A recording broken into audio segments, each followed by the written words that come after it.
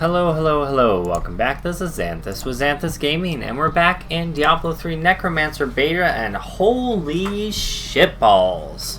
What a patch. What a patch. Oh my god, so many changes. We're going to start the stream by going over all the changes first before we do any testing, and then we'll move into as much testing as we can do tonight.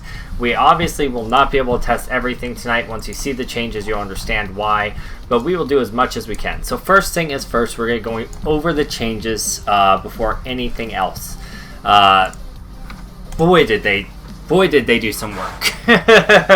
So pretty much all the sets got a pass through, and they made adjustments to all the sets, and then they also went through all the legendaries that were Necromancer specific and reworked a lot of those, and also changed how several of the legendary gems interact with your characters as well. So, hey Stephen Allen, how's it going, buddy? Glad you can join us tonight. You're here quick. Alright, so let's start off by looking at the changes for the Necromancer patch here. It's just went live today, as you can see. It went live this morning, but you know, I work my day job, so gotta do that. Let's see, none of this has changed. This is all the regular stuff that's been in the patch before. We're looking for anything that is red text. Red text means something was changed. Alright, so how's the audio balance on that, Steve Allen? Is the music too loud, or is it just about right? Alright, so first change we see is Bone Prism. This is a passive ability for the Necromancer. Bone Spear and Bone Spikes and Bone Spirit now have a 30% chance to trap enemies in a Bone Prism for 3 seconds. That's up from a 10% chance. Now I don't know if that's going to make it good, but there are some interesting changes to some abilities that can proc higher amounts of damage depending on different types of CC. So that could make this passive actually viable. I'm not sure. King G quit YouTube. I'm not sure who King G is, but that's a bummer, buddy. Oh wait, no, King was one of our viewers. Never mind, I do know who that is. That's a bummer. That's sad. Alright, second thing. Bone Spear. This is just the base ability. This skill should now more reliably hit targets, especially moving targets. That's good. Okay, good to know. Sounds like the audio balance is just fine, so sweet deal. Sweet deal. Let's get that out of the way. Alright, this is a pretty interesting change as well. Kill command. Your commanding your skeletons to explode. This is a poison damage rune. Will now have them explode for 215% weapon damage to enemies within 15 yards, up from 80%. That might make that an interesting choice for the Rathma pet set, because you have basically damage multipliers on your pets.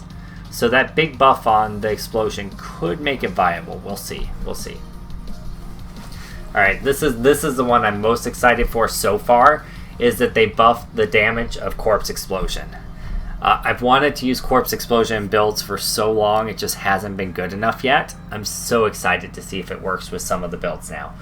So target an area exploding all corpses within 11 yards. It used to do 150% damage. They buffed it to 250%, still didn't do enough, so now they buffed it to 350%. That's 200% increase from what it was originally. I'm excited to see if this works well. They also buffed close quarters last patch from 200 to 325%.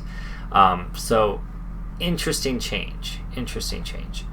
Corpse Lance. Target an enemy to summon a projectile from nearby corpses that deals 750% originally. They're like, nah, that's not enough damage. So then they upped it to 900%. They're like, nah, that's not enough damage. So now they've upped it to 1,750 flippin' percent damage. Holy crap! They've also increased the attack rate for all runes on the Corpse Lance, which means they're going to fire off more rapidly. That could make it an interesting choice, without having you to rely entirely on Land of the Dead for the Plague set. Could be interesting. No changes to Land of the Dead this patch, that's fine. Skeletal Mage Contamination, the decay rate was lowered, now does 100% weapon damage instead of 175% weapon damage. This is a very good change. It's a nerf It's a nerf to the rune. Absolutely, it's a nerf. But even though it's a nerf, it was a needed nerf. That ability was overtuned like crazy. It became a de facto mandatory choice for like every build. So it's good that they nerfed it. Maybe we'll see some more build variety, some more skill variety now. Necromancer Blood for Blood passive was changed. Picking up a health globe now removes the health cost of the next blood spell. This can stack up to 10 times instead of 3 times. Could be kind of interesting considering you can be a health globe generating factory with Land of the Dead. Maybe you can find a way to work this with something other than the blood set to be able to use Blood Spear and not have it just kill your health. Could be an interesting thing. Blood is power is the same as it was on our last cycle, where it was nerfed down from its previous usage. That's fine. Dark Reaping, using a scythe now gains 2% essence and life per kill. That's pretty interesting. That was already seeing a little bit of play, so that's pretty interesting. Alright.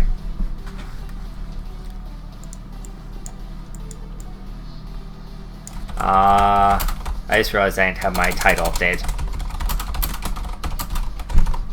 Alright. Final service, that's all the same. Serration, this got buffed up. This is Bone Spears, Bone Spike, and Bone Spirit. All deal 1% increased damage for every 2 yards between you and the target, up to a maximum of 20%. So a 5% damage increase on Bone Spear, Bone Spike, and Bone Spirit when they are dealt from range. Not too bad. For every 2 yards, up to 20%. So that means it's got to be 40 yards away to get maximum benefit. That's not too hard to get. If you're not aware of what the yard radius looks like in D3, I'll pull that up for you guys real quick. Basically, this is what yard range is. You can search this on your own D3 yards, go to images. So this is yards. So if you're looking at 40 yards, you're basically looking at like 2/3 of the way across the screen horizontally, diagonally about the same. Up and down, it's actually a lot closer if you're looking at up and down on the screen, particularly up. It's going to be easier if you're below targets to hit that. But yeah, so that's reasonable. 40 yards is reasonable. It's not like the very edge of your screen. That's fairly reasonable still. Alright. So Serration saw a flat buff. That's good. That's good. Let's see here. Next one is Decay Golem. Fixed an issue where damage bonuses from players' attack speed were not being applied to Skeletal Archer and Contamination runes on Skeletal Mage. That doesn't seem like it should go underneath Decay Golem, but still. Okay, so Skeletal Archers and Contamination Mages weren't gaining benefit from attack speed bonus, which is kind of huge on the Skeletal Archer aspect because Skeletal Archer's entire selling point was the fact that they were giving increased attack speed. So that's a pretty big change, pretty big bug fix right there. Fixed an issue that causes Siphon Blood to continue to deal damage to enemies when they are invisible or untargetable. Okay, that's fine. Fixed a bug where Devourer Ruthless did not correctly restore 10 essence per pet consumed. Interesting. Okay. Okay, now here's the meat of the patch. As you can see, red everywhere. This is lots of changes to legendary items and sets. Now, so what we're going to do to understand this just a little bit better is we're going to go down and we're going to look at the changes to the sets first, and then we're going to come back and look at the changes to the individual legendary items. Because it's hard to think about how a legendary item can play in with a set when you don't know what the set does. And some of the sets did change, so let's look at that. Scroll down. Not massive changes, but still changes. Alright, class sets. Bones of Rathma. So the 2-piece bonus is still the same. Your pets have a chance to reduce the cooldown of Army of the Dead by 1 second every time they deal damage. The 4-piece set is still the same. You gain 1% damage reduction for 5 seconds each time one of your pets deals damage, up to 50%. The 6-piece is where the change is. Each active Skeletal Mage increases the damage of your minions and your Army of the Dead by 250% instead of 200%. So that's a straight 50% increase to what was already the strongest set in the game for Necromancer. That's pretty good. Hey Estrella, how's it going, hon? Alright. Tragul's Avatar, also known as the Blood set. Hi Noah, how's it going, buddy? The 2-piece bonus is the same. Blood Rush gains the effect of every rune. The 4-piece bonus is while at full life, your healing from skills is added to your maximum life for 45 seconds, up to 100% more. Same thing as it was before. The 6-piece bonus, though, has changed significantly. It used to be that spending 10% life grants you a stack of Blood Cascade up to 50 times. Each stack of Blood Cascade increases the damage of life spent, blah, blah, blah, blah, blah. It doesn't matter anymore because that's not the way it is. The new bonus is your life spending attacks deal 3,300% increased damage straight up, but cost twice as much life. Your healing from skills is now increased by 100%. So if we look at what that is compared to what that was, it used to grant stacks, and each stack would increase the damage by 200% and life lost by 10%. You could feasibly get up to about 50 stacks was the maximum before, right? So if we look at that in the in a calculator, we do 50 times 200, you could get up to 10,000 bonus, but it would also cost 500% life. So they capped that. Now it's 3,300% bonus, twice as much life. Okay, interesting. Your healing from your skills is increased by 100% though. That's new because it used to be that your healing skills would consume a stack and it would heal for 300%. So it doesn't consume stacks anymore is what I'm understanding here. But it heals for less. You deal slightly less, but you lose less. So it's less volatile. It should be more stable, which should open up some interesting build options. Good night, Estrella. Noah says he's creating a game. Interesting. Alright. This is one of the ones I'm most excited for, the Bone Armor set. The Bone Armor set got a massive, massive flip and buff. I'm excited. There's going to be a lot of possibilities. Also, the legendary changes are going to open up a lot of ideas. So let's look at the Bone Armor set. 2-piece bonus, Bone Armor's damage is increased by 1,000%. 4-piece set, Bone Armor stacks are now refreshed. In addition, Bone Armor grants an additional 2% damage reduction per enemy hit. And the 6-piece set, Bone Armor also activates a Bone Tornado, dealing damage to nearby enemies by 750%, up from 375. They doubled the damage of the set bonus. They doubled it. Holy crap. That's fantastic.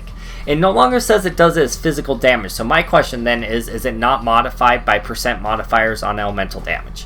Because if so, that's a little bit of a hit, but doubling the damage more than makes up for it.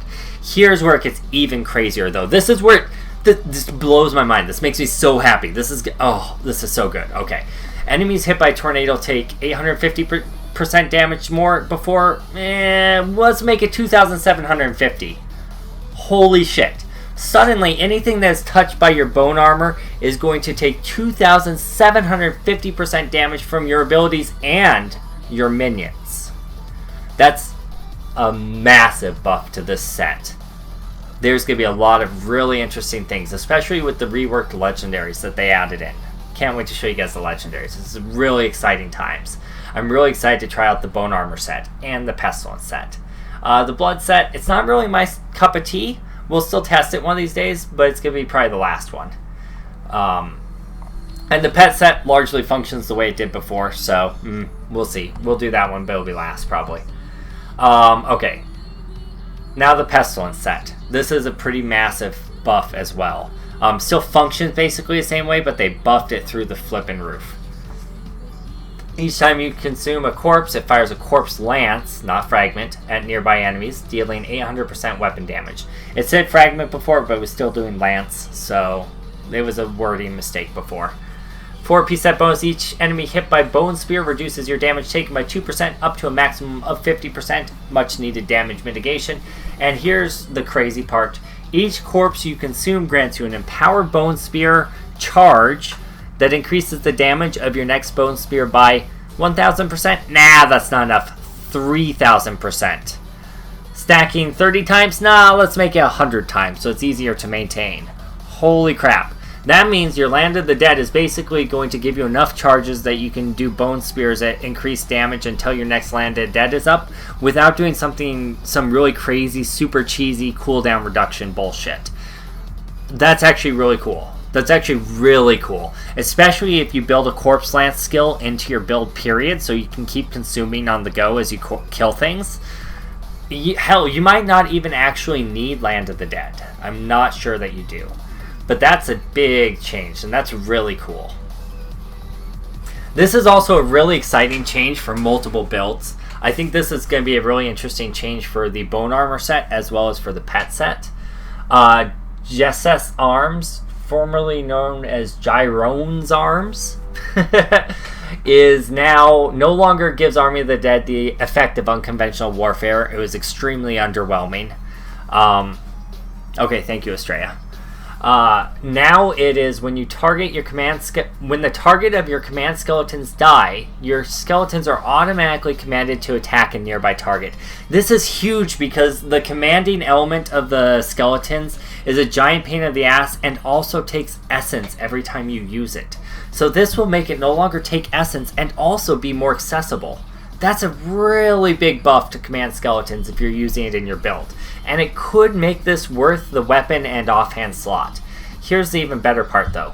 While your skeletons are commanded to attack a target, all of your minions, not just your skeletons, all of them, deal 400% increased damage. Holy crap, that is crazy. Alright, legendary gem change. Zay's Stone of Vengeance, which is basically the further you are from something, the harder you hit, has been changed so that when a pet deals damage, it now calculates the bonus from the player instead of the pet. So previously, this gem was absolutely worthless with pet builds because the pets are like in melee range most of the time, right? So they're not getting any bonus damage. But now it's calculating the bonus damage from your position. So the pet can be in melee range, but be benefiting from the maximum range bonus of Zay's Stone of Vengeance, which can actually be quite a bit of damage. I'm not sure if I have one equipped right now on anyone. Let me just real quick see without loading in. I don't. Okay. But it can go up to like 40% or something like that. So that's a pretty big buff for pet builds with Zay's Stone of Vengeance. I don't think you would use it with Bone Armor, obviously, because you're going to be in melee range with Bone Armor. But it could be really interesting for the pet Necromancer build. Alright. Bug fixes fixed an issue which prevented damage stacks on Bone Ringer from being preserved if Command Skeleton was used on the same target again. Okay, now let's look at the unique legendary items, and I will warn you before we get started, most of them are completely different. So whatever you had in mind for your old builds with the new changes, you can probably just forget them right now. But there's some really interesting things, so let's go look at it. Okay. Funeral Pick is the same as it was. Siphon blood from 2 additional targets still. Cool. Tragul's Corroded Fang. This one was not worth it at all, so they buffed the crap out of it. It still keeps the functionality of your Cursed Scythe Room now has a 100% chance to apply a curse, but now it also will increase the your damage against cursed enemies by 175 to 200%. Notice how it doesn't say that it increases your damage while you're using Cursed Scythe. It says just increases your damage. So, I haven't tested it yet, but theoretically that basically means that as long as the enemy is cursed, if you're using this weapon, you're dealing 200% more damage to that enemy. That's pretty good. That's pretty good. My question, because I haven't looked through all of these, but I've looked through most of them. Yes, so they nerfed the poison one that could get you up to 600% damage. Now it has a maximum 6 times 65. My brain caster math isn't going to work out. Now it has a maximum of 390%. So that's not a lot less. It's 190% less damage than this other one.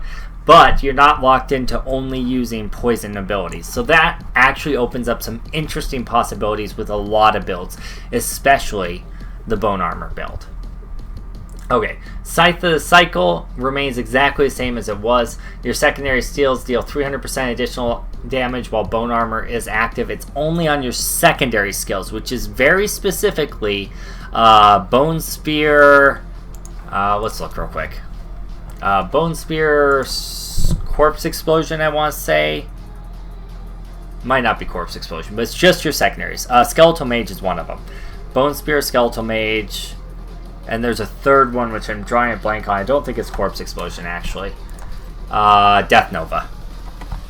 So it's very specific, being secondary skills only on the poison-based one, too. So that's interesting. Or on Scythe Cycle, sorry. So that's interesting. This is the next one.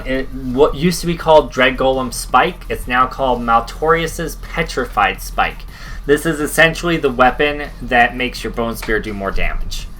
So it went from costing 40 essence and dealing 150% more damage to doing 40 essence and 450% damage. Okay, so now we went from this being strictly inferior to the poison damage legendary, which is now known as Nair's Black Death, to being superior to it with Bone Spear. Best case scenario with the Black Death legendary, you're going to be getting 390% damage. You can get 450% off of this now. So sweet deal. That's awesome.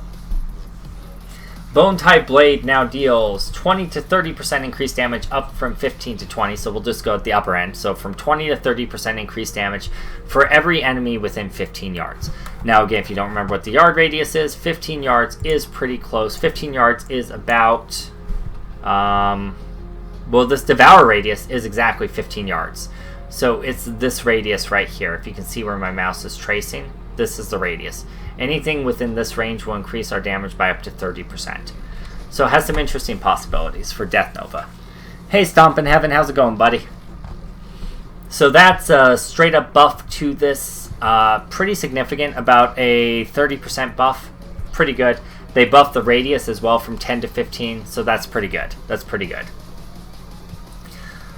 This Relania's Shadow Hook is the Bone Spike legendary. It was pretty lackluster before, but now has some very interesting possibilities, especially with like a Legacy of Nightmare set build. Bone Spikes generate an additional 5 essence, up from 4, that's pretty cool, for each enemy hit, and now grants 0.5% increased damage for every point of maximum essence you have. So you can get maximum essence on your gear, and of course you can spec into it through Paragon. So if we were to spec into it through Paragon, we could get 50 maximum essence, which means we would get an additional 25% damage whenever we use a Bone Spike for each enemy hit. Now if we do Path of Bones and we're hitting multiple targets, that's interesting. That could be a pretty good damage increase. So 25% per target. Let's say you hit 20 targets with a Bone Spike. That's pretty pie in the sky, but still. It would increase your damage by 500%. That's kind of good. I don't know. That warrants some testing, for sure. Alright, Nair's Black Death, which was the Poison Legendary, which was super ridiculously overpowered and was auto-locked into every single build because it was better than everything else, got nerfed, which it needed to get nerfed. It got balanced down, so other things are now viable. Other things got buffed up, it got nerfed down. It went from each poison skill you use increases the damage of your poison skills by 75%, 100%, back down to 65%. So now it's weaker than it was on launch. Pretty significantly. About a 40% decrease, 35% decrease in power. So pretty significant decrease. Combined with the increases to the other legendaries, we're going to have a lot more build variety. Things aren't going to be quite as locked in. It's pretty exciting times. Alright, next legendary, they changed the name of it. I guess they decided Spear of Jeseth was too hard to say, so they changed it to Spear of Gyro. Otherwise, it's exactly the same ability. Woo! Alright, so this Iron Rose is the next legendary that was changed, and it is an offhand. So it went from attacking with Siphon Blood while at full life, has a 25% chance to cast a free Blood Nova, into while attacking with Siphon Blood at all, you have a 50% chance to cast a free Blood Nova. So that is a pretty huge change. So we can I can show you what that looks like real quick by equipping it. And it feels a lot better. Basically, before you would almost never see the proc happen. And now you should be seeing it happen on a fairly regular basis. So let's just pop over into Fields of Misery. Sure, why not? And we'll just channel Siphon Blood. And you'll see the Death Nova start popping. You should see the Death Nova start popping. Okay, we're not seeing the Death Nova start popping. I don't understand why. It should be a 40% chance. Doesn't say per cast. Siphon Blood, yeah.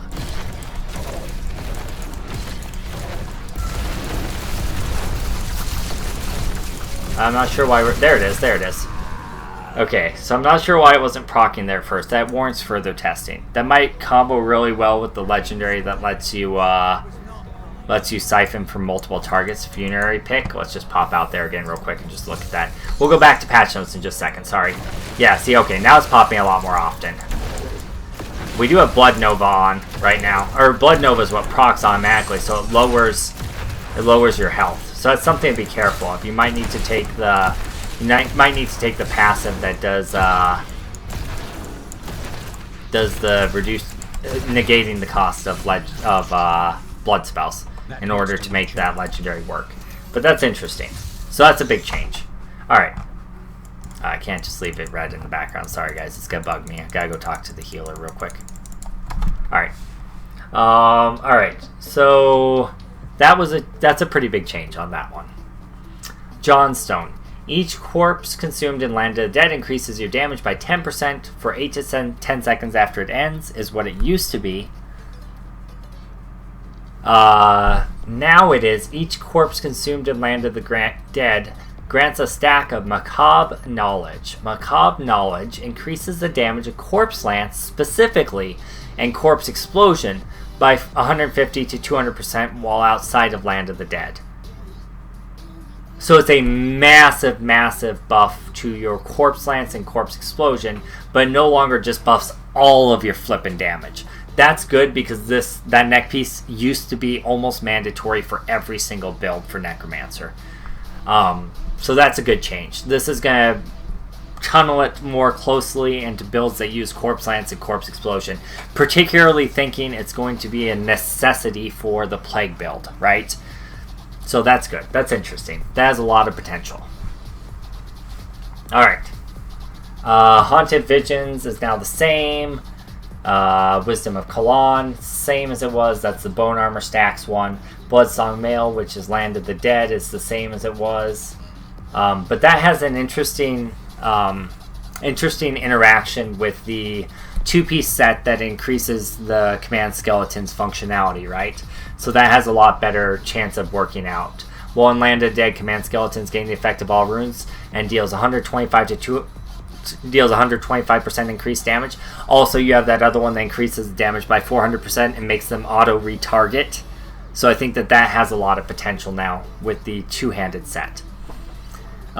Stomp in Heaven says, never played this one. Player 1 and Player 2 played 1 and played 2 when I was a kid, though. Diablo 3 is a lot of fun. If you haven't played it, I would recommend getting it. Make sure you get the Reaper of Souls expansion with it, though. This is actually the closed beta for Necromancer. Alright.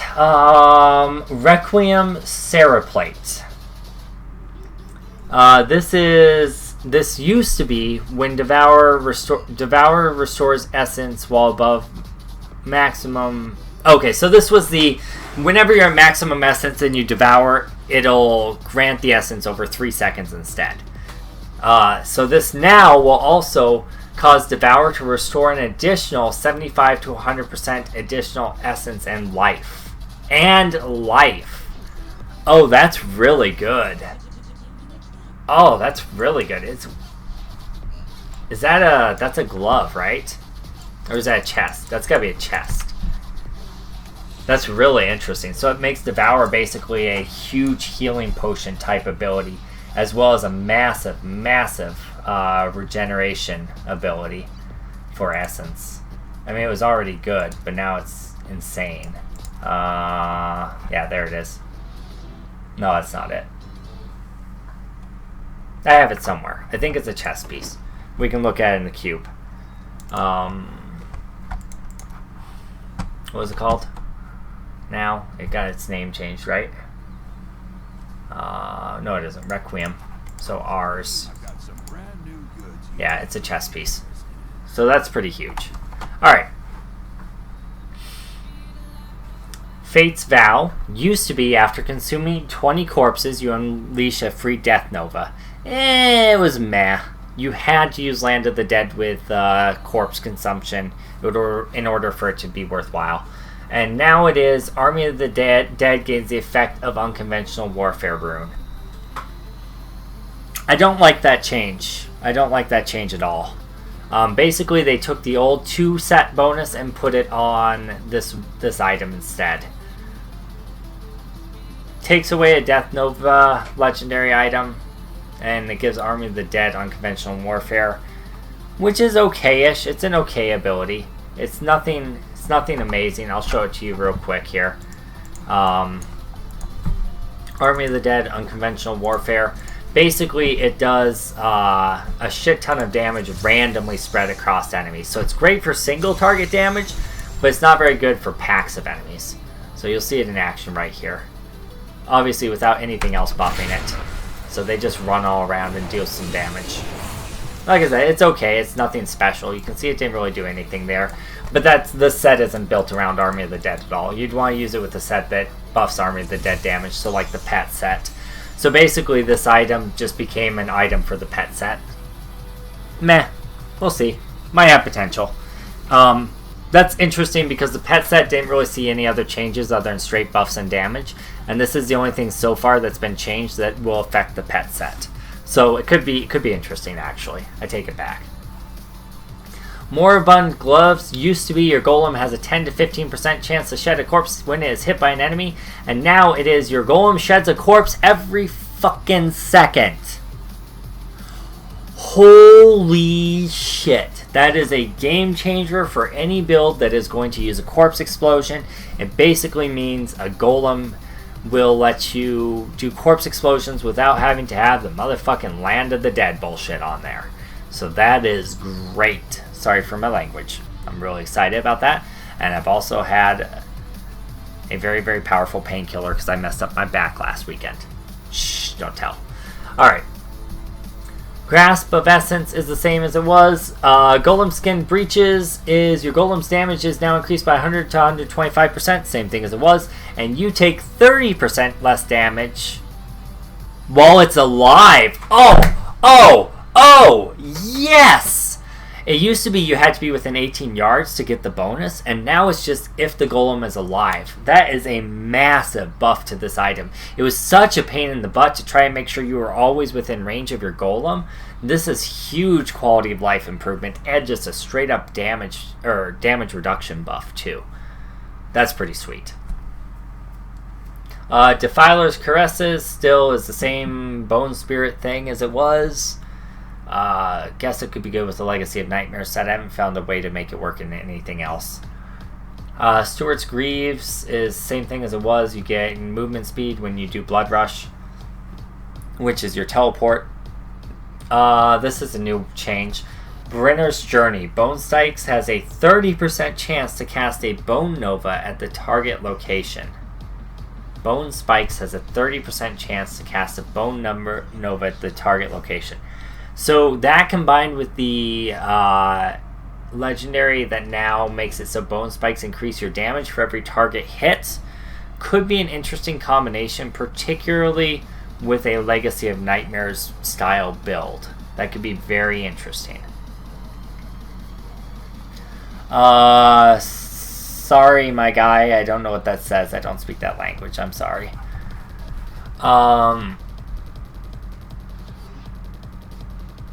Okay. Dainty's Bindings. Dainty's Bindings? Used to be that Decrepify grants an additional 20 to 30% damage reduction for target attacks against you. Uh-oh. That used to be a really important legendary. Let's see what's changed it to. You gain an additional 40 to 50% damage reduction while there is an enemy afflicted by your Decrepify.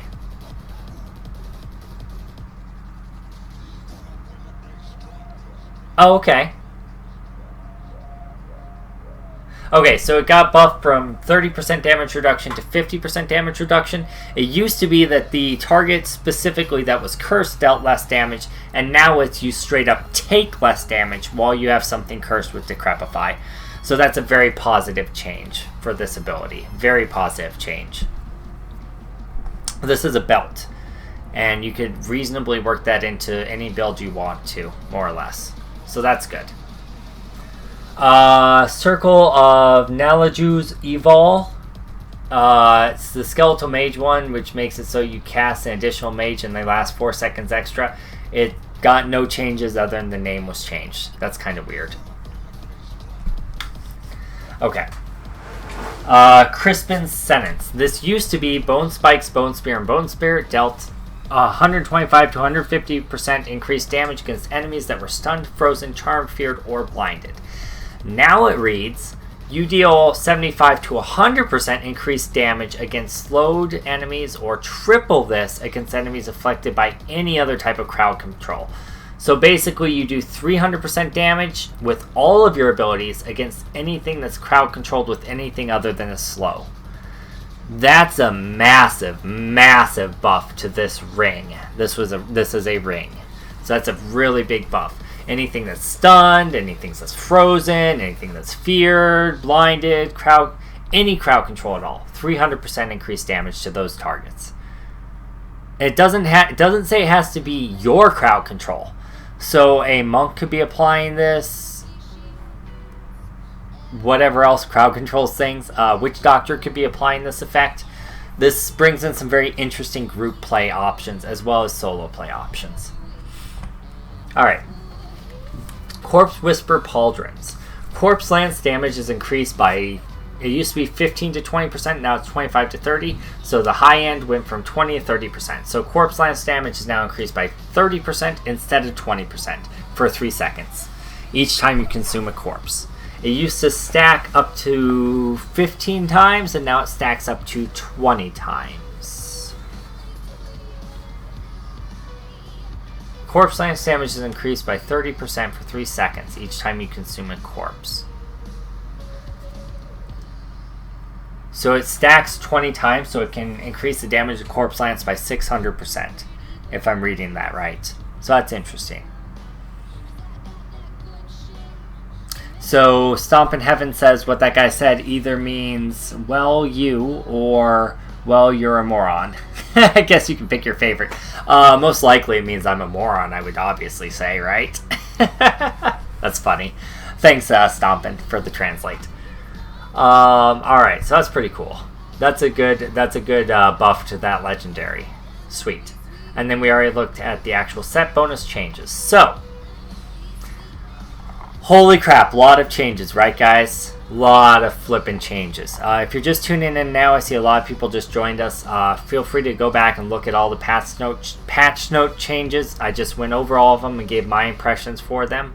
But yeah, a lot of big changes to the game right now. So here's what we're going to do next. We're going to test some of these changes, but I need you guys' help. I'm going to take a moment. I'm going to go get some Rolaids because I have some heartburn going on. I'm going to go get a drink, get a snack, go to the bathroom, that sort of thing. While I'm doing that, I want you to type in what set you want me to test out with these changes. And whatever set gets the most votes is what we will test. I will also cast a vote, and I'm going to vote for Bone Armor because it sounds really cool. But you guys, let me know what you think you want to see tested. Type it out in chat, and whatever has the most votes when I get back is what we will do. There's also a 30-second stream delay, so keep that in mind.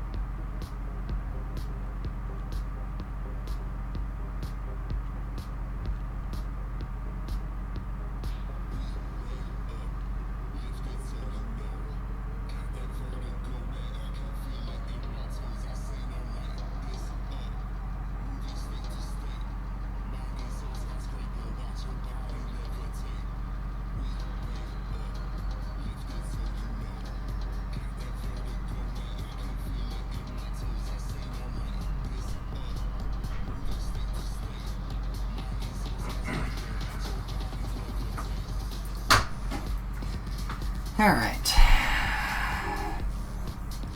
Yahoo says Azure.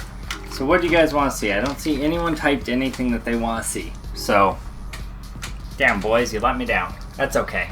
Still love you. Still love you. We'll go ahead and do the bone armor changes. We'll test those.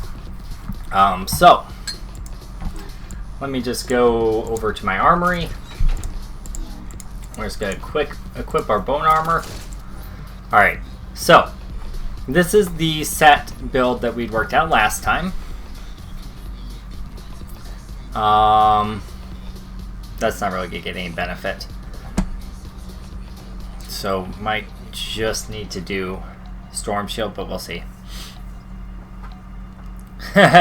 Stomp in Heaven says, I don't know what that means, but if no one else is going to vote, I'll vote Bone Armor. Okay, so that's 2 for Bone Armor. We'll go with that. So the build we had before used the mandatory poison build, and we had to build everything around poison. I will probably not stick with this, but I just kind of want to see what kind of thing we can come up with using this idea. So it was using Corpse Explosion and Land of the Dead combined with Grasp of Essence, which is when an exploded corpse deals damage to at least one enemy, your Corpse Explosion now deals 83% increased damage for 6 seconds. Stacking up to 5 times. Looks like we're using Illusionary Boots.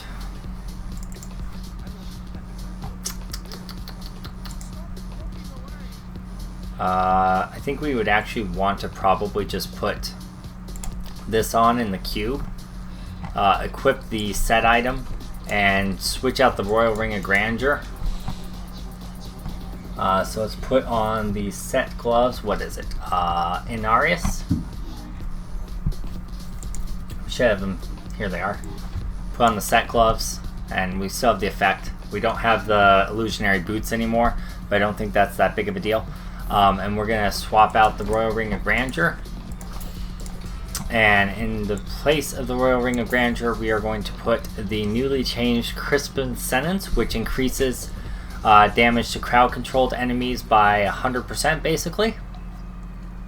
Which I think is going to be really powerful with this build, because we'll be stunning things a lot.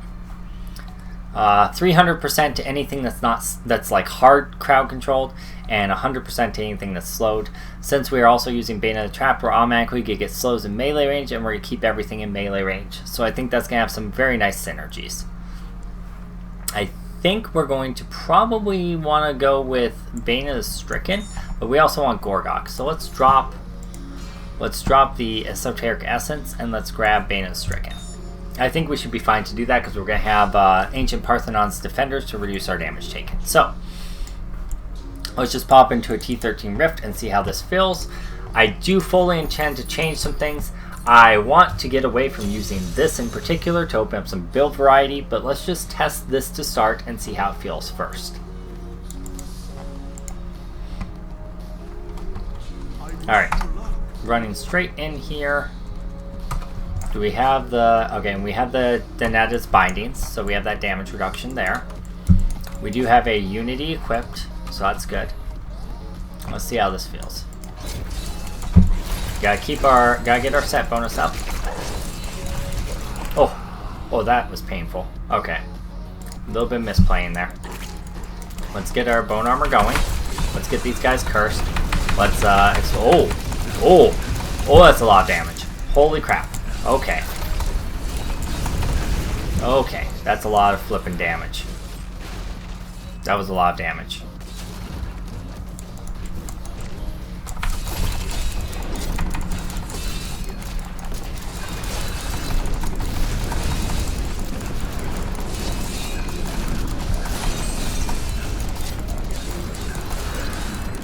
Yeah, it feels pretty good.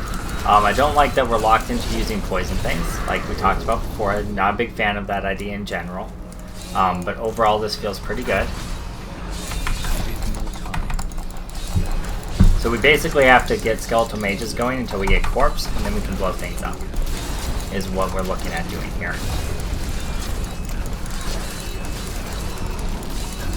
Not too bad. Not too bad.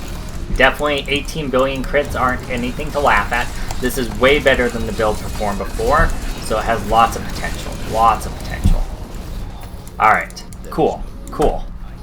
So, Definitely say that that's good. It relies a little bit too heavily on the Land of the Dead, so I would like to try to get away from that. And the way I'm going to do that is I'm going to drop the Land of the Dead and I'm going to get the Command Golem, because we're going to take the thing that allows our Golem to shed corpses. So that being said, which Golem do we want to use? Ice Golem. We can freeze things that will add to our ability to hit things that are crowd controlled, right? So that might be a good choice. Bone Golem is going to move them to a location and deal damage over a duration. That could be really good. Why don't we go with Bone Golem, because it kind of fits the theme we're going with at the moment. Just see how that feels. And then, what was the item that makes our golems shed corpses? Let's see here. Moribund's Gauntlets, so they are gloves.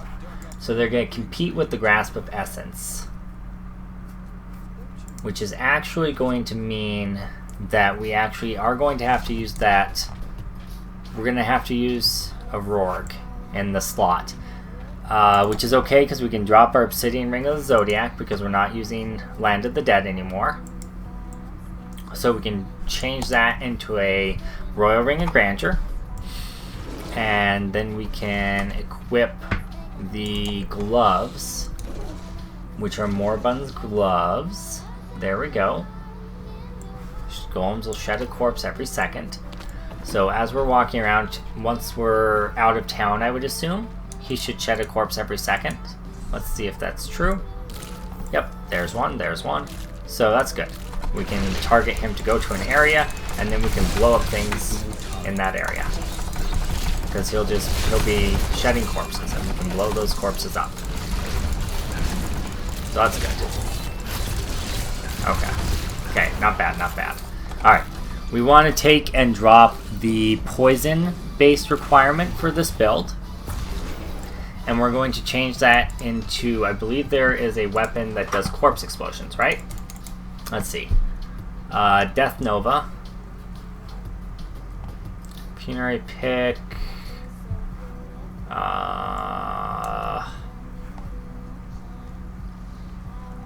Grim Scythe deals 10% damage for each point of essence it restores. Oh.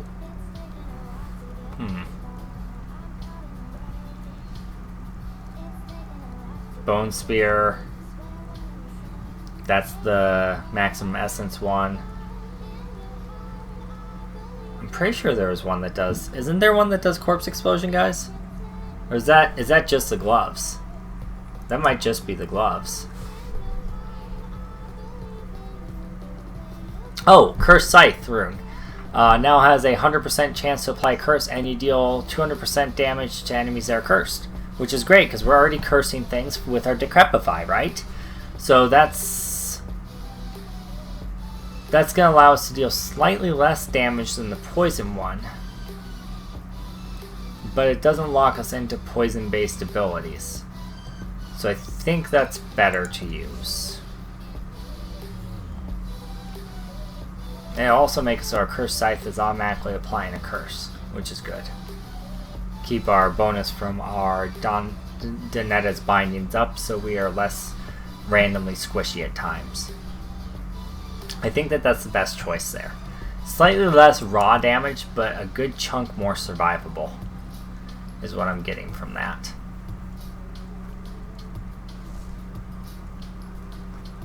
Yeah, that's pretty good.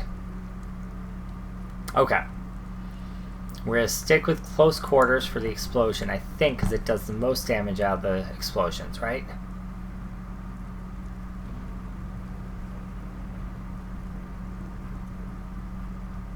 Yes, it looks like it. Okay, so close quarters does the most damage, so we'll stick with that. We probably don't need borrowed time anymore because we don't have massive cooldown reduction needs. We can increase the damage reduction. We could gain movement speed for every enemy curse. That seems pretty good with a melee based build so we can move around easier. Or a 10% chance to be stunned when hit. Considering we have that straight up buff to things that are hard crowd controlled, that seems like it'd be really good too.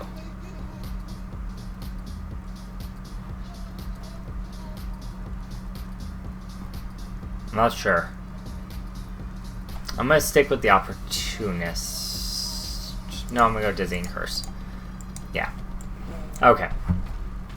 And we don't need to use Dislocation anymore, which stuns things. Although it's not a bad idea, honestly. We're honestly keeping enough poison type things that we don't necessarily have to drop the poison legendary. I would like to change this, though, into something else. We could do the Death Nova, a Death Nova type thing in combination with the Close Quarters. That could be kind of interesting.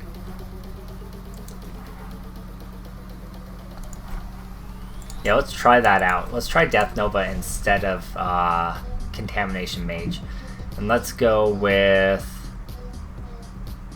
Now heals you for 1% of your health and reduces damage dealt. No, we don't want to reduce damage dealt at the moment. We could cause it to debuff the enemy so they deal less damage. That's a lot of damage right there, 475, so that might be the way to go. 12 yards is a relatively short range though, but we're going to be in melee most of the time anyway, so I think that's acceptable. Yeah, so we'll keep that. Looking at our legendaries, we don't need Blood is Power anymore because we're not massively stacking cooldown reduction in order to get Army of the Dead, so that frees up a slot there. We could do Fueled by Death, which is going to give us a lot of movement speed. Bone Spear, Bone Spike, Bone Spirit, we're not using any of those. Increase attack speed of Bone Spike, Siphon Blood, and Grim Scythe by 15%. That might be worth it because we're applying curses with Grim Scythe. Poison abilities slow enemies by 30% and reduce their attack speeds by 15%. That seems like something we want to use. Because we're doing some poison here, we're doing some poison here, we're doing some poison here. So yeah, let's use that. I don't necessarily think we need Draw Life. I think... Oh wow, Overwhelming Essence could work out really well with that legendary that increases the damage you deal based on maximum essence. Okay,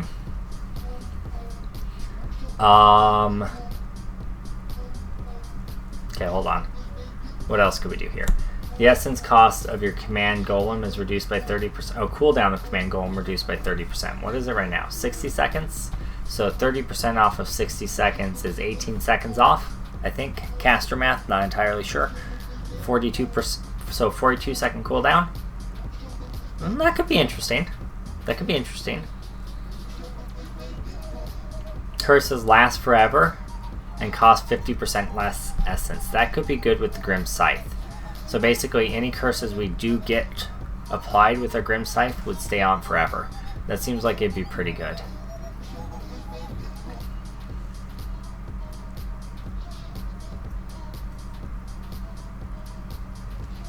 Okay, so options I'm seeing here for this passive instead of Draw Life are Eternal Torment, possibly,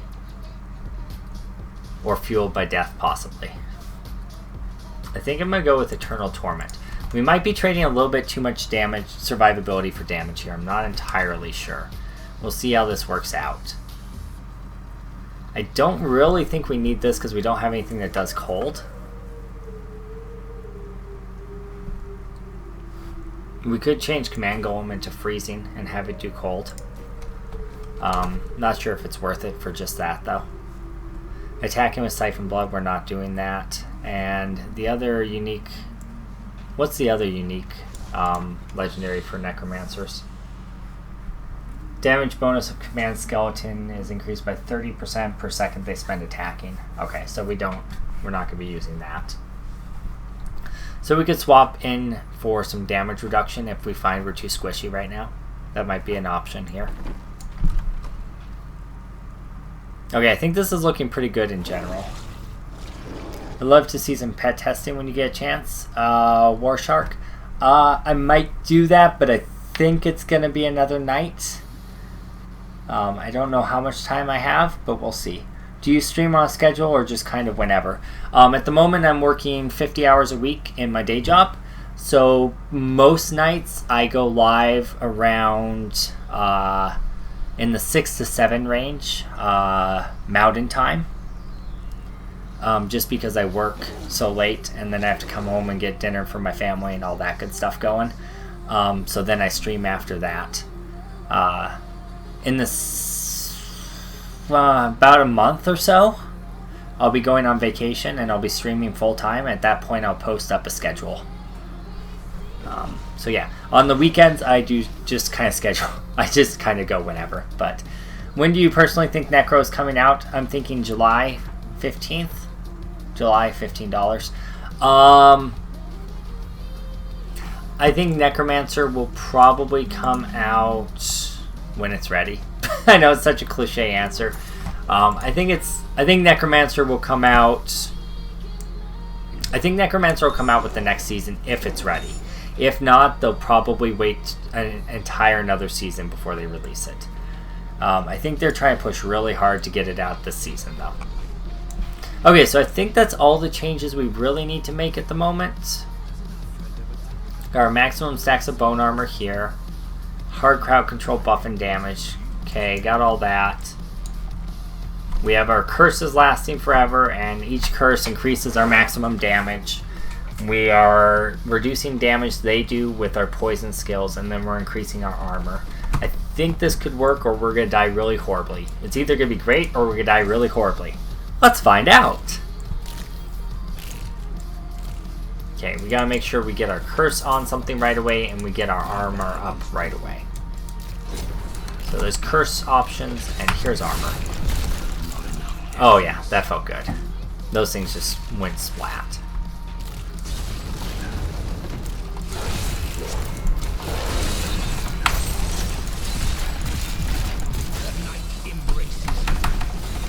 Okay. Okay. I just realized I forgot to put on the thing that increases Death Nova damage, huh? We want to be increasing our Death Nova damage. Hey Delacour, how's it going, buddy? Is that a weapon? I think it's a weapon. Yeah. Okay, so we have to give up the 100% chance on Cursed Scythe in order to get that weapon on. Or we have to give 300% off of our secondary. I don't think that's worth it. And you deal 200% increased damage to enemies that are cursed with any curse. So 200% or 30 for every enemy within 15 yards. I don't know if that's worth dropping or not. Maybe.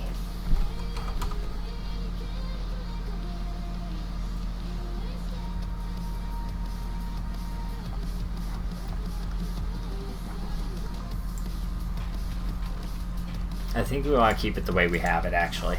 Let's try it out. Let's go try it out. Alright.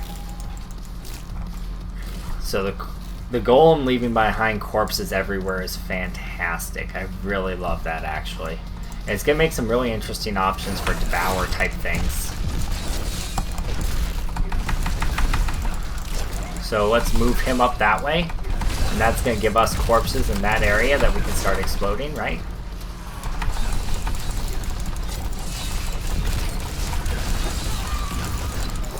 So that's a lot of consistent damage without having to rely on Army of the Dead. That feels pretty good. That feels pretty good. The thing I am noticing is my bone armor is dropping off way too quickly because I'm using the item that reduces the cooldown of bone armor, the Scythe of the Cycle. Which means we're going to need to be spamming bone armor a lot more often than we are right now. Which is fine. Just got to make sure we're doing it. That needs to recharge.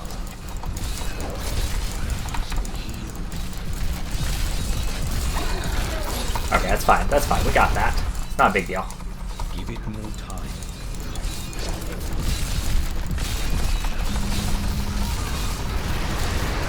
A lot of explosions on corpses. Feels pretty good. Okay, so I'm seeing that the close quarters thing is working out pretty well because we're in close quarters anyway most of the time.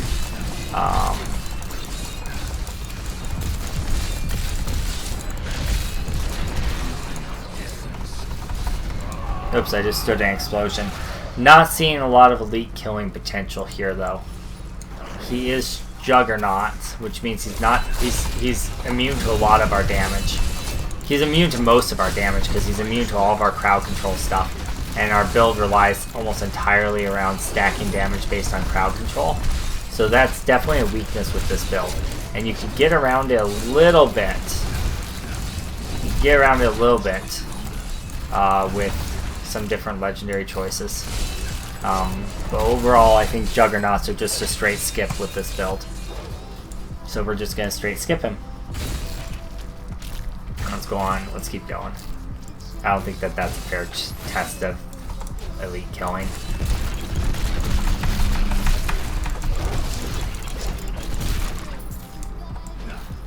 Okay, so I'm thinking Death Nova, switching it to Unstable Compound, so we're just hitting things at a better range.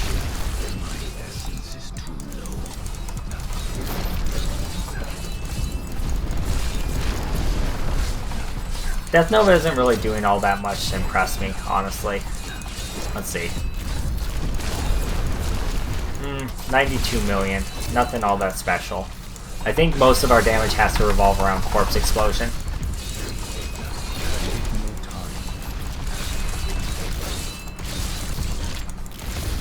Okay. Not impressed with Death Nova here. So what could we replace that with? It was okay. It was okay-ish when we were using Bone Nova, I guess. Overall, not too impressed though.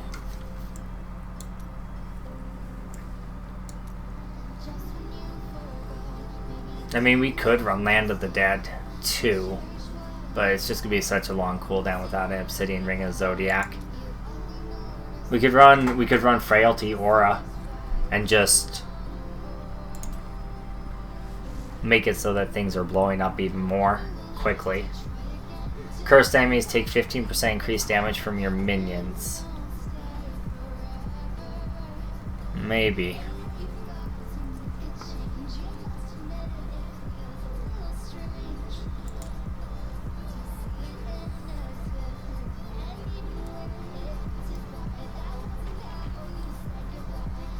Yeah, let's try Aura of Frailty here. And just dropping altogether the idea of... You know what we could actually do is we could drop... We don't have to actually use Curse Scythe here, because it doesn't say Curse Scythe has to apply the curse. We could just apply the curse that's going to boost our damage from that legendary with Decrepify, and we could use the attack speed curse instead. Or the attack speed Psi instead. That could be a really interesting idea here. Let's try that out, see how it feels. Alright. We're gonna ignore that guy, single guy, meh, whatever. Alright. This feels good, yeah. Let's do this.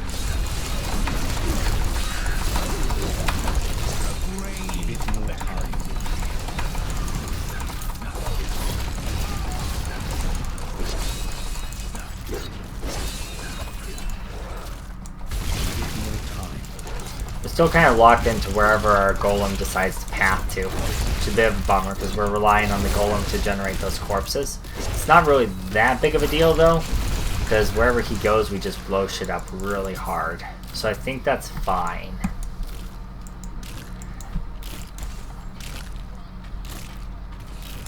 Golem skin breaches could be really good in this build as well. Oh, 7 billion, not bad.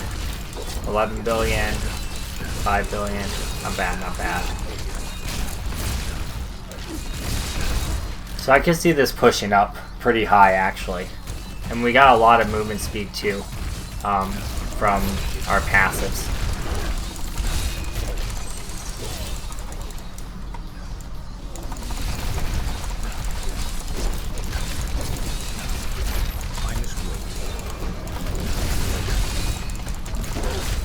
So we don't have any strict, like, huge damage nuking cooldowns. We're just doing consistent damage, which is a bit of an issue for elites. However, we do have our aura that causes them to automatically die at 15%, which feels pretty good. Overall, though, it's a little slow still. It's missing something. Let's cave. Let's cave and go back to the decay golem. Let's cave and go back to the poison. Go back to the poison weapon here. Because it can potentially give us more damage, right? So 65 times 1, 2, 3, 4, 5.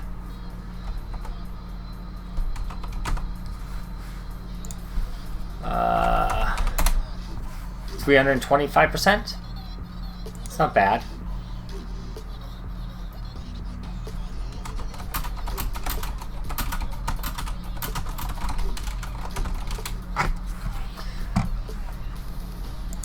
Alright, 325% damage. That's not bad. You know what we could do is we could work Bone Spear in here, couldn't we? Because our set bonus is increasing the damage things take. So if we do Bone Spear, and we're nuking with Teeth, maybe, or Shatter.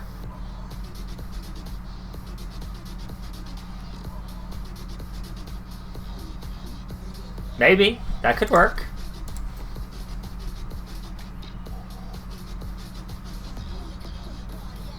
And then do we really even need the Cursed Scythe? Yeah, I mean, we're still doing more damage per enemy cursed, right? With Spreading Malediction. Yeah, that could be good. That could be okay. Let's try that. I'm not entirely convinced that it's going to be better than the poison weapon. The poison weapon still feels really strong.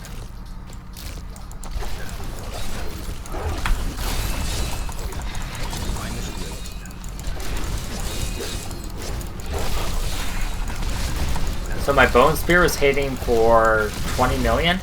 That's not bad. That's not bad at all.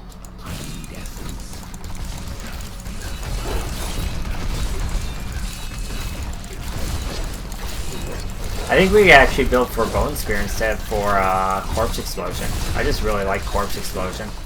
But if we build to have our essence generate through Devour almost entirely and just Devour based on the corpses that the golem leaves behind, that has a lot of potential. Oh, it does so much damage.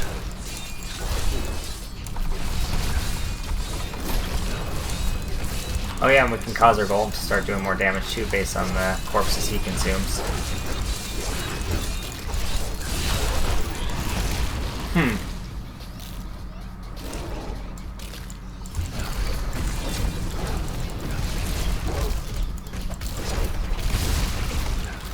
Interesting. Not sure that actually works out though.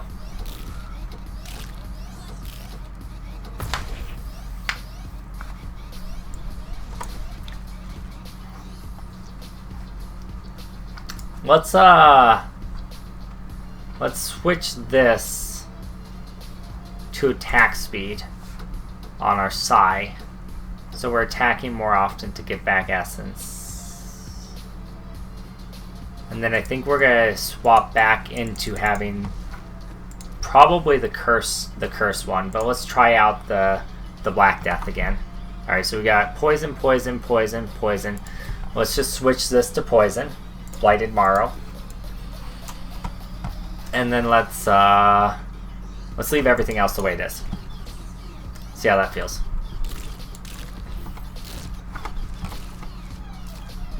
So many different possibilities now. It's actually really, really nice. Oh, we should be using a frickin' Joe Stone, huh? And actually be using Land of the Dead. God damn it, we have to use Land of the Dead's... Land of the Dead's actually almost necessary, isn't it?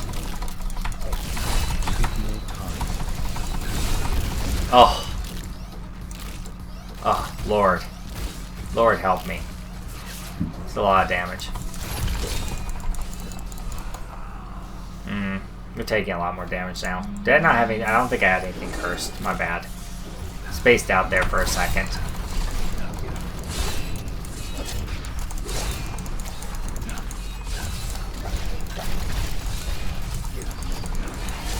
Give it more time. Where's my golem at? Alright. You need to come up here, golem.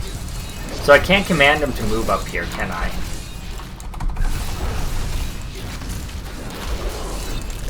Oh yeah, I can. I just have to consume my stuff to do it.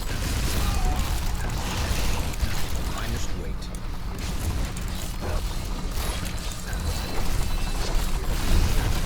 So, I don't think that's doing all that much more damage to be worth it, honestly.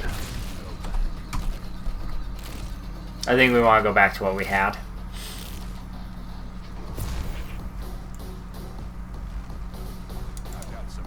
BRB, gotta get some food. Gonna leave this up to give you viewer numbers. No, thanks, buddy. I appreciate it, Stompin'. That helps out for sure, for sure. Alright.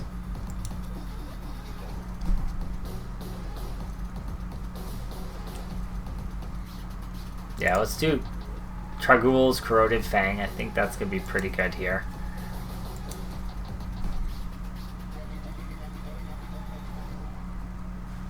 Every enemy within 15 yards. Still don't think it's quite good enough to do with this in particular. And we can change Command Golem into Ice Golem. So he's providing CC for us, which is going to give us better survivability. And it'll also proc our reworked Crispin Sentence, which deals triple damage to hard CC targets, anything other than slows. So freezes will do triple damage. I think that's going to be worth it. And then we should probably consider switching out the Wisdom of Kalon, which is going to make us have slightly less damage resistance for Johnstone, which is going to make our corpse explosions hit for a freaking truckload. But that does mean we have to work Land of the Dead in.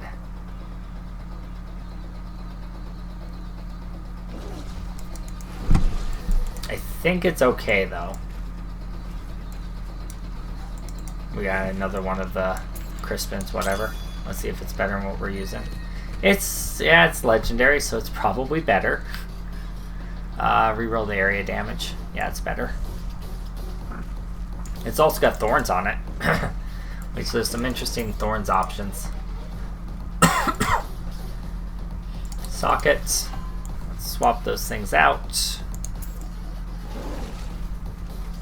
I'm not sure we needed Gorgok before, but we're going to need it now if we're going to be using Land of the Dead. If we're running Land of the Dead, we might actually drop our Golem. Or we can drop... Yeah, let's just put it here. Let's put it here. And we're going to go Frozen Land of the Dead, because we don't necessarily have to... be using poison anymore. So we're going to go with the Frozen because it's going to give us more damage on our ring again. And it's going to just provide a lot of damage reduction passively by value of the fact that they can't hit me.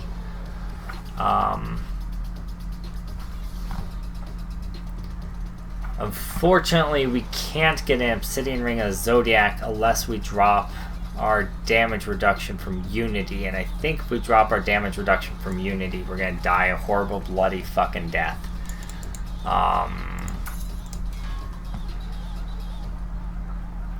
I'm not entirely convinced Land of the Dead will be worth it without an Obsidian Ring in place, but it's worth trying. It's worth seeing. Let's find out.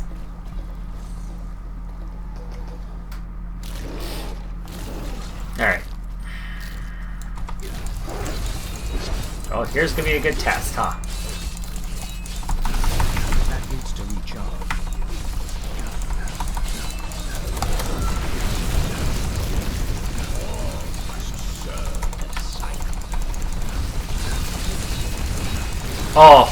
Oh, that felt good. Oh, that felt good. Now that we're outside of the... Actually, I gotta concentrate for a second, sorry. Alright, we're hitting for 2 billion, 5 billion. That needs to reach Not bad. I was right-clicking instead of, I was left-clicking instead of right-clicking. Where's my corpse golem guy? Come here. Be right here. 15 billion, 21 billion. Okay, yeah. Okay, we have to be able to move our golem around more readily than we did before. So actually we're going to need the passive that lets us have a lower cooldown on our golem. That's going to be a necessity now. So we can drop Rigor Mortis probably for that. Oh, damn it, we're in combat. So let's drop Rigor Mortis because we're not doing that much poison anymore. Well, we are. Let's drop Swift Harvesting. And we're going to have to get Commander of the Risen Dead, which is going to reduce the cooldown on our golem. And we might actually need to be getting cooldown reduction on some more things than what we have right now. Let's see, what could we potentially have in? We could potentially have it on the gloves. So let's re-roll that into the gloves. And we have it on the amulet already, which is really good. We do not have it on the Unity, but we don't really have an option to there. We don't have an option to do it on the ring either, because we already re-rolled the socket. The weapon, we could re-roll cooldown reduction on. So drop the life per hit into cooldown reduction. There it is. And then we want to drop probably regen life into cooldown reduction as well. So we can get as high cooldown reduction as we can possibly get. We're at 38% right now, which isn't great. I didn't realize we didn't have crit hit chance on those gloves. There might be better gloves in our stash, actually. Let's have a look at that before we waste all this time re-rolling this. Sounds good, Stompin'. Thank you very much. I appreciate it. Same gloves. Not really any better than what we have on. So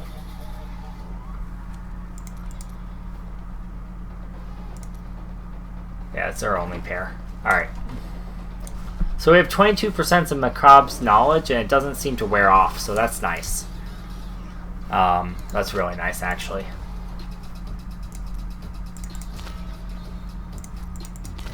Okay, we just need cooldown reduction. We can roll cooldown reduction, right? Yeah, I thought so. Let's say gloves should be able to. 8% cooldown reduction, please. Okay, thanks, bye. 8% cooldown reduction, okay, thanks, bye. Oh, our freaking, our paragons are all jacked too, because we were just messing around to see what the possible maximum essence we could get was. So that's something we could look at changing as well.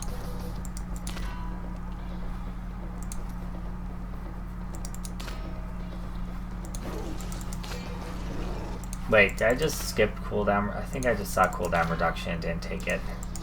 Is that something I did there? Did I space that out? I might have. It's a pretty long day today. Pretty crazy day. Pretty crazy time of year. There's 7%. That'll be good enough. We don't need to keep going. Alright, we got 8% there. I don't think it's possible there. It's not possible there. Pretty sure it's not possible on belts. Yeah, no, it isn't. Legs, it's not. Feet, it's not. Offhand, it is. Right? Yeah. So we would roll off the corpse lance damage and just see if we can get cooldown reduction. So we're basically trying to get the maximum amount of cooldown reduction we can get without having to use an Obsidian Ring of the Zodiac and see how it feels. Because we really just don't have the option for the Obsidian Ring of the Zodiac.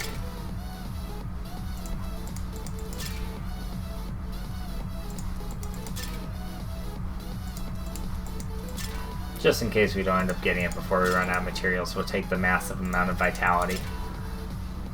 So Vitality is good for everything, right?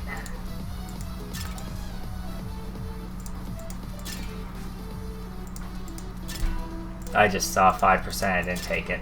Fudge. Feels bad, man. What's the maximum? Better not be 5%, it's 8%. We weren't going to stick with that anyway, it's fine. We're going to keep telling ourselves. Until we don't cry ourselves to sleep at night. Though in reality, we're just gonna cry ourselves to sleep at night. Anyway. How's the music volume, guys? Is it pretty quiet? Here, let me turn it up a little. I bought a subscription to Monster Cat so I can play this for you guys and not have you just listen to dead sounds when I'm not talking. Although, let's be honest, I talk 95% of the time anyway, right?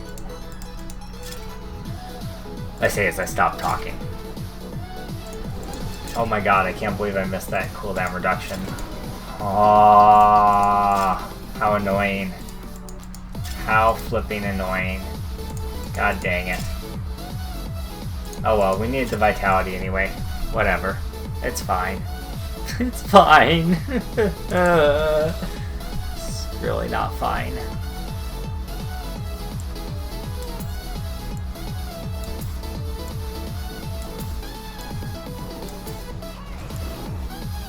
Alright.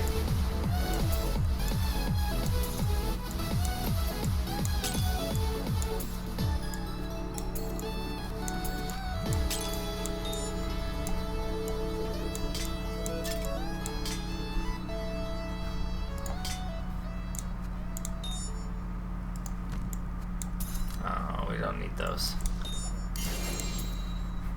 In 10 feet, continue convincing yourself the long-distance Okay. relationship can't Okay. So, calculating. In 300 miles, break up with the distance. Keep the relationship. okay. So, okay. I think that we need blood as power, actually, to reduce the cooldown enough to work. So if we drop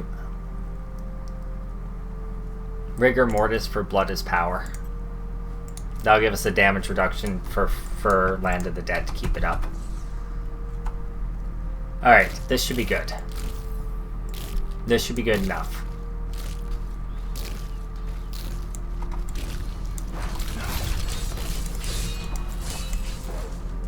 Just gonna ignore those guys for now. Alright.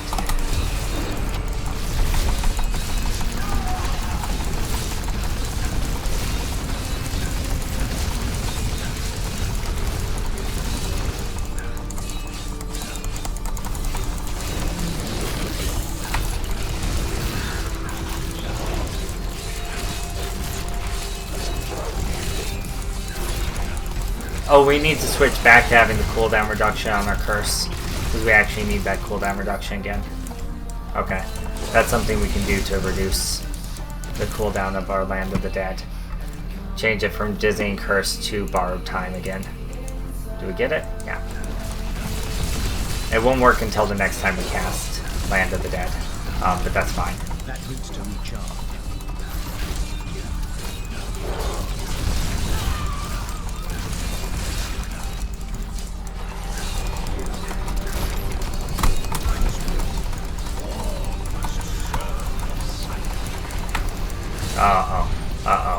Yeah, I knew that was gonna happen.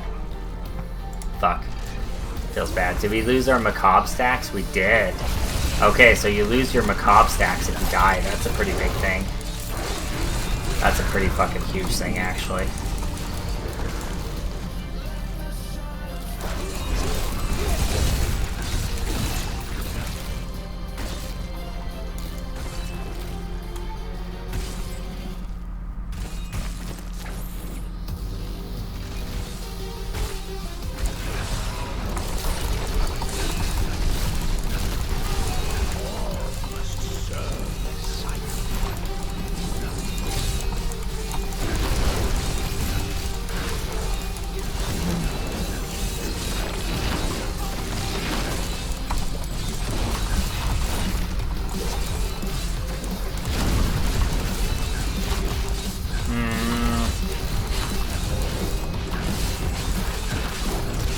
Not sure. Not sure. I don't think this feels as smooth as it should.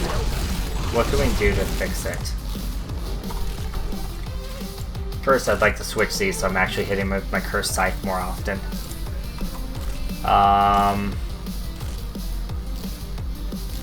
What is the new changes? There were a massive amount of them. If you want to rewind to the beginning of the stream, I went over all the changes, and then you can go back to the live section. I can't go over them again. It took like 40 minutes literally to go over all the changes. You can also see the changes on DiabloFans.com, but massive, massive amount of changes. Suffice to say. Alright.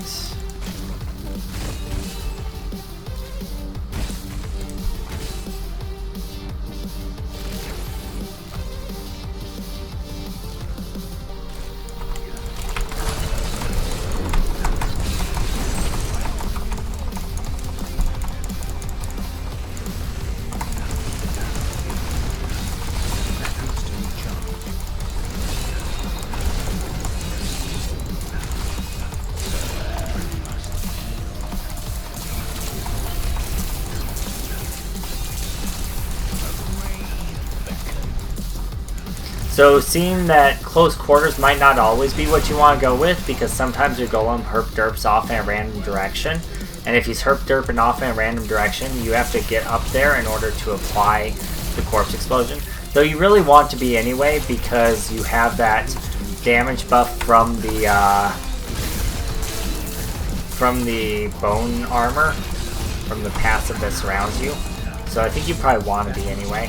Oh, well, that's a lot of damage right now. So like right there I was missing most of my damage because he's herp derping over here. So I'm not sure about that. Building around corpse explosion is certainly interesting, but not required for this build. So we're going to actually try something else out. And I should have probably hearthed. My bad. We're going to try something else out here. So that's the kind of the potential for corpse explosion on this build. A lot of very interesting stuff. Now, by dropping off this here, we can try out some new things, and not have to be locked in quite as heavily to what we've been doing. So I think the bone armor has potential in a lot of ways, actually. I think if we look at... Okay, hold on. Let's see what else we have for options. We could go with command skeletons and having them hit things really hard. Attacking with bone spikes has a 30% chance to cast a bone nova at the target location. Okay.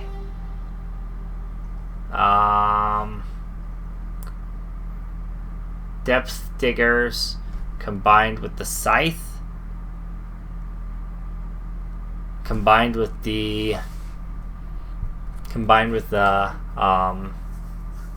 offhand that causes you to do more damage for the more that you recover.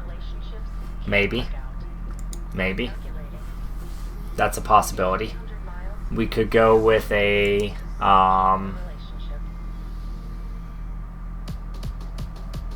Death Nova type thing with the one that did Death Nova damage, the weapon that does Death Nova damage.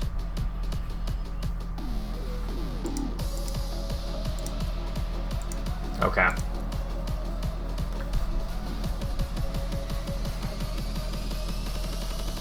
I do like the corpse explosion build. I think it works out pretty well in general. But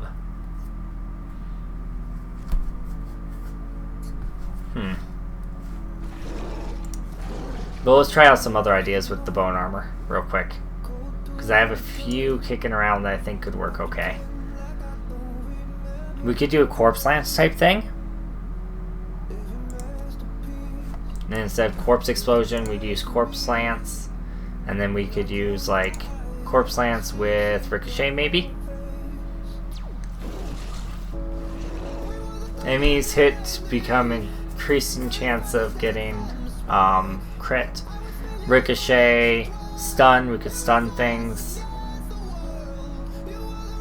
So corpse lance has the advantage of you don't have to be in close proximity to explode it. The corpses don't. So that could be really good. Let's just try that real quick. Same kind of build actually. We're going to keep the corpse shedding on the golem. And we're just going to switch in corpse whisper pauldrons. So same kind of idea in general to the corpse explosion style. Only this time, instead of corpse exploding, we're sending corpse lances at the target.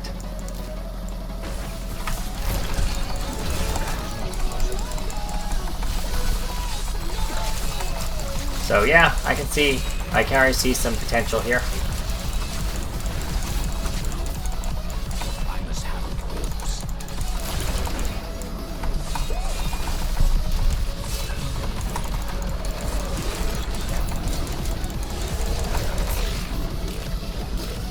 Not as much AoE potential, though. It's more single targety. So, maybe not. Maybe not.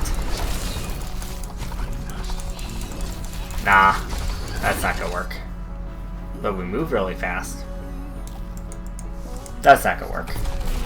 I think the Corpse Whisper Pauldrons are going to be best used with the Plague set.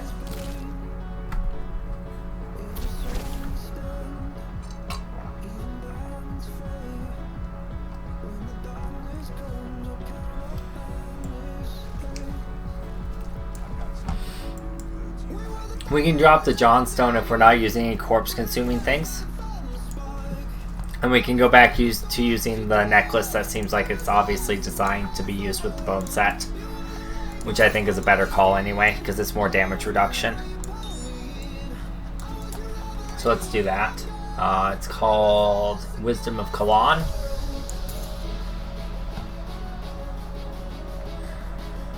We're going to hold off before we restock it back in the pet gem because we might not be using a pet.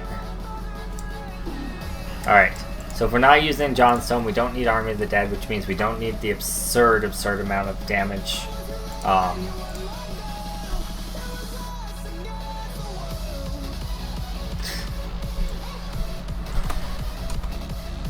Cooldown reduction, rather. Just Seth's arms. Let's look at using these weapons. Oops, didn't mean to do that. Just activate my Army of the Dead accidentally. Okay.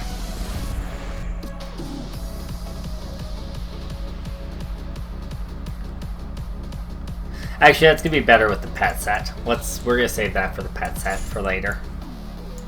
That's gonna be better for a pet set. Okay. So let's try Death Nova, I guess.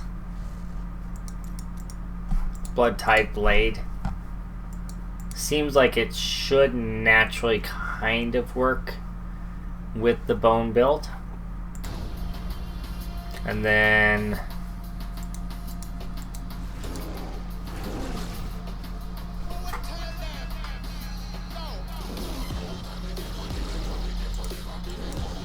probably Aquila Caress?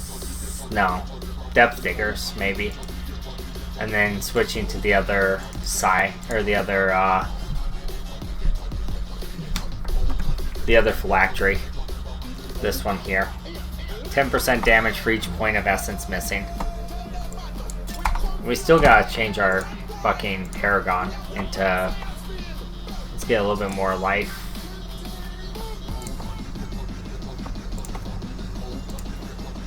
Yeah, it's plenty. And then the rest into intelligence. Actually, I think we put too much into vitality. That's fine. Yeah, it should be fine. There we go. There we go. That's better. We're pulling a maximum Chris Despas. I don't know what that means. I don't know what that means. Sorry. Alright. So now we gotta do Death Nova.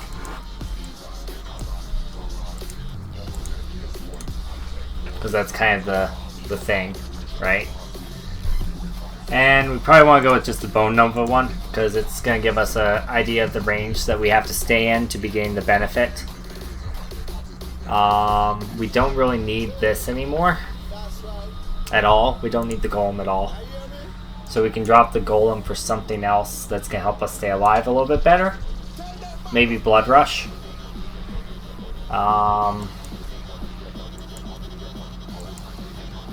Maybe Devour to generate essence. With Devouring Aura. And then switching that over into probably another curse.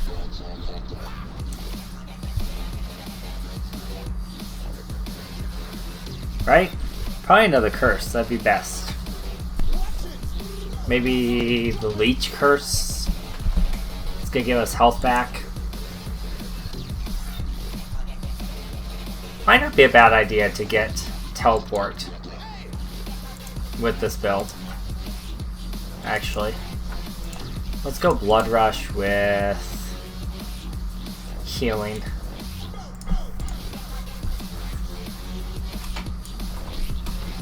And then we don't need the pet gem anymore, so that opens up Stricken, probably is the best bet. Though we could get some mana regen. Hey JP, how's it going, buddy? I think Stricken might be the best here. Gem of Efficacious could be okay.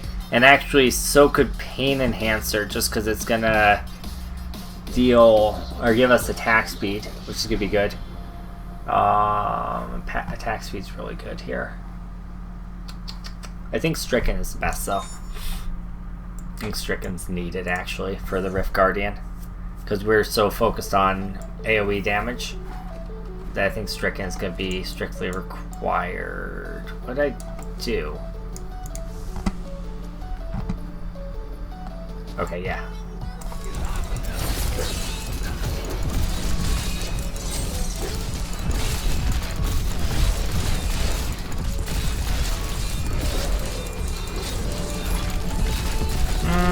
The damage is pretty lackluster.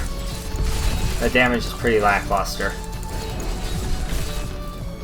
There's only one guy there, so it's not going to be as good as it would be, obviously, because it stacks based on the number of targets you have around you. But that still felt pretty bad. Let's see how it feels in the middle of a lot of people. So 10 billion. Kind of pretty similar in damage to the other things, but without the benefit of being consistent. Because when we start getting to less and less guys around us, it hits for almost nothing. So, nice thing is we do have mobility now, which we didn't have before.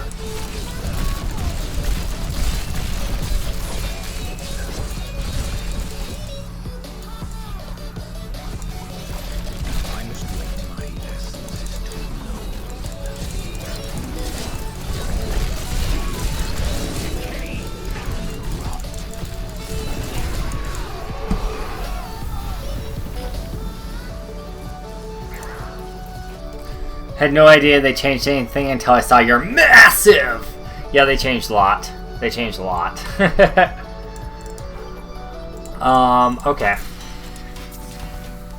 That didn't work out quite the way I'd hoped. That didn't work out quite the way I'd hoped.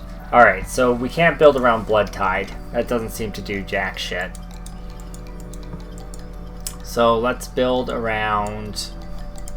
Let's just build around the Cursed Scythe, and let's do Singularity. Yeah, let's try this.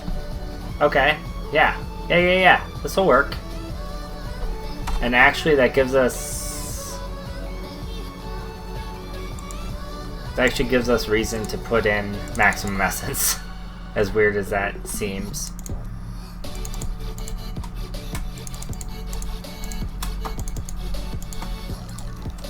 Alright. Let's try that. I think that's gonna be solid.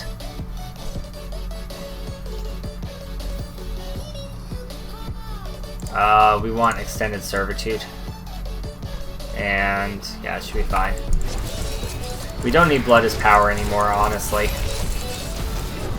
Yeah, that's good. This is gonna be good. I can tell already from that instant 11 billion crit. Okay. We don't need Blood as Power. We probably want Swift Harvesting and Overwhelming Essence. We definitely want Overwhelming Essence. We're not going to gain a whole lot of benefit from Standalone because we're going to be summoning a lot of mages with us. So let's drop standalone and get maybe Grizzly Tribute to heal ourselves. Or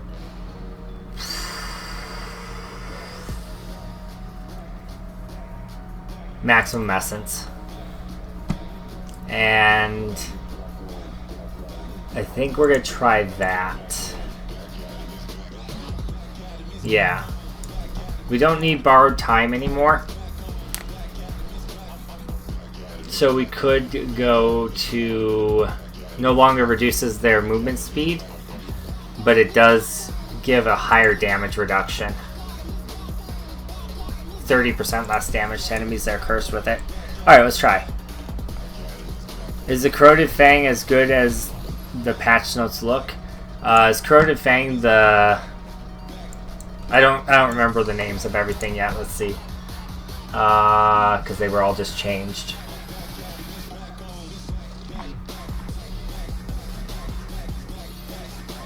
Which one is Corroded Fang, buddy? Is that the one I'm using right now? Where it applies the curse? If so, it seems like it's pretty solid. Well, that was a fucking one-shot. I didn't have my bone armor up, though, in fairness.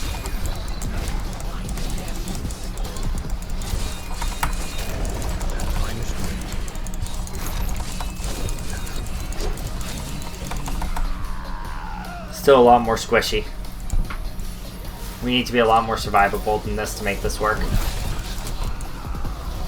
That's way too squish. That's way too squish. Alright. I think we have to drop Crispins and get,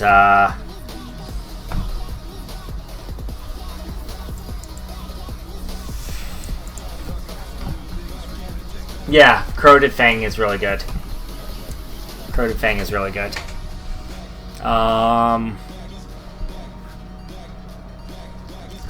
Drop Stricken and grab Esoteric, I think. Drop Stricken, grab Esoteric.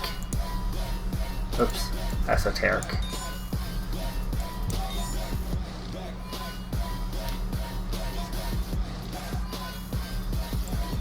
Okay. We're gonna get there, we're gonna get there. It's all about trying things out and figuring out what works. Maybe we do still go with standalone until we get our minions up. It'll give us that damage reduction we need. It might be required. We're gonna drop a little bit of damage from our curses, but we're still gonna get a pretty big damage boost from our curses just because of our Corroded Fang. I should have repaired before I came in here. And honestly, we should probably be running Enforcer instead of something else. Probably instead of Gorgok. Because Enforcer's going to make our pets do a lot more. And our pets are going to be doing a huge chunk of our damage here.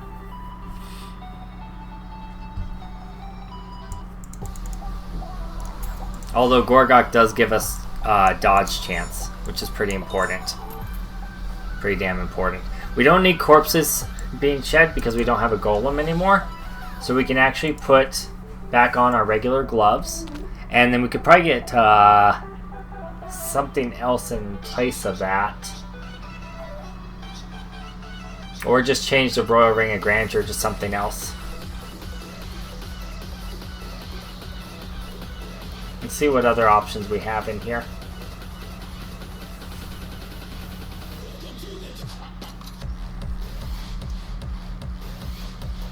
I actually think we'll probably just switch the Royal Ring of Grandeur to Unity, and then switch our Unity to the defensive ring, the Sunstone. Yeah, and we'll have double defensive rings. Let's do that. I think that's going to work out pretty well. Alright. We'll get it. We'll get it. Might win a little overkill on the defensive here. We'll see. I have the feeling I didn't, though.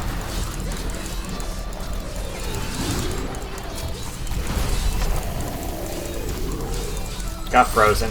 Feels bad.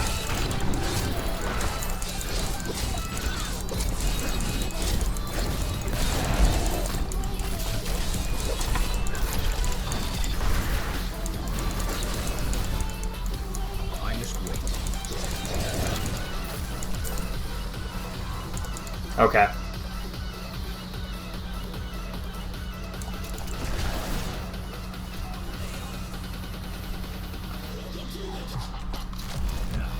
Let's say, can we find some enemies?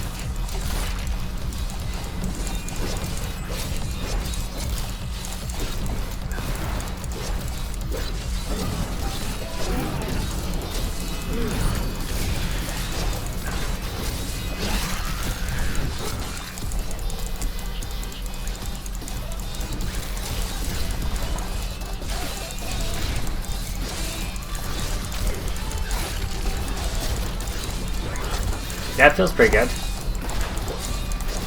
That feels pretty good. It's also a little bit more consistent than the Land of the Dead version was. I don't know if we really need the Blood Rush anymore, though. So that's something we could potentially improve with. We could also get the thing that causes our curse to group enemies. Could be really good here.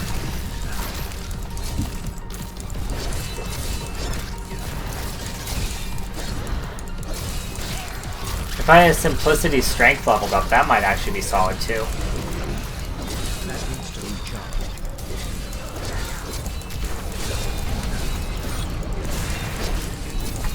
So when our mage isn't up, we do a lot less damage. He's our main damage here.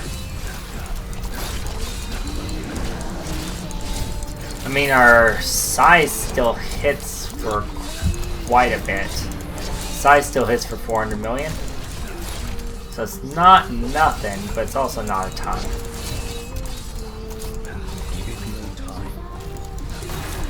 Oh, that's gonna be bad. Let's teleport out. Yeah, we definitely want to teleport still. I changed my mind. Weakness consumes you. I must wait.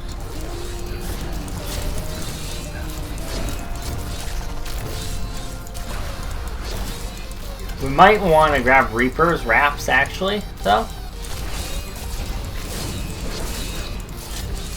Our essence generation's a little low. That needs to recharge. I'm not sure if that's because of how I'm playing it, because I'm not used to it yet. Or if it's actually just how we have the build set up. Our Scythe should, in theory, be giving us a lot of essence. The Rift Guardian has found you.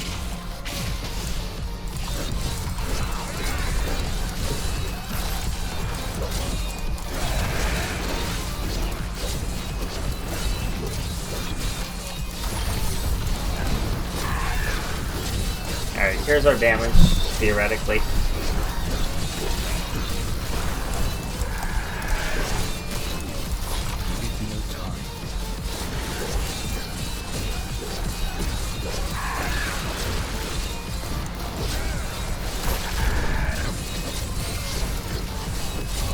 I don't know if we actually want to tie as much damage as we have tied into our pet. We might need to drop the pet gem and tie a little bit more damage into our Cursed Scythe by speccing it with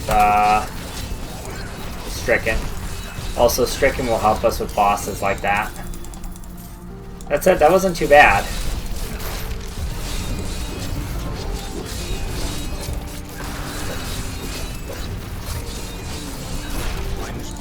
Decrepify got a huge buff, 200%-ish on the belt.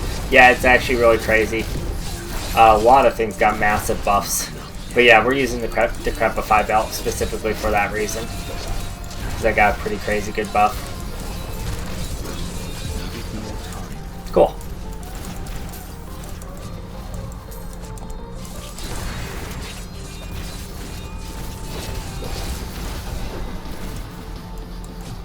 Alright. Yeah, I'm really loving the changes. I agree, JP. It makes a lot of builds more viable, and there's multiple options on each build. Like I did a corpse explosion build earlier for the bone armor set that worked pretty damn well too. I did a couple versions of it. I found the first one I worked with was probably the best actually, but yeah, it was interesting. I tried a Death Nova build for this, and I didn't love it. I didn't love it. The Singularity seems pretty solid because it gives us the ability to deal more damage with our Psi. Just by restoring more. But it doesn't feel significant enough. I'm using Depth Diggers too, and it still doesn't really feel significant enough to really warrant 2 different legendaries for it.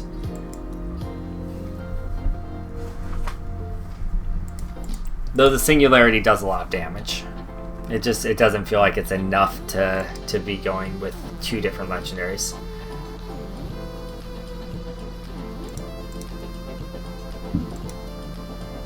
Maybe if we go with Tasker and Theo instead of Depth Diggers, that'll work better for this.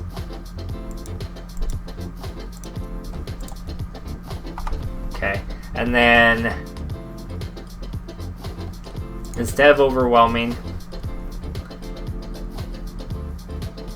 let's try to get back in Spreading Malediction, I think, because that's a pretty big damage boost, and we seem to be a little low on damage. Though Grizzly Tribute could be pretty good too. I don't think it's going to be worth it just because we're not going to have tons of minions. We just have a couple at a time.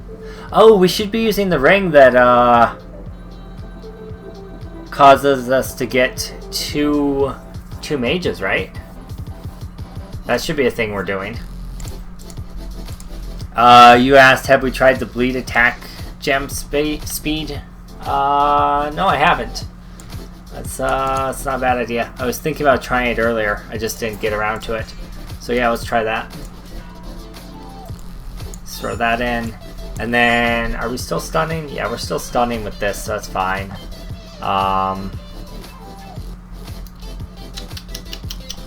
Yeah, I think you're right. I think that could be good. I think actually we want to sacrifice that, honestly. Maybe not. I don't think we need this. The Crispin Sentence. Maybe we do want it, though. I think we could drop Crispin Sentence and grab the ring for the mages. I think that's actually going to give us more value than Crispin Sentence will. Although Crispin Sentence is a straight 100% boost to damage for everything, and 300% for things that are hard CC'd, which seems really good.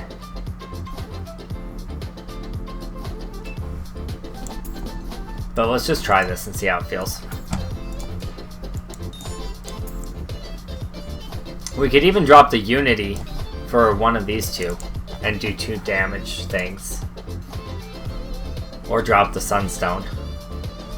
Let's try that. Let's try that. I don't really want to drop the Crispins. I think that that's too strong of a ring to drop in this build. So yeah, let's drop the Unity and see if we can survive with the other changes we made here.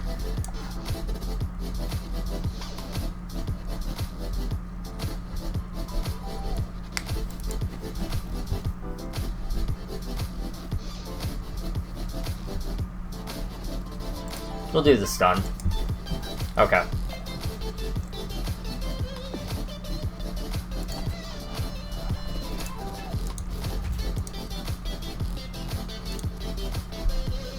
Yeah, I think this is good. I think this should be fine. We could also grab Leech possibly, but I don't think we're gonna need it. I think this will be fine. Let's try that.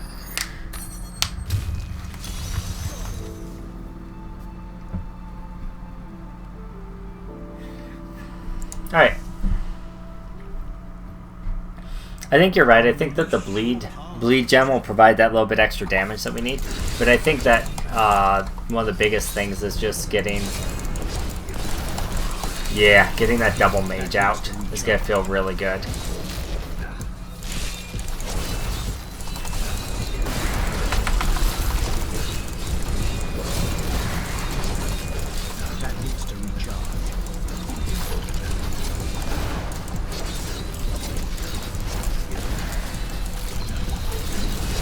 Oh yeah, that feels good. Oh my god, that feels good. Oh, sexy time. Oh, sexy time, yes. Much sexy time. Holy shit. Alright. Yeah, this is it. This is the build.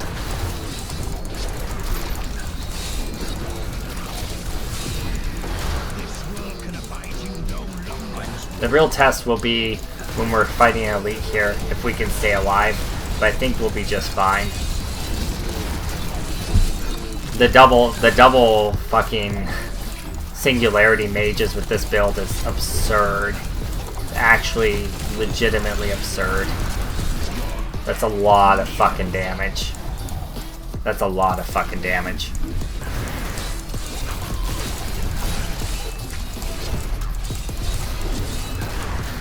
I think I can run a Greater Rift 60 easily without any practice.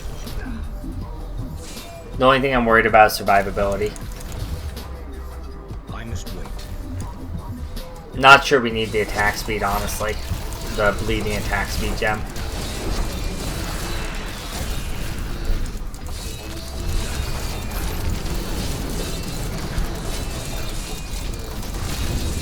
Juggernauts are going to be like complete and total stops for us. Like, because so much of our damage revolves around crowd controlling, Juggernauts are just going to stop us dead in our fucking tracks.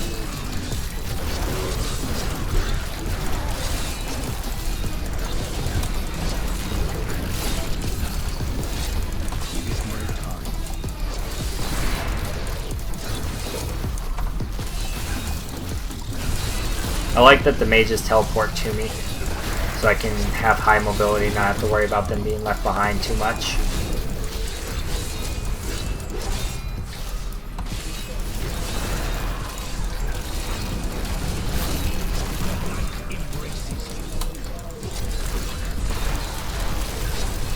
Now, do we have the pet enhancer gem on, or did we take that off? We took that off. So actually imagine these mages now with the pet enhancer gem doing an extra 100% damage. I think that's going to be worth a lot more than the bleed effect and the attack speed. I'm pretty sure that's going to be better.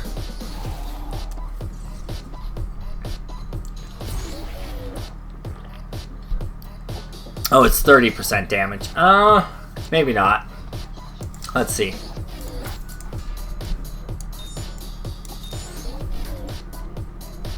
The circle of the nausea or whatever that gives us the double mage is a massive, massive boost here.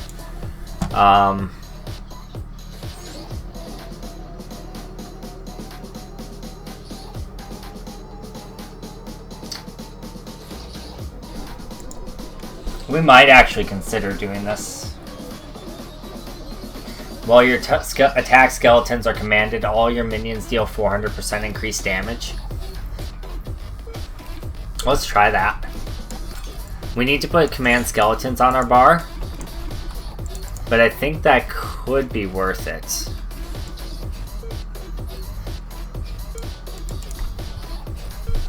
Yeah, with Tasker and Theo in the cube. That's crazy.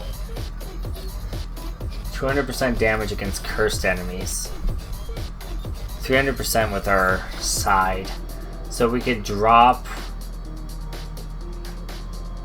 We could drop the Corroded Fang here, and we could do Scythe of the Cycle in the cube.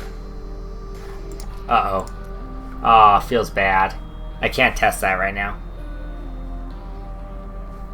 I think, okay, so I think ideally having Scythe of the Cycle in the cube instead of the Cursed in the cube is going to be better, but I want to try this. And then running the command skeletons. What would we drop?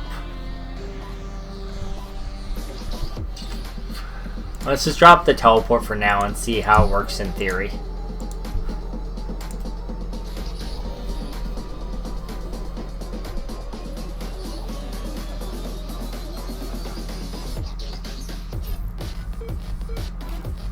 Freezing Grasp.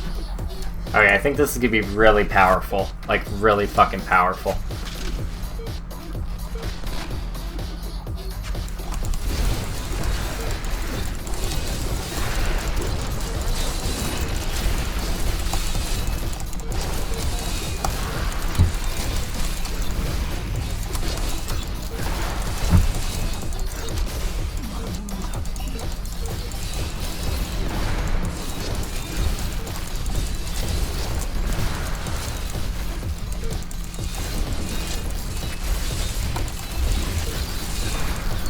Yeah, that's really good. That's really good.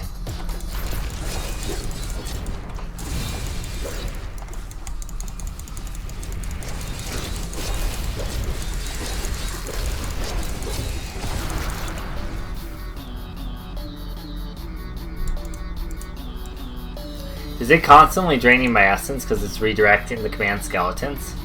That's something I should keep an eye on real quick here. Because if it is, that's bad. I know, Circe. I know. I'm really bad. I'm really bad. I didn't have bounty mats last time either. I'm a bad streamer. I didn't prepare. In my defense, I've been playing a lot of Heroes of the Storm and 7 Days to Die to try to get content out of those games. But I promise you, I will have it. I'll have those bounty mats by next time I play. I also work 50 hours a week, so it's a little rough. I know it's excuses. I know. I promise I'll do better next time, though.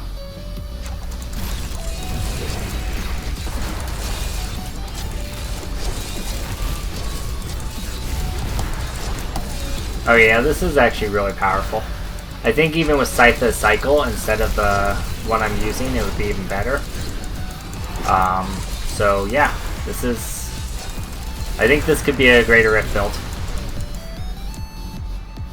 Because there's relative safety, because you have the command skeletons soaking up your damage. Taylor, if you want to see the changes, just rewind to the beginning of the live stream VOD and check them out. I went through all of them there. And that'll give you a good idea of what happened, what was changed, all that good stuff. It took me literally 40 minutes to go through all of it though, so I don't really want to stop and go through all of it right now.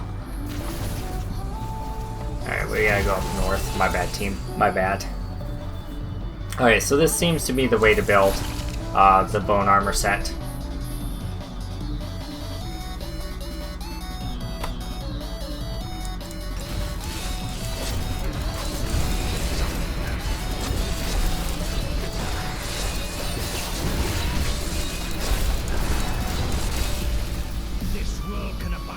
It's almost like a hybrid between pets and not.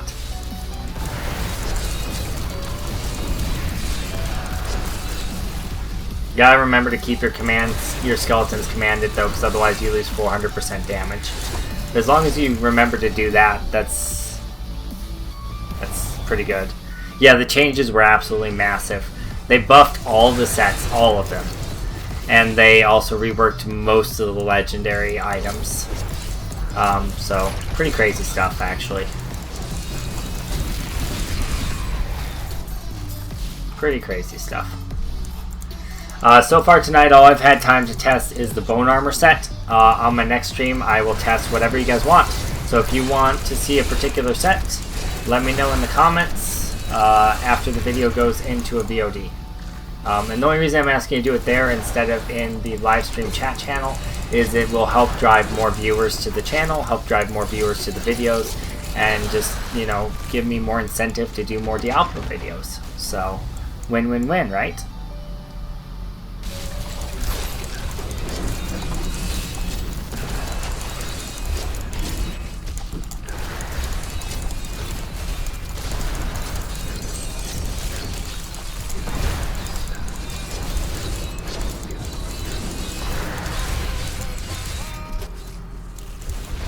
Yeah, this is ridiculous. This is good.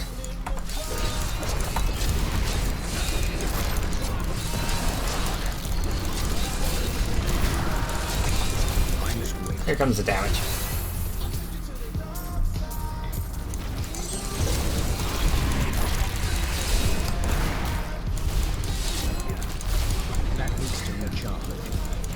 This is a pretty good balance of defense and offense. Doesn't feel like I'm taking too much damage. Let's see if we can find an elite real quick. There's one.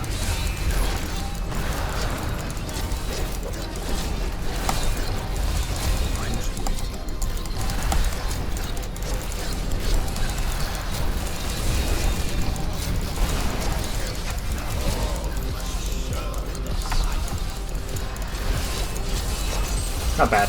Not bad at all. So we could drop Devour, but then we would. The Devour is nice because it's providing us a good source of additional essence in between Cursed Scythe as we have corpses generated. And it's also giving us a actual reason for the corpses. Like it's giving us that third resource.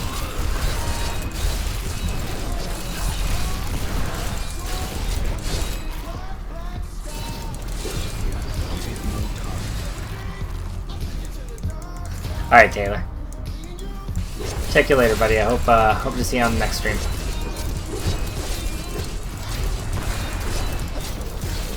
Change ring to Julian's love. Wait, what? What do you mean, JP?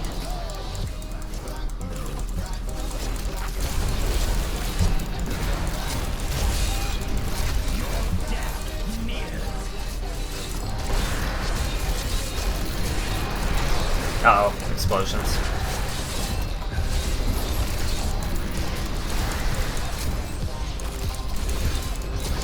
That needs to recharge.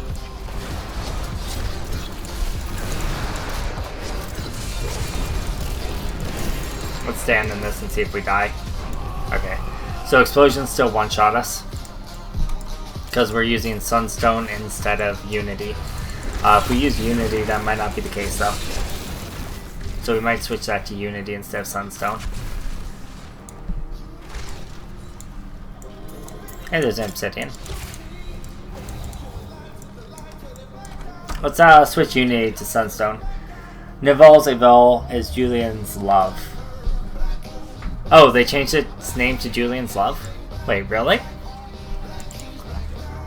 Hold on. No, it's Circle of Nailjal's Evil still. It's not Julian's love. Stop messing with me. Unity.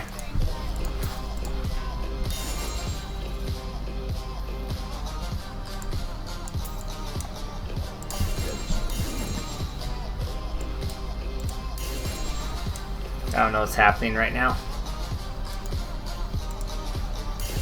What the fuck?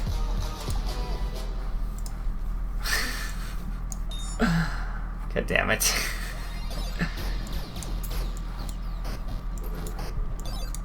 Alright. Yeah, so that'll help prevent that burst damage from one-shotting us. Oh, that's why they changed it. Oh, okay. So I was wondering why they just changed the name on this and didn't change anything else. Nijal's Evol is Love Julian. Backwards. It's a palindrome. Or, wait, is palindrome the right word? I think it is. Gotcha, JP. It's one of the lead producers. Ah, gotcha. Cool, thanks, guys. The more you know, right? That's funny, though. That's really funny. Leave it to Blizzard, right? Leave it to Blizzard.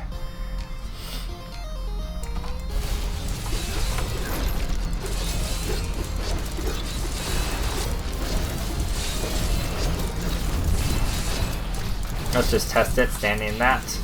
Hurt didn't one-shot us, that's good. We didn't have all of our bone armor stacked up either. So I think we could get Bane Stricken in here. Instead of the Esoteric.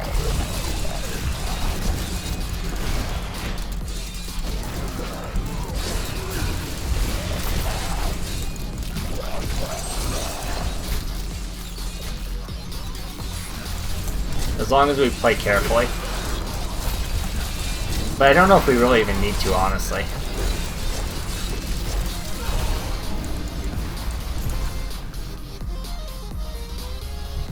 Honestly, yeah, I don't think we need to.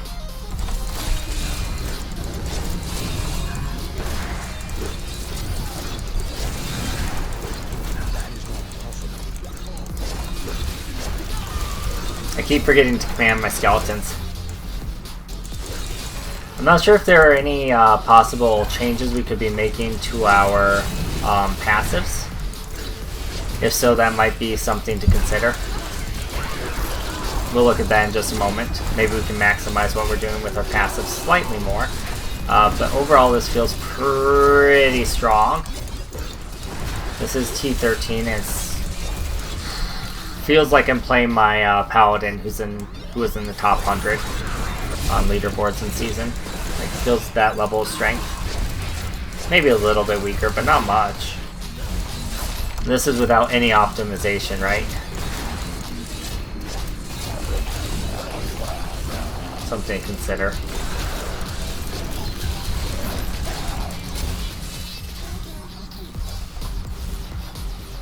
This will be a good test of it.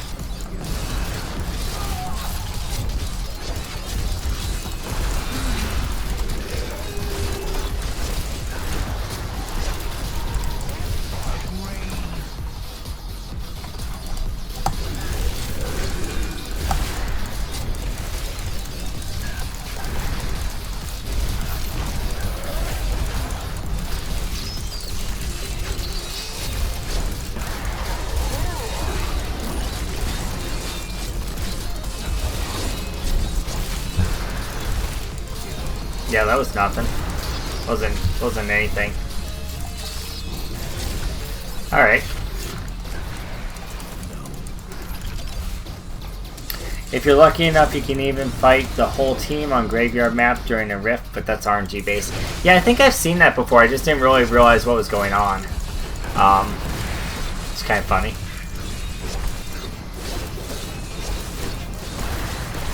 Those mages were weak because I forgot to get max essence before I summoned them. So I don't know if you necessarily have to use contamination, or have to use singularity. I was just liking the idea of it. You might be able to use like skeletal archers, since skeletal archers now benefit from attack speed. That might be a good option too.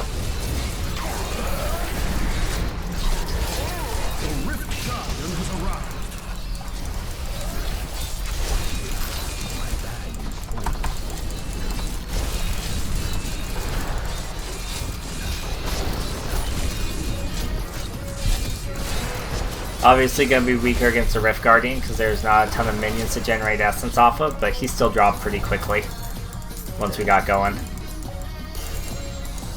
Oh, let's grab that shrine. Have some movement speed, yo. Alright. Feels pretty good. We'll look at fine-tuning now with passives, because I think that this is the build we want to go with for this particular armor set. We don't care about that. And honestly, I don't think I really even need an Obsidian Ring because I already have so many, but we'll identify and probably just throw it into our stash to look at off stream. And we'll look at it off stream. Both of those, all three of those, we'll look at off stream. That way you guys don't have to wait for me to do that. Yeah, it feels pretty good.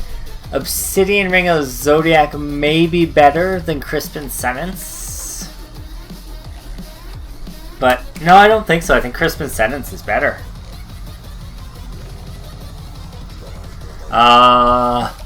Asuri, or Milwaukee says, a long time ago I found one in Crypt Act 1. And Jennifer May says, I was thinking the same thing, Miyazaki Development Hell, I think it was. Another RNG thing. Yeah. Okay. Yeah,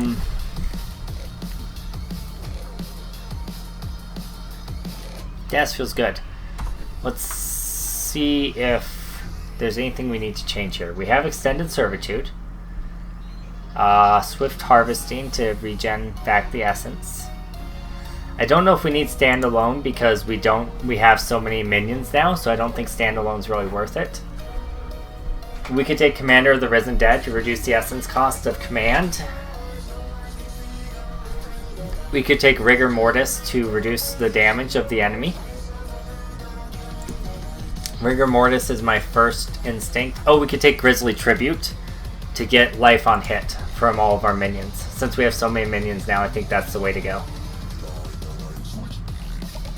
Yeah, I think that's good. Maximum Essence would be good for the Skeletal Mages, but it's going to mean we have to stack up more Essence before we can summon them. And I think having them out more often might be better than having stronger ones. In fact, I think I'm going to drop my Paragon that's in my Essence and just go like 100 Vitality and then the rest in straight Intelligence. I think that's fine. Let's go and close this. We're going to try a Greater Rift. I like the stun there. I still like that.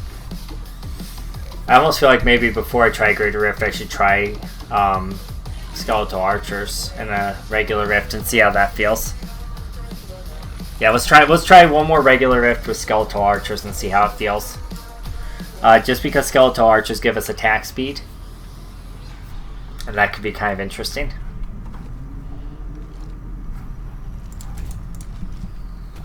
All right. We probably don't need Devour, honestly, if we're doing that, but let's try this.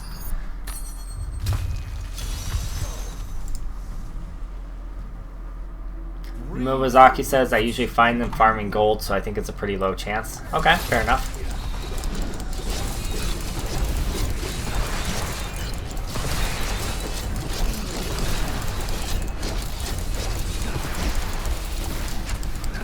Alright, 10 is the maximum skeletons we need, or we can have. So this actually lets us just fire and forget more often. We don't have to keep them summoned nearly as much.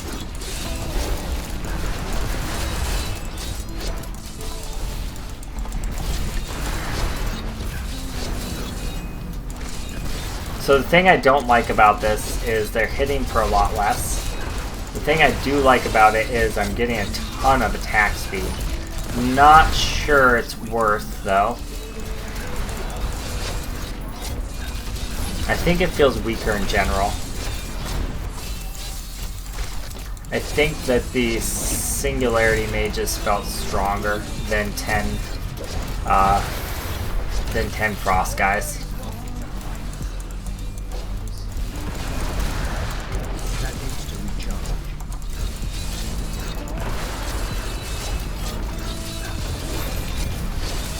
Yeah, Singularity Mages felt stronger, I feel like.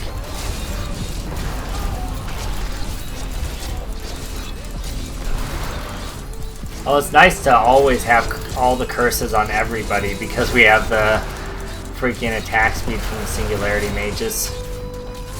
It's a lot less stressful too because we're not having to watch where our essence is. We can just summon them as we need them. It's pretty nice.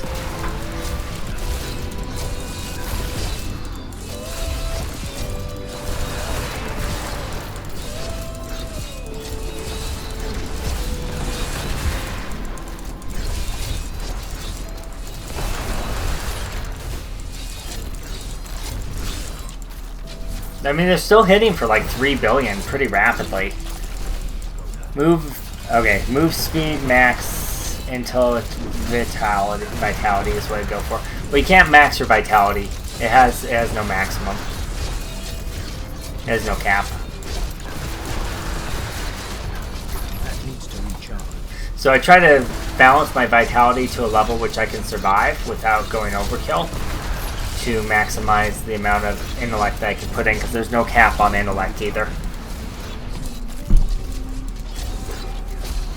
Yeah, I think that the Singularity Mages are much stronger. I'm also getting more benefit. Well, no, I'm not. I don't have the thing that gives more scythe damage per essence restored anymore, do I? I was gonna say I'm getting more benefit from my scythe damage, but I'm not, actually.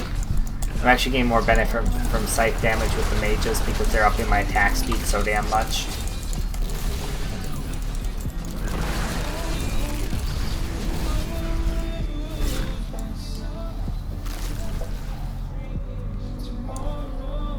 Maybe they're not upping my attack speed. Hold on. They're supposed to be. Yeah, they are. Okay. Up to 2.3. Or 2.13. From 1.7, I think is what it looked like. Okay.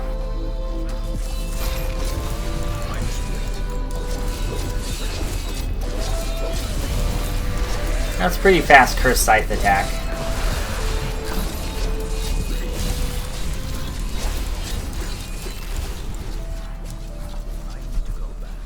It's not bad. Alright.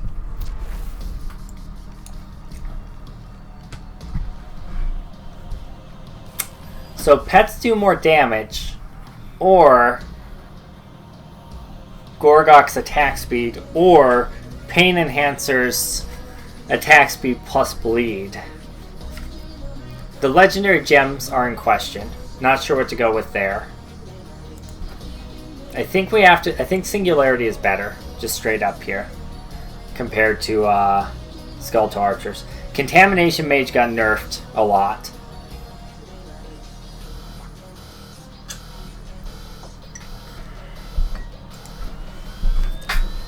Around 50 points into Vitality, then squeeze everything into Para. Yeah, I agree. I did 100 into Vitality instead of 50, but could have done 50.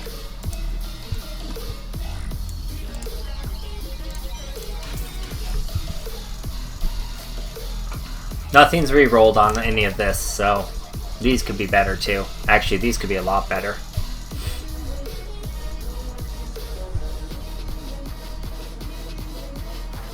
I don't think I have any gifts left, because I think I burned them in my previous testing.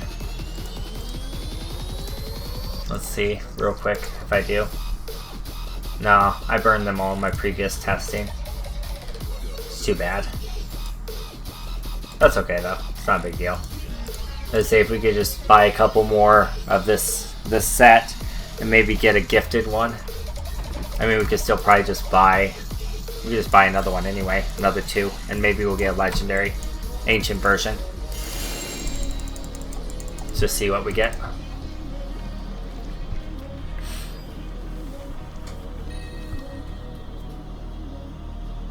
Meh. Nothing too impressive.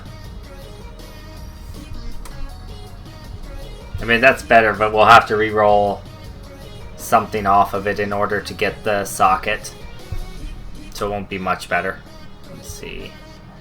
For the shields, we actually have a pretty good roll on the shield. This isn't bad though. Do we need CDR with this? Not really. The CDR is kind of wasted.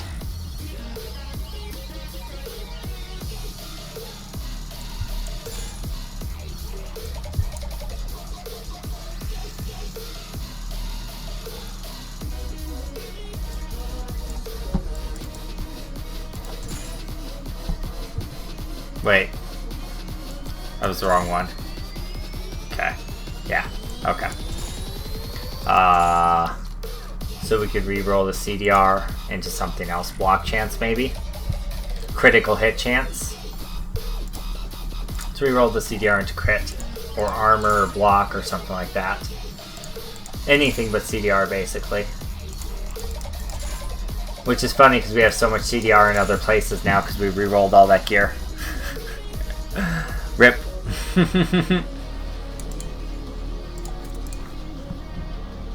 Yeah, those are both worse now. Okay.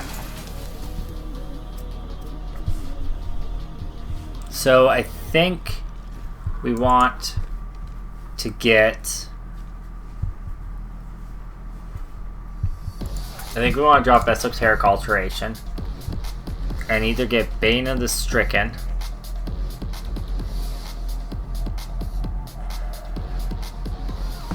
Or Pain Enhancer. Let's do... Or Gorgok. That dodge chance is going to add a lot of survivability while also adding attack speed. So let's do Gorgok because it's a good hybrid of the two.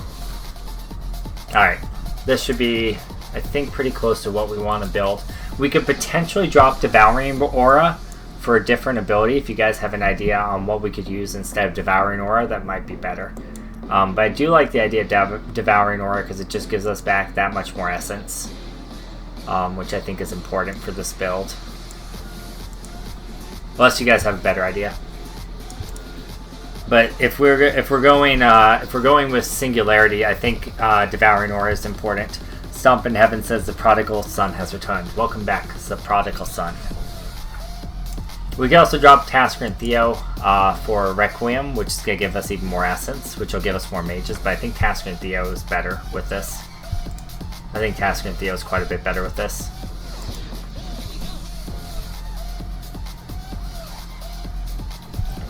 So 65, 130. Yeah, it's not any better.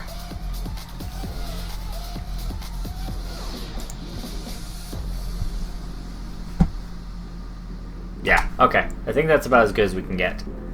And then obviously if we were to re-roll things and optimize through re-rolls, I think that that would obviously be better. But, yeah. Passive-wise, I like what we have, but I think dropping Swift Harvesting for spreading Malediction is actually going to be a lot more damage. Wait, what did I just do? Cancel. Close. We already had Spreading Malediction. Did we already have Spreading Malediction? Did I just fuck that up?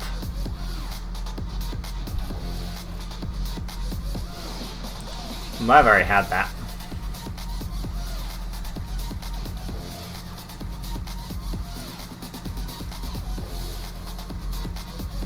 Yeah, Hunter. I agree, buddy. White beta male. Yeah, I do actually need a mod. You're now a moderator. Congrats, buddy. You and I think alike, I believe. I read the comment and thought the same thing. So consuming a corpse has a 20% chance to spawn a health globe. That could be pretty good for us. If we can do that and combine it with some Reaper's Wraps, the downside there is we're losing a lot of damage potentially from, or a lot of damage mitigation from Ancient Parthenon, so it might make us too squishy. We'll see how that feels though. That could work. Thanks, thanks, White. Alright.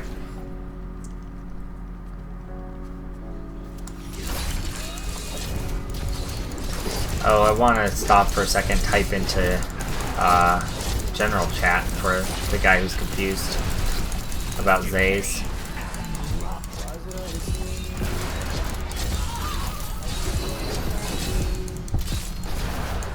This is solid.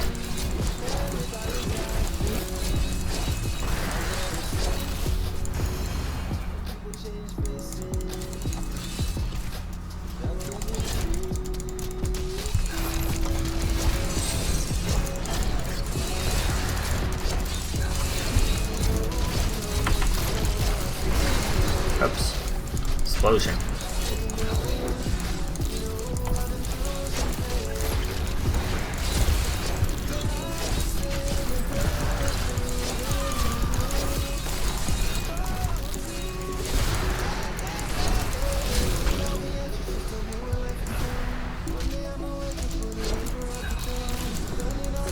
This is pretty good.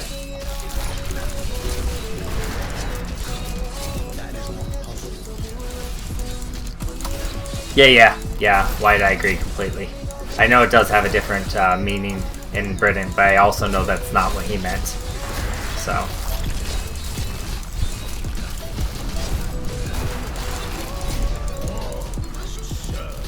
And actually, some of my good I have a couple good friends who are gay, so that's actually really offensive to me.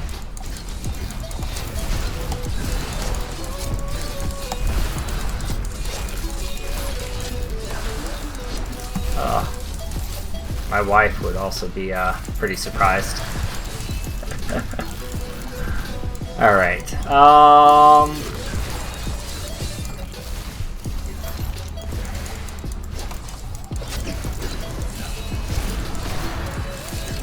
Nice. Yeah, this is working pretty well. I think this will actually work with the with a greater rift push.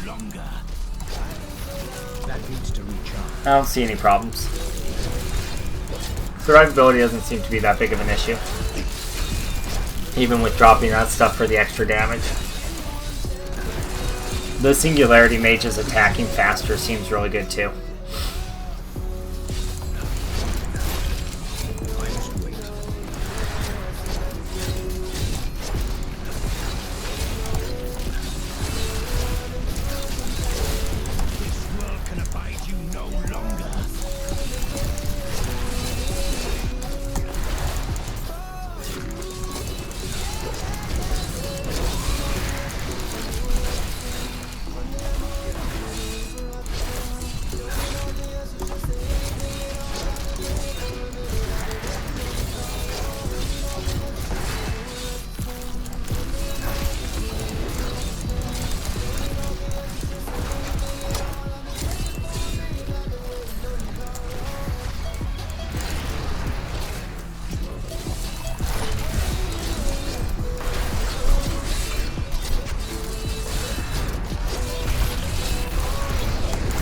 Cool.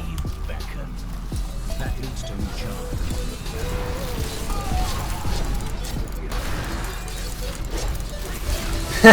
It's your first time here. That's funny. I can't reveal a whole lot on stream. I can talk with you on Discord sometime, though. I have in my professional contract for my day job, there's a moral turpitude clause, which basically means anything my community deems immoral I could be fired for. And unfortunately, I live in a relatively conservative area, so they might deem this game immoral, or they might deem 7 Days to Die, which is another game I play, to be immoral, and I could lose my job for streaming video games of this sort. So I unfortunately can't reveal a whole lot on stream about my professional life. I can tell you I am in my 30s. I have a wife and a daughter who is a toddler, and my wife has some mental health issues that make it harder for her to hold a position, a job. So I'm working a full-time 50-hour-a-week professional job in addition to trying to get a streaming audience built up for some part-time extra cash. And also, I just love video games. I've been playing them since I was a little kid. I've been playing Blizzard games since I was 12, which is 18 years. No, 19 years? 20 years? Something like that. So, very, very much in love with Blizzard games. Play a lot of Heroes of the Storm. Played a lot of Diablo 2 back in the day. Play a lot of Diablo 3 now. A lot more Heroes of the Storm than anything else at the moment, though.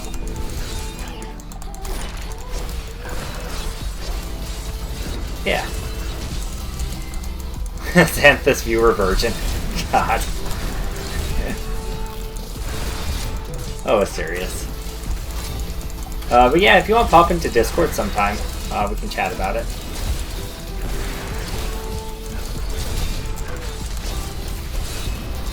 It's just Xanthus Gaming is the channel on Discord. I can link it for you in a minute when I'm not fighting a massive pack of enemies.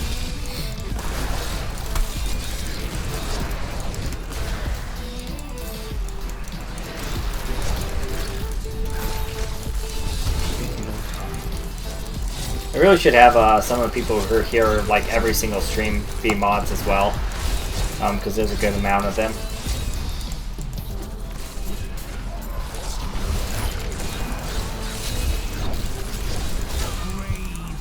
Alright.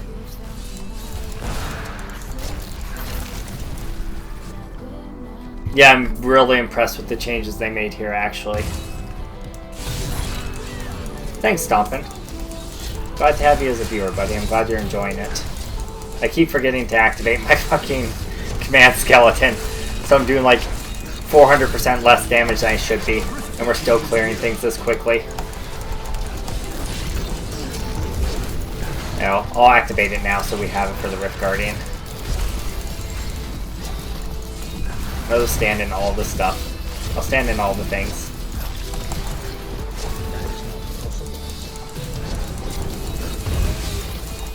Easy.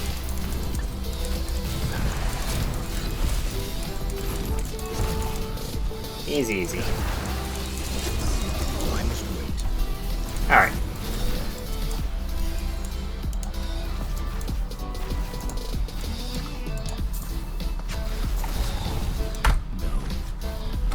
I live in Ohio? No. No, I don't. Might get fired for living in, or for playing Diablo. Yeah, unfortunately, buddy. I live in, I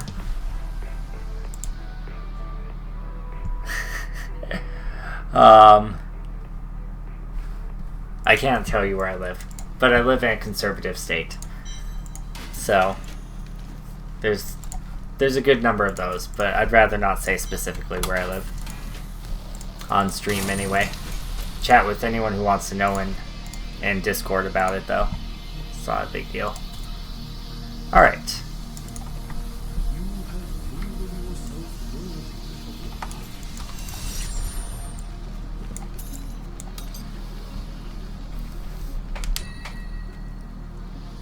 Ooh, got a ancient version of that neck piece. Sweet. Let's get a socket on that bad boy. Might not actually have the Yeah, stupid arcane dust. Let's craft a couple belts, get a couple hundred arcane dust. Probably don't need the mantle of channeling. I don't think it affects anything on this character class. Nope. Okay. What kind of work do you do? It's government-based work. Oh, that's not what I need to do. I need to convert reusable parts or veiled crystals. Let's do veiled crystals. Alright, there's free blue stuff. Arcane dust.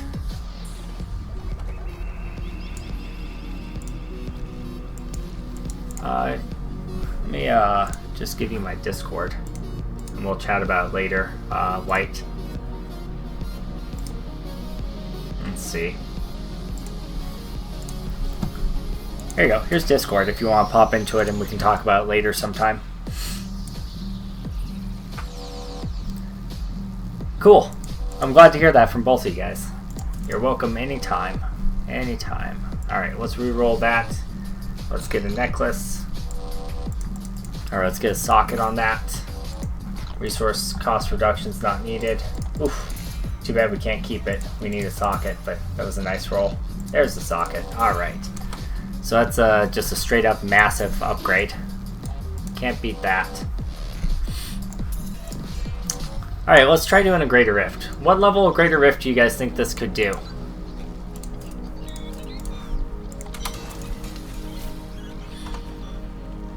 I think that if we drop the... I think we want to keep the Parthenons, though, instead of the Reaper's Wraps. And I think that instead of going Life from Death, we should go with something else. Maybe Final Service, just for that cheat death passive. Yeah.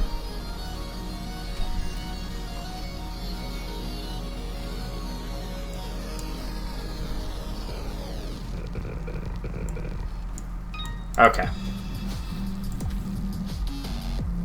What's leaderboards at the moment? 60? Oh, we can definitely do 60. I'm sure of that. Isn't 60 T13? Yeah, we can do above that. Let's do 65. I think we can do a 65 here. Yeah, no problem. White. Whenever, bud. Whenever. Not a big deal. You ain't gotta tell me nothing, dude. I'm just curious to stomping. I don't mind telling you, but I just can't tell you on a stream. I don't mind telling you at all. Just can't say it on stream. So, alright, here we go.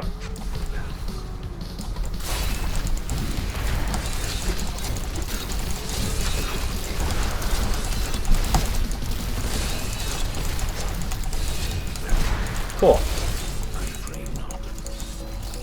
Well, this is not going to be a problem at all. 65 is a joke, it looks like.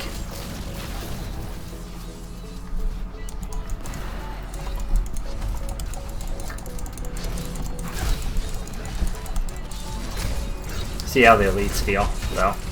Might be a different story, huh? Nope, doesn't look like it.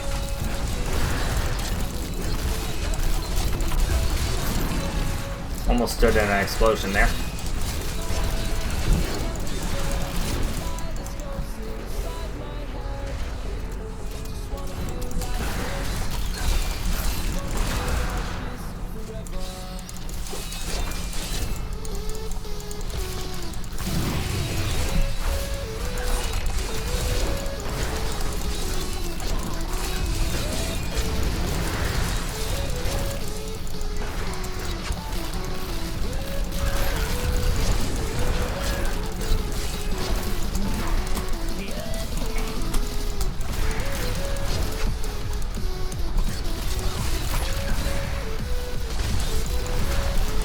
So many guys, I can't hit them. That's density for you. Is there still an elite here? I feel like there is.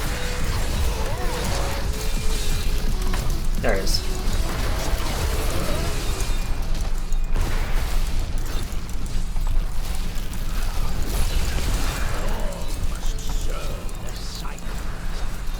I like the frozen command skeleton because it allows us to automatically provide that that boost from our Crispin, because it's going to do 300% damage to anything that's frozen, and we can just force them to be frozen with our command skeleton.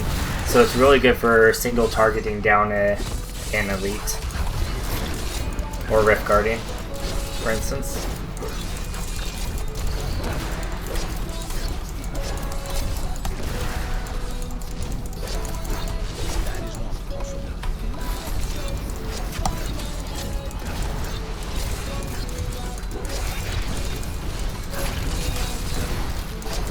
We don't have quite as much chain AoE as I would like, though.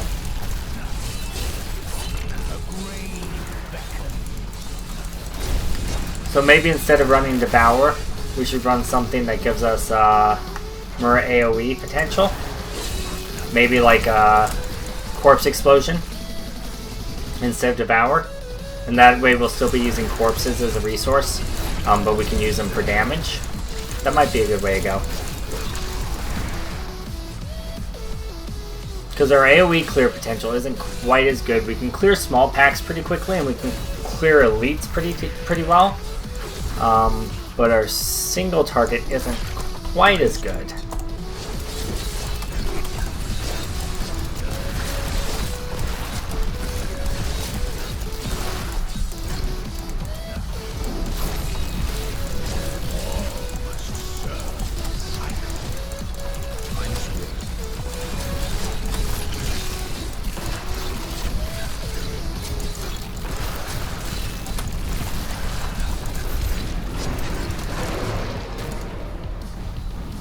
Alright. That's down. Sorry if I'm not reading chat right now. I'm trying to actually focus on playing for once here, since we're doing a greater rift.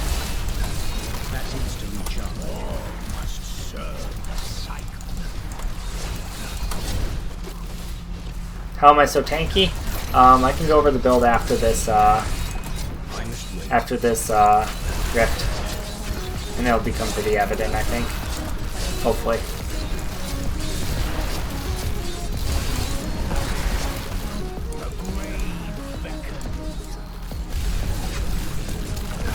I have a lot of damage mitigation, and I'm using a Unity.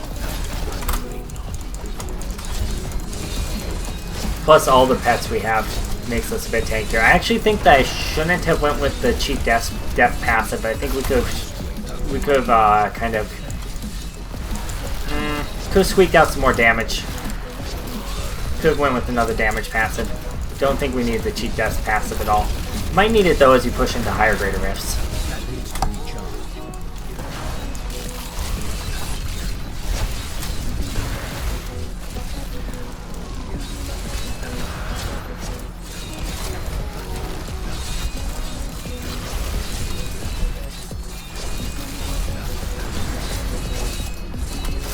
Oops, I keep forgetting to command my skeletons again, guys. I'm doing 400% less damage than I should be. That's an issue. Don't do that. Don't forget to command your skeletons.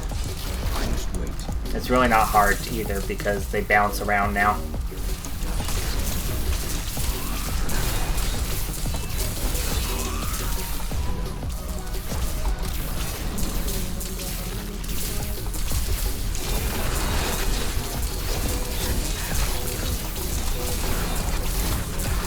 But Ancient Parthenons is a big factor. So is the belt I'm using. So is the curse I'm using. All those things will add to my tankiness. And again, I'll show you after the rift. Let's kind of go over everything.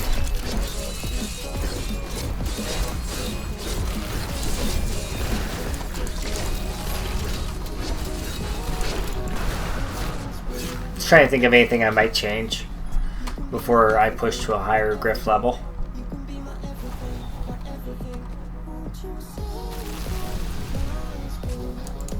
I don't think there's a whole lot I would change, honestly. See you later, White. Have a good one.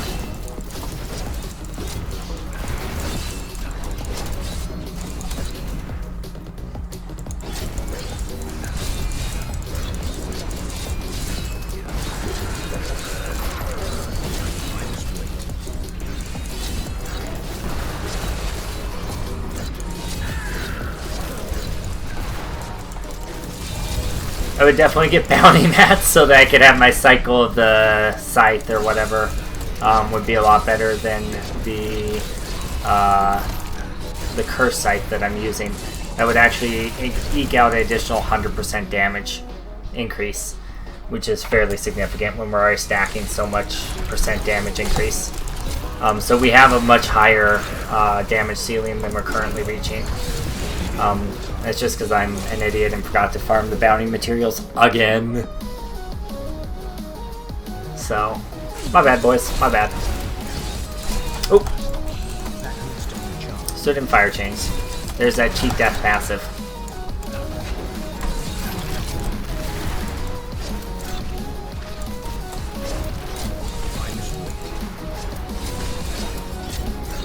Note to self, fire chains, they still freaking hurt. Go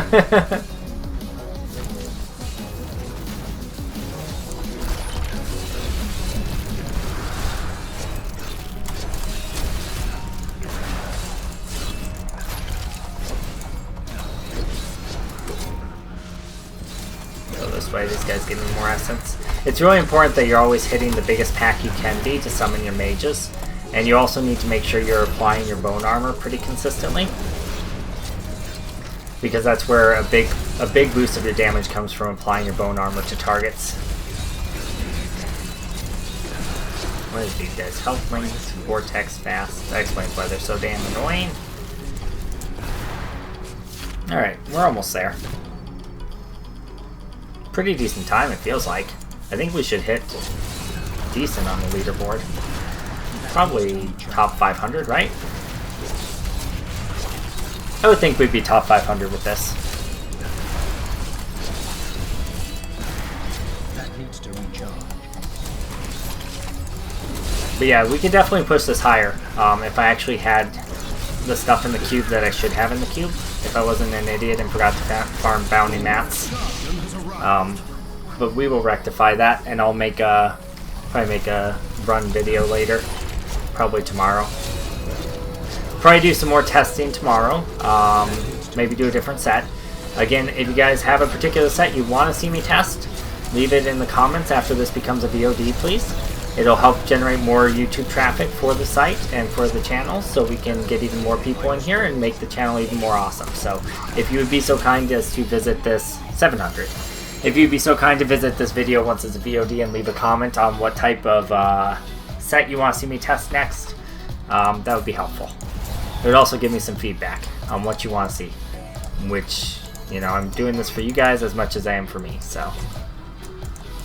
Alright. I can upgrade a gem. Yay, I guess. Let's just upgrade this, because there's someday I might want to use something with simplicity strength. Alright. So we got 700 rank. We did Greater Rift 65 pretty easily. We can go a lot higher.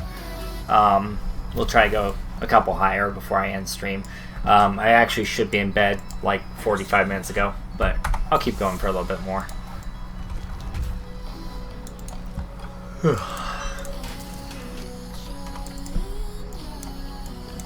Let's see what we got.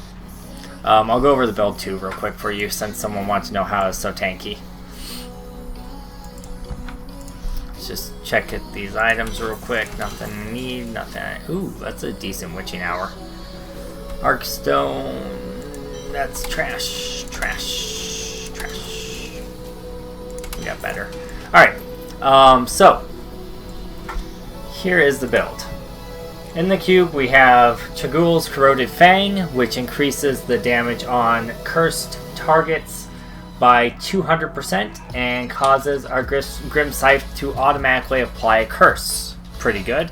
I think that if we switch this over into Scythe of the Cycle, it's actually going to be better than what we have. Which is, where's it at? Somewhere in here. There it is. Your secondary skills deal 300% additional bone damage while bone armor is active. So it goes from 200% damage to 300% damage. The only thing is, we won't be applying the Leech Curse or the or what is it called? Frailty Curse. So losing the Frailty Curse might not be worth the extra 100% damage. Not sure.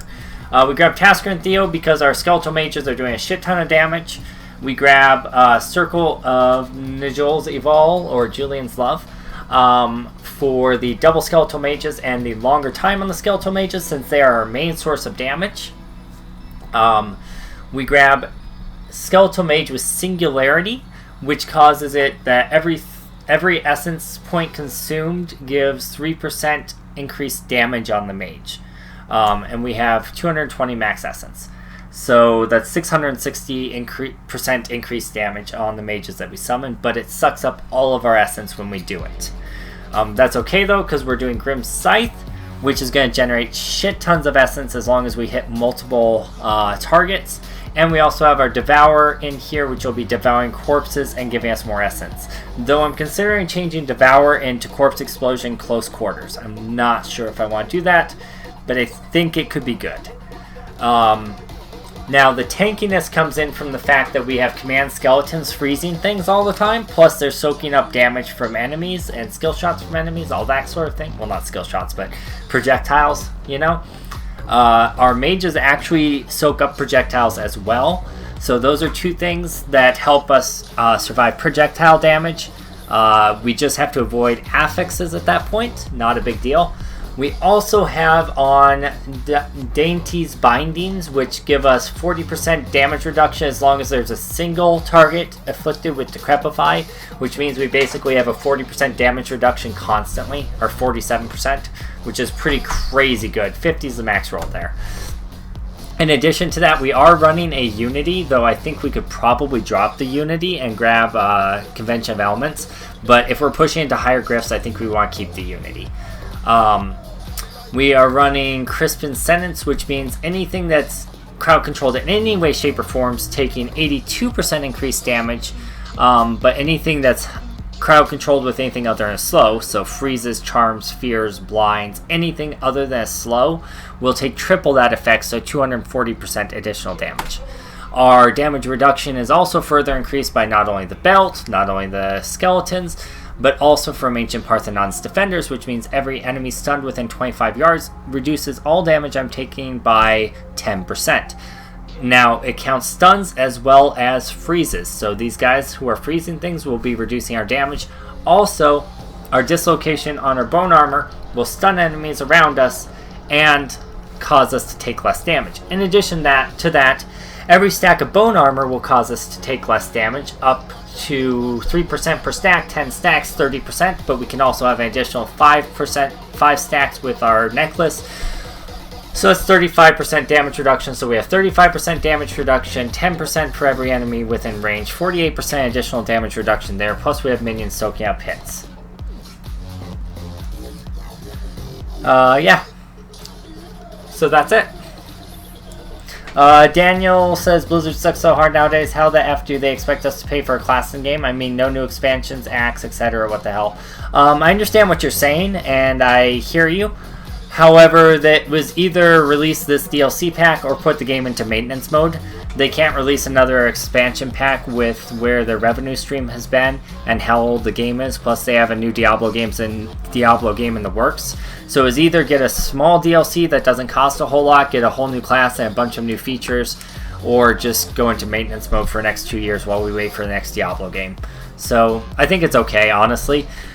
Given the fact that they give an insane amount of free content in this game every season, they add tons of new legendaries. Like, considering there are no real microtransactions and you get tons of free shit all the time, I think it's fair to do one small optional DLC. And you're still getting all the other things other than Necromancer that would be with the DLC without purchasing it. So I think it's fair. Though I do understand how you could be upset about that. Jesus, people are going up real high now into the hundreds. Holy crap. What are they doing? Oh, they're doing the pet build still, of course. Of course. But no, I can understand what you're saying. I can understand how you feel that way. Replace Unity for COE during speedruns. Yeah, I agree. I agree. Let's try going up higher. Let's just clear 70 so we unlock the ability to get primals. Why do you have Decrepify in the skill bar? Decrepify, we're taking the rune on it that causes enemies to have a chance to be stunned when hit, which gives us tons of damage mitigation through Ancient Parthenon's defenders. Also, our belt reduces damage by 47% if there's someone who's decrepified. So it's part of what makes us so damn tanky. Yep. Hopefully that makes sense. Alright, let's try a 70 and see how we go. See how it goes. This will be my last one for the night, probably. We'll see. Takes a second to get rolling here. Once we do, we should be good.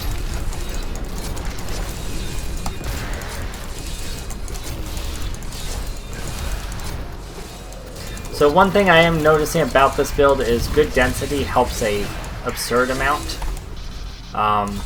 Without good density, you're pretty slow. So we're going to actually skip a lot of this because it's not good density. Let's try to look for something. A whole lot of nothing, really.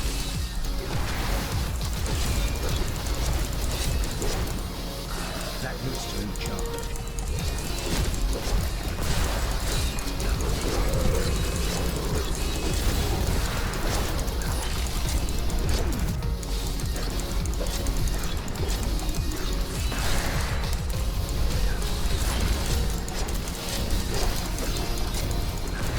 Yeah, our density is real shit right here. Let's just keep moving. We're getting way behind.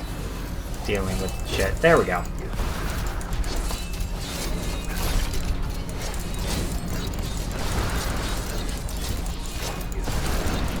more time.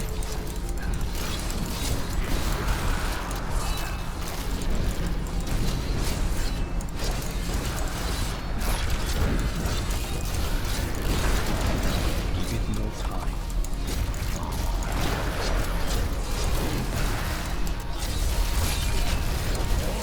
Must serve the cycle.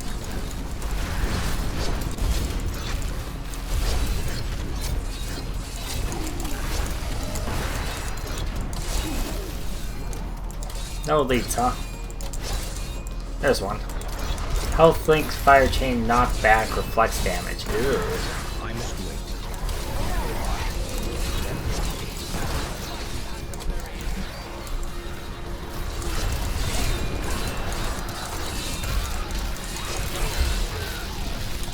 I want to try to get into that circle before we cast our mages. I think it affects them.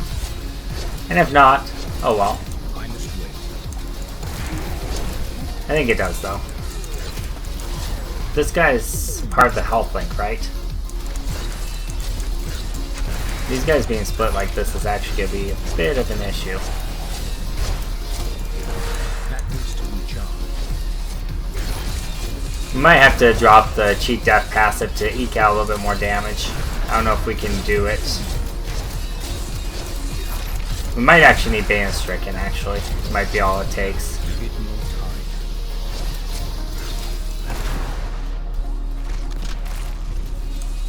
We're not killing quick enough right now, as it is. These guys are over here, and that's an issue.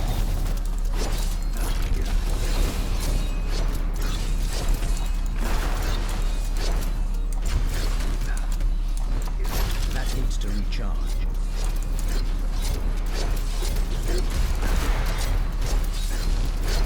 Fucking Gogors. I think we're actually just gonna have to restart this one. That needs to recharge. Yeah, let's just let them kill us and restart this one. This one's not gonna work. Just gotta let them kill us. Just gotta let them kill us. Eventually they'll do it, right?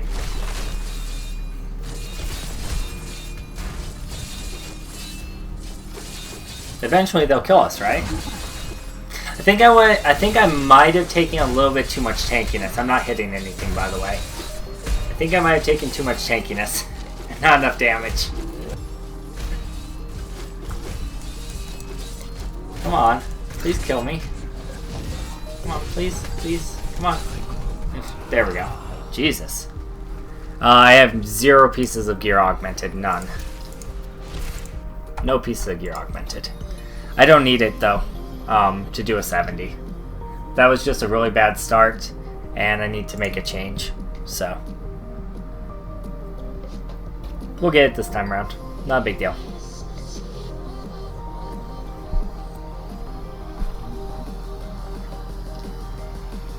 Gorgok is also giving us some survivability as well as damage, but I think we're going to swap out Gorgok. Swap out Gorgok for Stricken. And we're going to swap out our... yeah, definitely Stricken here. And we're going to swap out the passive of Final Service for... sometimes going to give us damage. Nothing really is going to give us damage, is it?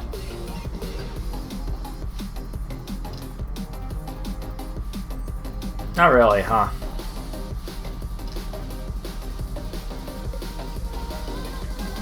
I mean, I guess we could just keep Final Service.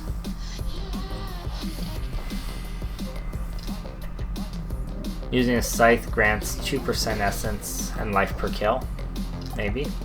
Let's just get Swift Harvesting. That gives us a little bit more damage. Alright. Let's do it. Drop Decrepify and Devour. You already have Decrepify thanks to the side. I need the rune on Decrepify in order to proc more stuns for the Ancient Parthenon's defenders in order to be tanky enough to survive things, I think. That might be overdoing it, but I don't know what I'd replace it with, really. And the Decrepify is needed to generate the essence for the Contamination Mages. Yeah, see, this is a lot better. This is fine. I just need to change that one thing. Yeah, this is fine. We could grab Unity, I guess, instead of... or we could grab Convention of Elements instead of Unity, I suppose, if we're this tanky. But I think if without Unity, we would be not tanky enough.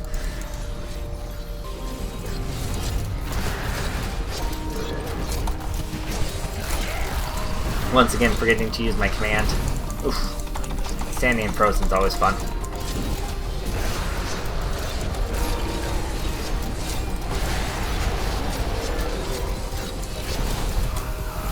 Standing in frozen is real fun.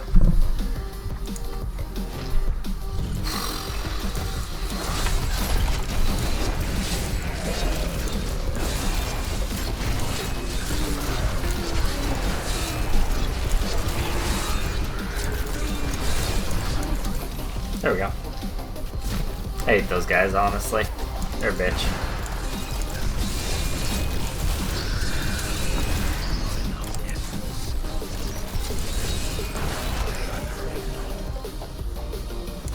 Shield pylon.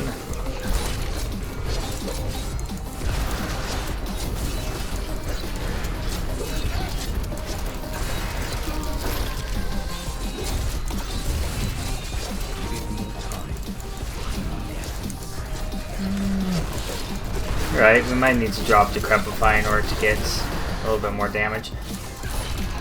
I don't know what we're going to do to get more damage, though. Other than keep Decrepify and switch Unity for Convention of Elements, maybe.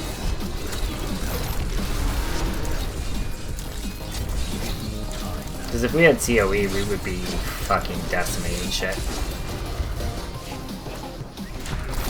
The only time I feel remotely threatened damage-wise is when I stand in stupid shit for no reason. Like right now, I'm standing in stupid shit for no reason.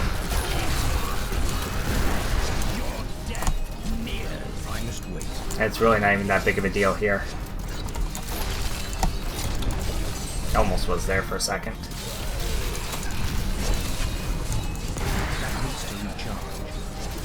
Wonder if Bane of the Power and Pull might be good for that great damage modifier. I don't think we need it though.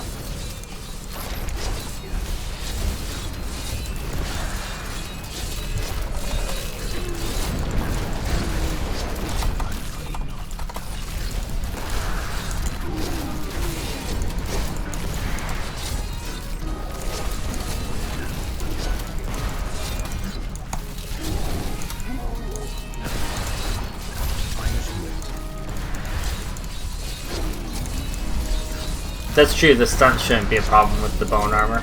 You're right. It's just more consistent stunts is the only thing. And the more consistent stuns I can have, the more consistent damage mitigation I have from Parthenon. Like, because I'm not running Obsidian, so it's not like my bone armor's up all the time. And it's also, the stuns also provide 300% damage boost with the new reworked ring. So, I think it's worth it, honestly. I could be wrong though. I do definitely think we could drop COE or drop Unity for COE though, like this, without changing any of the skills.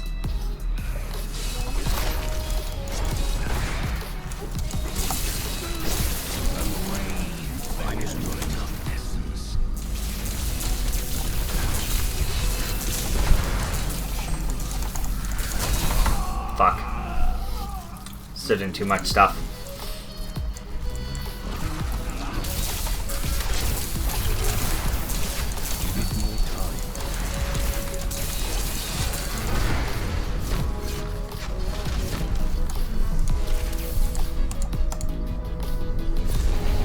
Something that generates corpses for Devour to get more essence? Yeah, maybe.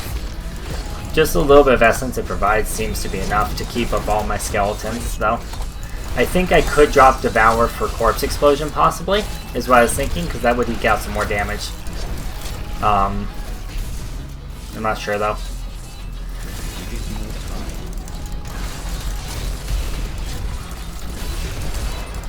I don't know if Devour is giving me enough to be worth keeping. I definitely want to keep the Decrepify, because I know it is. But maybe Corpse Explosion instead of Devour would provide more consistent AoE damage, which is kind of what this is weak in, I suppose, is the AoE damage aspect, huh? Yeah, we'll try that. That's a good idea. We'll do one more before the end tonight, because I want to see how that works out. Wait, where'd he go? Fast Vortex, Avenger.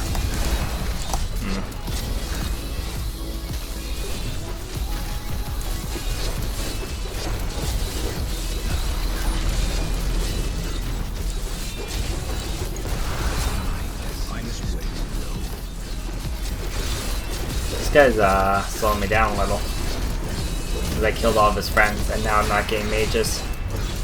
Yeah, so Corpse Explosion could have helped there, because it would have wheedled him down a lot, I think. I hate this tile set, by the way. I love it aesthetically. I hate it in Greater Rifts, because there's so many dead ends. Although I think I read that they tried to fix that, so hopefully it's fixed.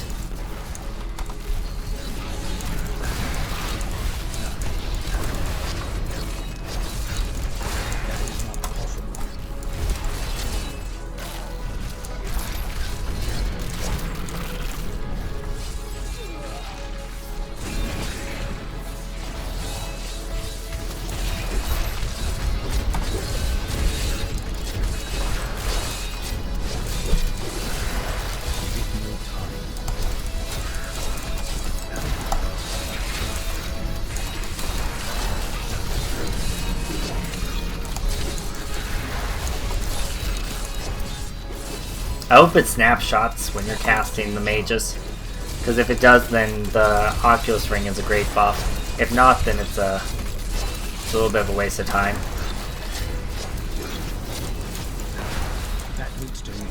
Okay, I think I need to go up here. I think I also just need to be looking for elites right now.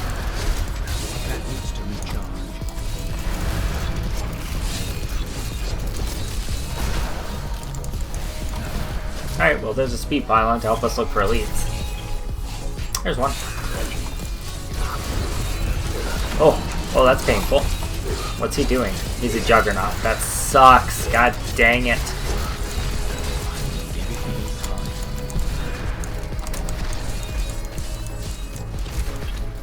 It's okay, we killed him quick enough anyway, despite him being a Juggernaut.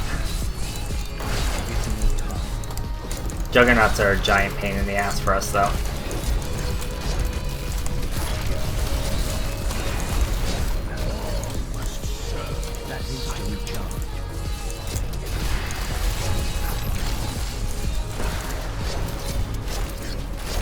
You know, having like fuel by death or something like that in here might be good just for the extra movement speed for getting between packs. That might be a valid option. Because then we could do a little bit more elite hunting type thing.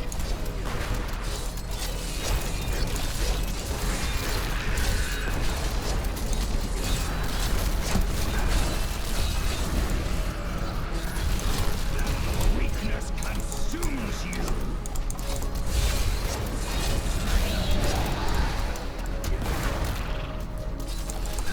Give it more time. Where's the other one? There it is.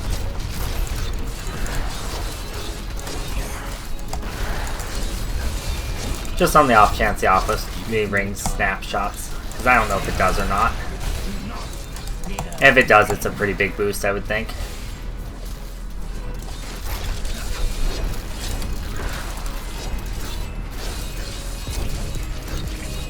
Okay, let's just move on to the next pack. Do we run in a circle? I hate this map!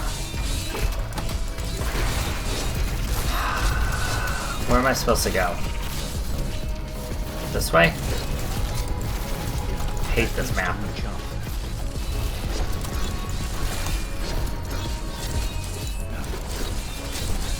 Yeah, I think Corpse Explosion is the best call. We definitely can't use anything that consumes essence as the AoE. So consuming corpses as the AoE is probably the way to go. Yeah, I agree though. I think we need more AoE. With the extra AoE, I think it'll work. I mean, it almost works the way it is. It's just a little bit slow. And this fucking map, god damn it. This fucking map.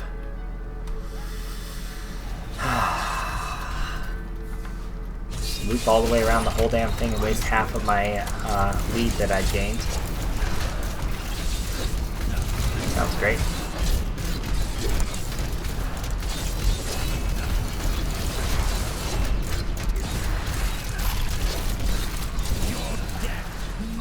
Yeah, Corpse Explosion would help a lot. You're right.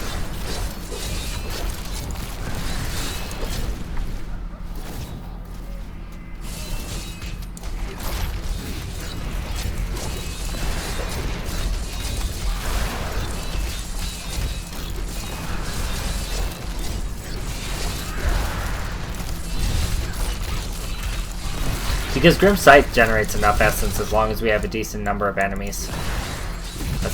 That's not that big of a deal, is it?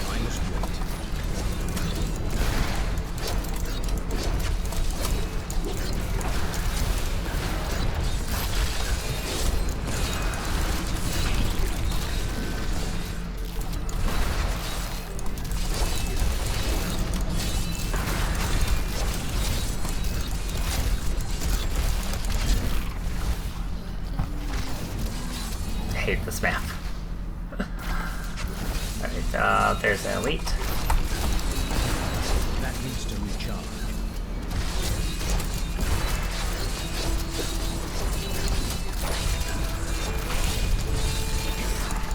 That needs to recharge.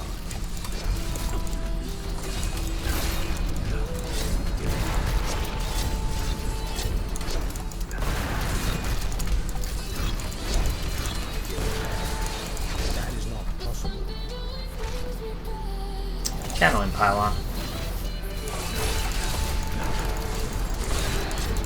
Oh, it doesn't give essence. Oh, that feels bad. So channeling Pylon doesn't do much for us. I mean, other than spam our chain stun with our bone armor, but yeah, not much. Not much.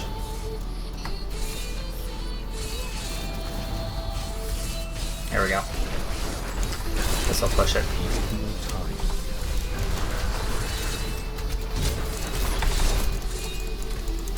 Did I just get feared? Fuck.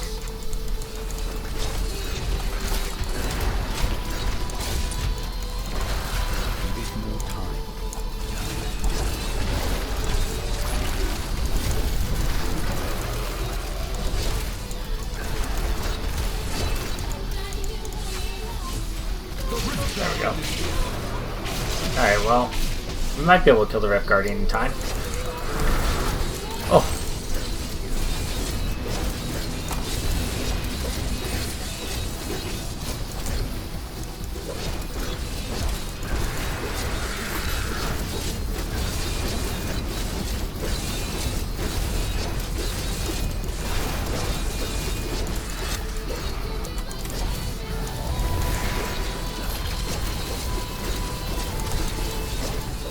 Yeah, we got it.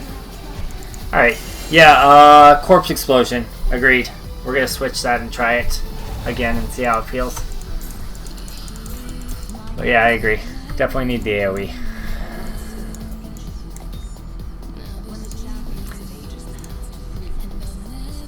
We don't need that. We don't need that. We don't need that. We don't need that. We'll keep that. COE should be a big buff. Bear in mind that it cycles through 3 elements on Necro, so you have really good damage increase there. Yeah, also we're doing physical and poison and frozen, so we're doing all 3 elements, so we're always going to get benefit from one of them. So that's actually pretty cool. Yeah, so COE is pretty solid there. I did notice that the Rift Guardian chunked us pretty damn hard though on that first hit. So I think if we're going to grab COE, we actually probably need to keep the final service on there. But I think we can do that. I think we can switch Devour for Corpse Explosion. The question is, which Corpse Explosion do we use? Close Quarters is what I'm like leaning towards. But we could do Dead Cold, and that would cause freezes, which would increase our damage through our ring.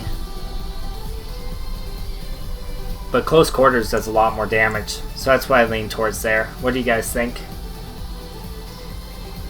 Close Quarters or the freezing one? Close Quarters has to be detonated directly around you, versus the freezing one can be cast at a distance. So if a corpse shows up over there, we can cast it over there.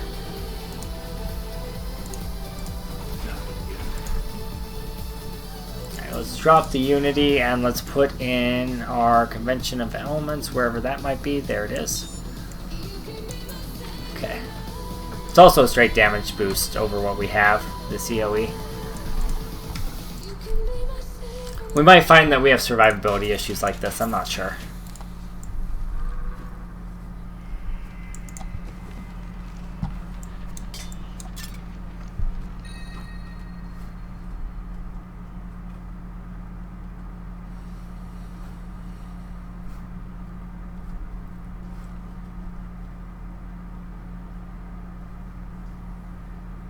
Neither of those is particularly good.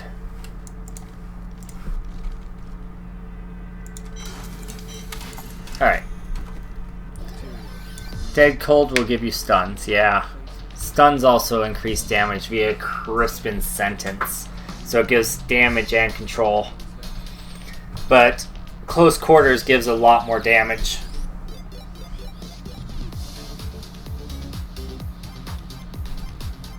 What would I replace Decrepify with? Like, what would I grab in its place?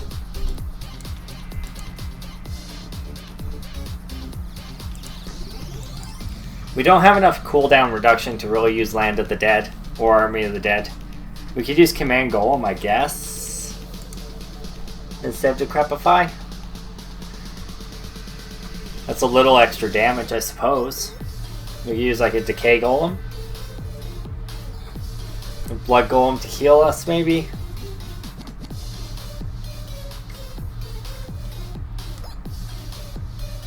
Maybe something like that.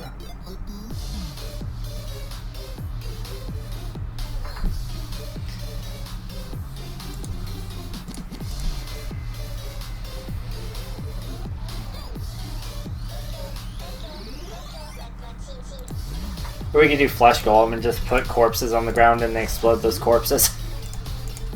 So you're thinking something like that?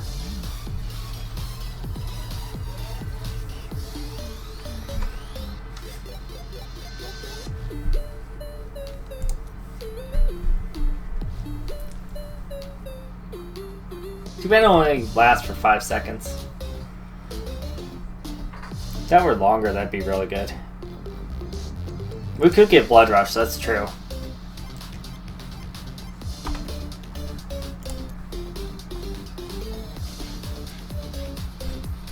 We don't have max movement speed. That's a mistake.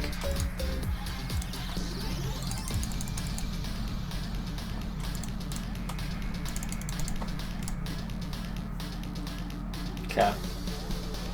That might help as well. Alright, let's try that. We'll see how it works. We cleared a 70 with the other build. Let's see if we can clear a 70 with this build. I have a feeling we're going to be a lot more squishy than we were before. But we're also going to do a shit ton more damage, so we'll see how it goes.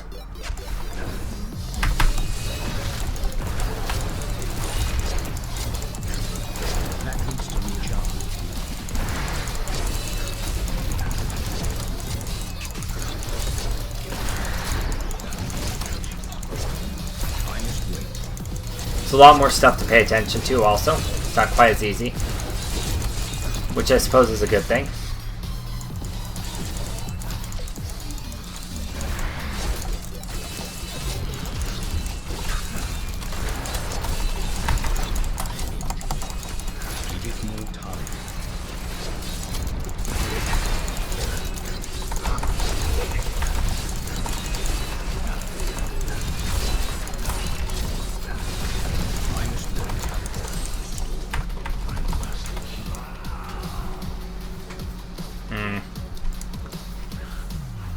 Maybe. It's a lot squishier. I don't think we can drop Decrepify. So our Psi does apply Decrepify, but it doesn't apply it reliably enough because it's 100% chance for a curse. It doesn't apply all curses. So I don't think it's reliable enough to use. I don't think it's reliable enough to use for the damage reduction from our belt. And our belt is a massive amount of our damage reduction. So I think we have to keep the Decrepify. We were a fuck ton squishier. I don't know how we're going to survive much. I forgot to pot up. Yeah, man, I forgot to buff. I think we have to Decrepify.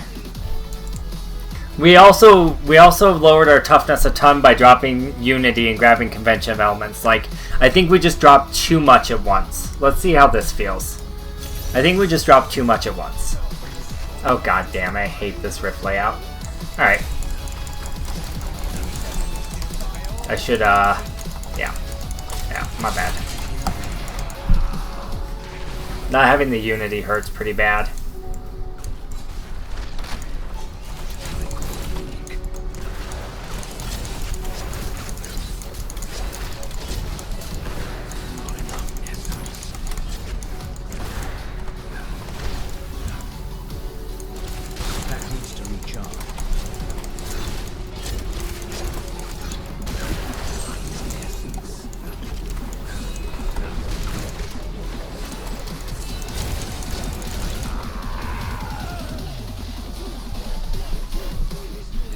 No, you don't guarantee get Decrepify with 3 hits. And also, I was dead before I could get 3 hits in. Like, consistently there, I was dead before I could get 3 hits in. Same with here. I think the Unity is the issue, actually. I don't think we can drop the Unity. Alright. Alright. Do we have enough? Yeah, we have enough stones to mess around with this. Okay. So I think the Unity is the issue, not the Decrepify. So we will try keeping the Golem, dropping Decrepify, and putting the Unity back on. I don't think we can go all glass cannon on our rings. I think we have to have at least 1 ring that's defensive. I don't think we can go 3 offensive rings. It's a little too much. It's a little too much.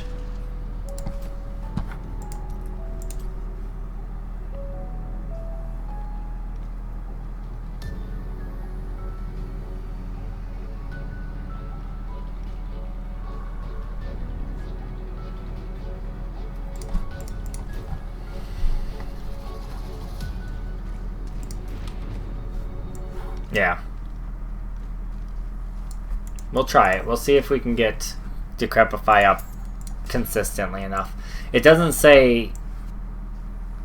I don't know if you automatically get it after 3 hits is a thing. And also getting to that 3rd hit can be a little bit rough when you're getting one shot. But the Unity should help with that. Change to close quarter. That'll give us less survivability. Close quarters will give us less survivability. So that wouldn't help. Damage wasn't the issue, survivability was.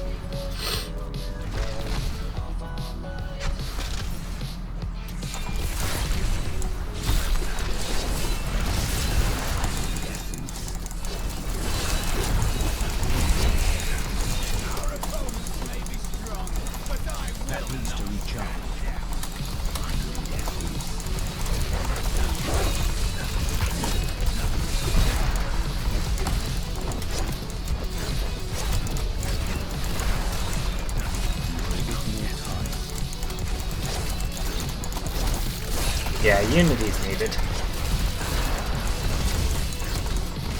Corpse Explosion feels a lot better than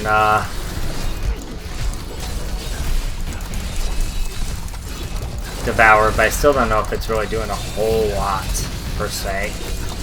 It is when we detonate the Golem. It's a good chunk of damage boost.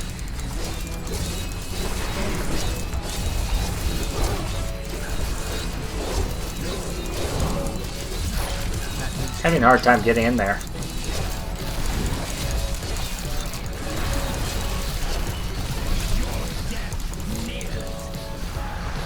So the other argument I would make for Decrepify is you can instantly apply your curses to tons of guys, which is going to up our damage by a ton for our spreading malediction that we have as a passive. So it's like instantly a buff of like 25% damage before you even do anything, any attacking with your auto attack. But this extra AoE is really good. I don't know if we need the Golem though, per se. He's an extra meat shield to soak things up, and he's a free corpse generator. I don't think we need him.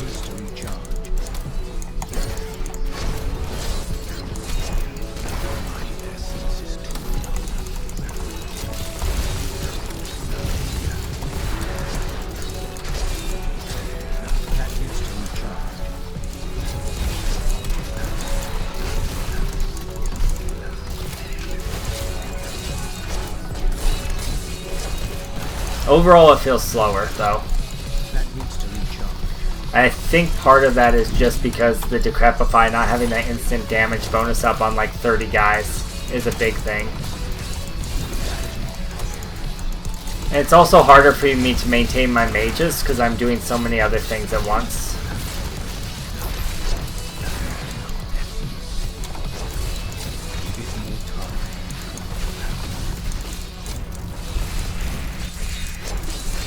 Close quarters would help with that, I suppose, because I wouldn't have to be targeting my corpse explosion. We could try it. We could try it. I do like corpse explosion more in general, I think. I think I would want to put it on close quarters and then do it as auto cast, maybe. Maybe it's just I have to adjust to a playstyle too. Like, I haven't really given it much of a chance yet.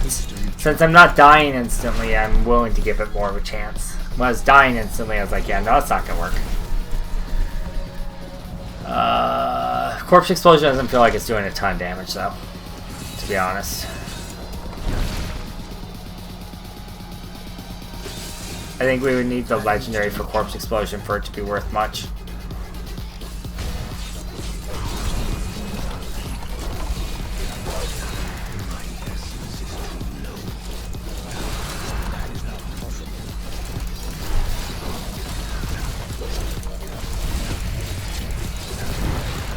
Let's see. It did like 700 million a couple times. It did it in an AoE, but still. I think the extra mages we're getting from Devour is actually a lot more damage. I think that's actually the issue. Maybe instead of going Singularity Mage, we try the Contamination Mages and see how it feels. Maybe it'll feel better because it's AoE damage, right? But then I'm worried we don't have quite enough single target damage to make it work.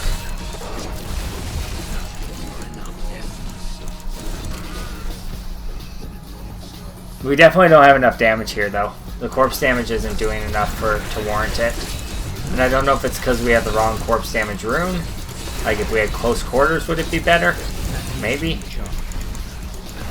Because then our Singularity Mages could be our single target, and our close quarters corpse explosion could be our AoE.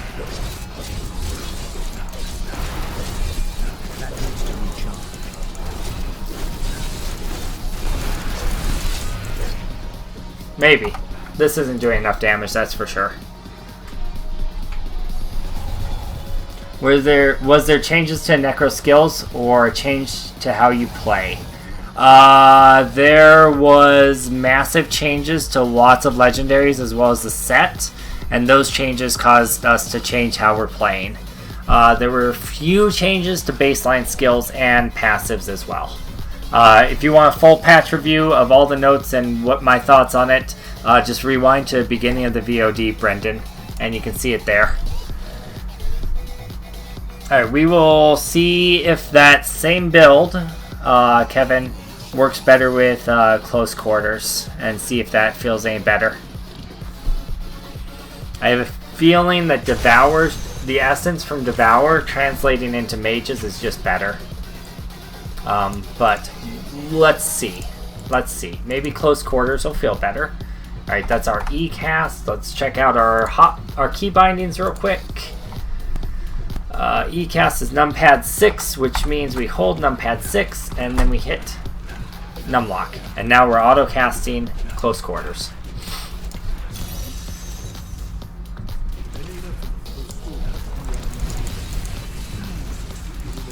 $60 million. Oh, that was without our bone armor debuff on it, though. So that's not fair. That's not fair. Oh, also, ouch.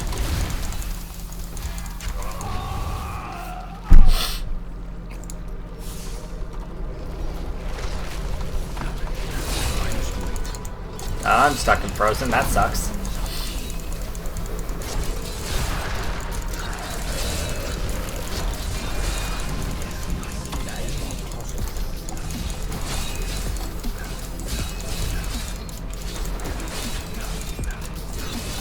I'm kind of global cooldown locked with just the Grim Scythe and the Mages. Like, I don't feel like I have the time to really sit there and do Corpse Explosion. It does a decent amount of damage when it goes off, but it's also causing me to stop attacking with Scythe and stop doing Skeletal Mages. Yeah, I said your name, Kevin. Had I not said your name before? Decrepify plus Freeze Corpse Explosion plus ROG plus item that buffs Corpse Explosion. I tested that earlier. Kevin. It was okay. It wasn't as good as what we've been doing, though. But yeah, it's earlier in the stream if you want to check it out. Alright, that's not going to work. So close quarters doesn't work.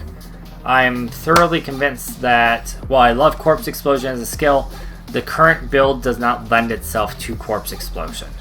That's not to say Corpse Explosion couldn't work. With this build, it's not going to. So, we're going to change Corpse Explosion back into Devour, because it's free essence and it doesn't take a global cooldown. And taking a global cooldown when we're locked with those two is a big deal. Yeah.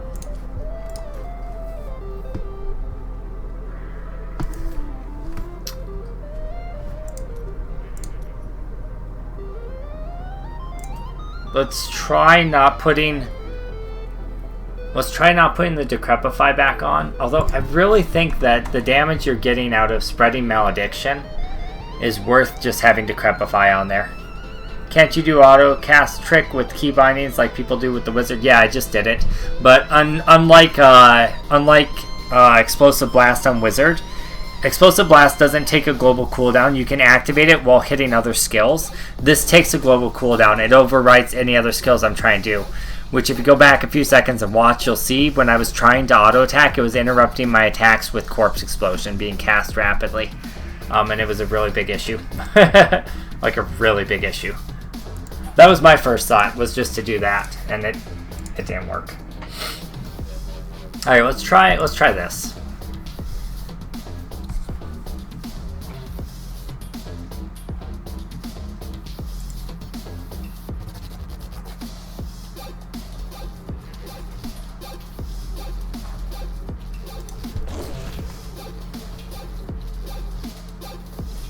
Maybe.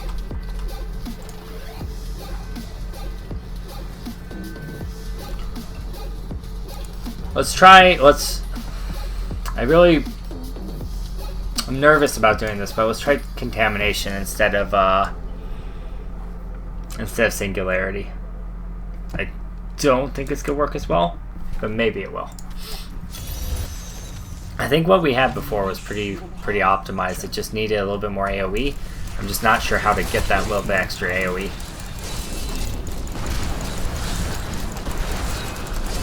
The nice thing here is this AoE comes out quick.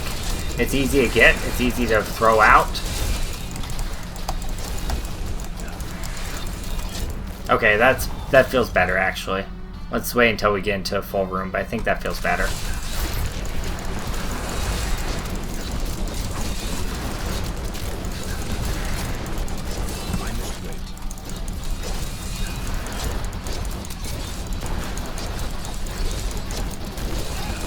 It's not doing that much damage though, is it?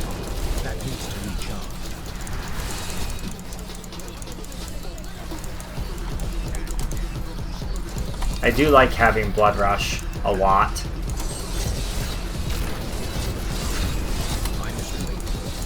Obviously better when I don't Blood Rush into the middle of death, but...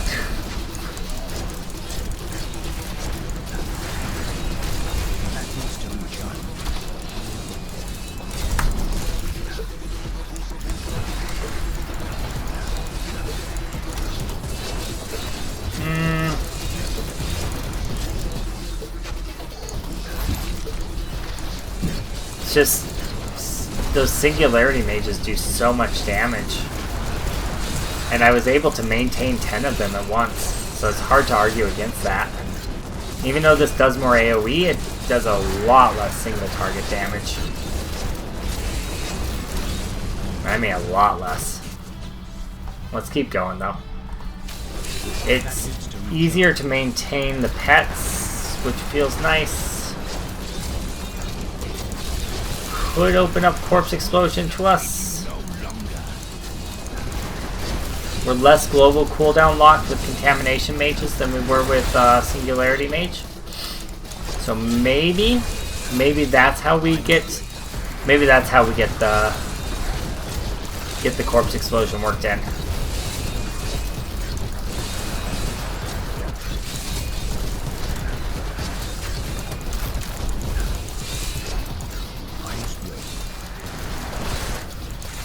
The problem with these is if the enemy moves like a teleporter, then I have to recast all my mages, versus the other one, the mages follow me.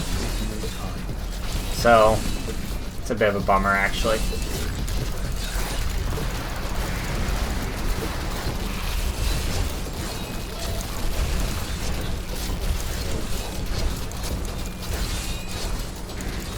It's keeping up better than the Corpse Explosion version did with Singularity though.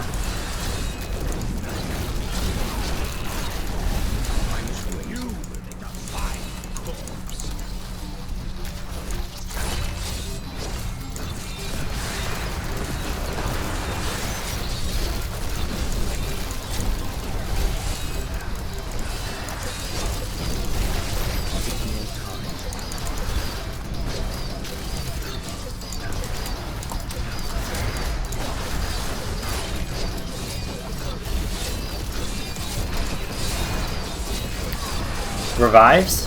Maybe. And maybe instead of Devour, Revive? Maybe.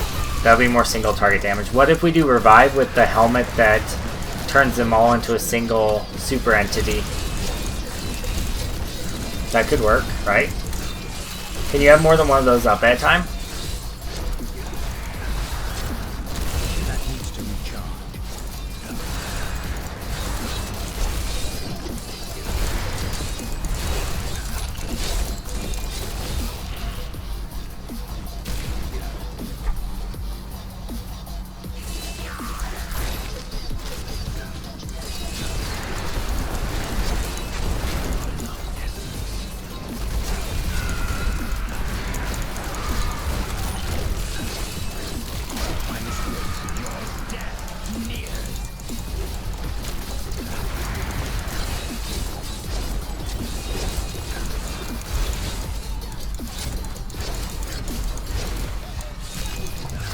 I almost wonder if the singularity with teleport might be better, and just dropping Decrepify for teleport and keeping everything else the way we had it.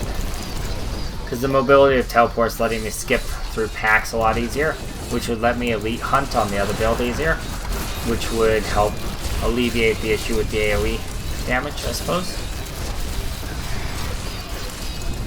I feel like.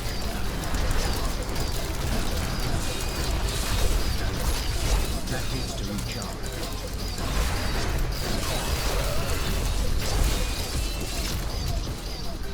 Okay.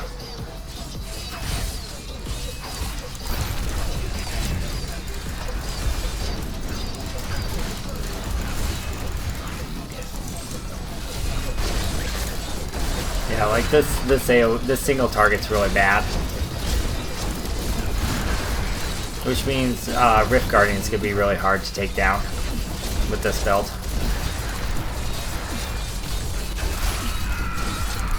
If it was the old contamination mages before they changed them today, or with this patch today, and they nerfed them, then I think this could have worked. But with the changes that they made today to this skill, I don't think it's gonna work.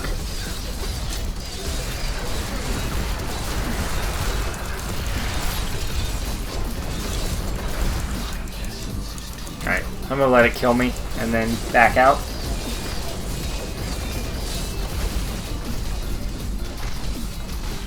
What are you saying could work? The massive revive guy? Yeah, maybe. I'm worried that it still wouldn't be enough damage because we had 10 massive mages doing single target damage before. Oops, fuck. I meant to hit revive it. I meant to hit revive in town. Yeah, kill me again, guys. Kill me again, please. Kill me again. Come on, kill me. Any day now. There we go. Revive in town. Checkpoint, that's fine. No,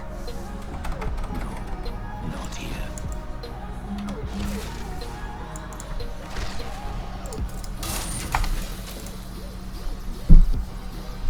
Alright.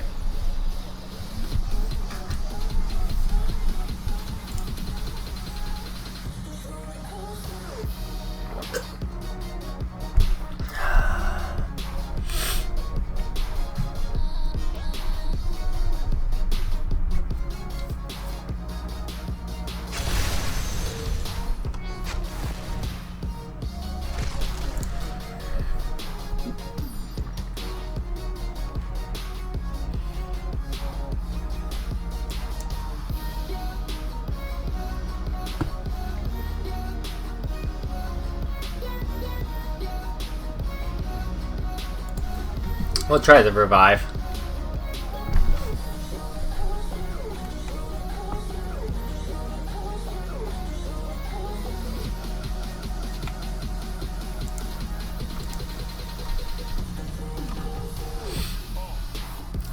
We're gonna have to drop... We have to drop Crispins in order to get a Rorg in there so that we can get the helm. It's a big damage drop. I don't think it's gonna be worth it, but we'll try it out. You never know unless you try, right? I'm pretty sure it's gonna be shit, though. Pretty sure it's gonna be pretty shitty.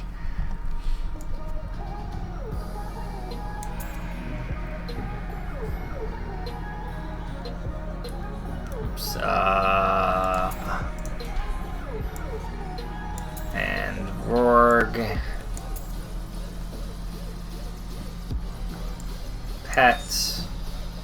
bonus. Alright. Let's just test to see if this even works real quick in Fields of Misery. If we get rocked in Fields of Misery, we'll know it doesn't work.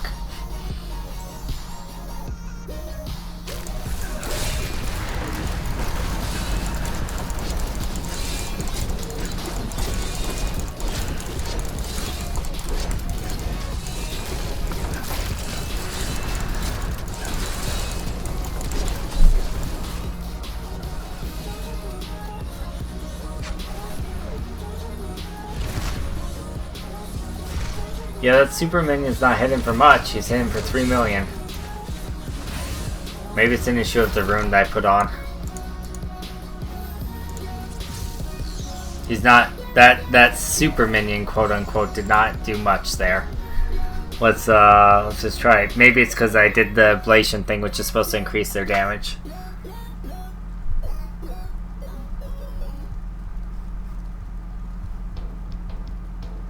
We'll try Purgatory. Let's just see that.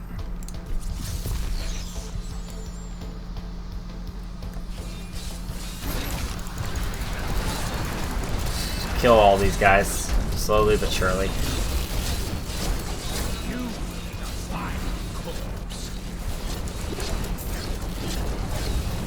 Alright. Now let's revive all of them right here. Alright. So I don't see any really big numbers. Let's get the debuff on him. Yeah, I don't see any really big numbers there.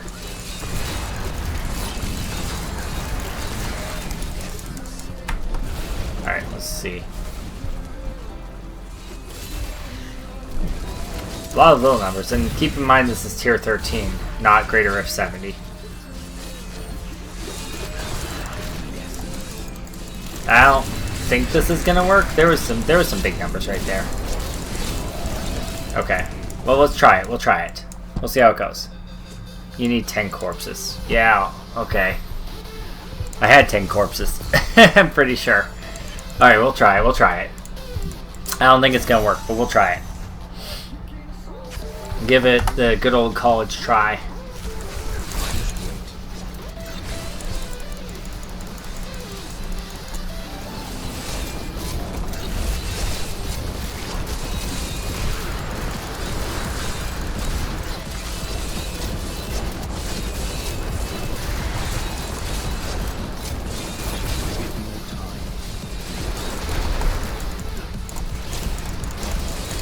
Try and kill them all in the same area.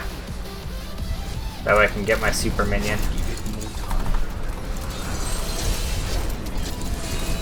Okay, I got my super minion. There it is.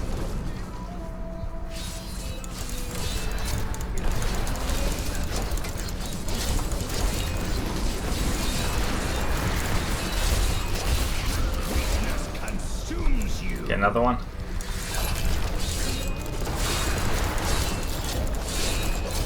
Maybe. I only see a billion. I only see a billion crit.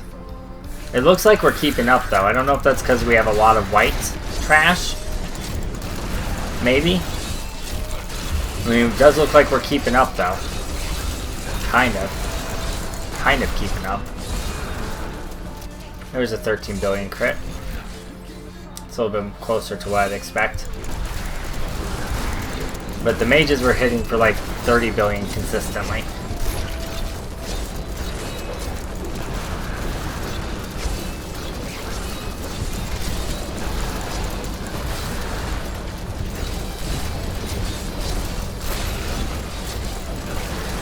Starting far behind now that we don't have absurd density.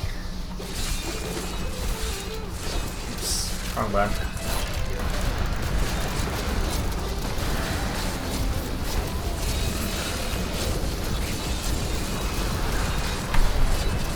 Okay, let's get a new corpse super minion guy. Can't tell where the elite is.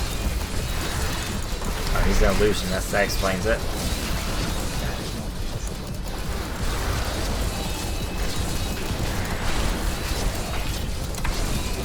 Probably feels the best out of most of the options so far that weren't my first one. This one definitely feels the best out of the options that weren't my first idea.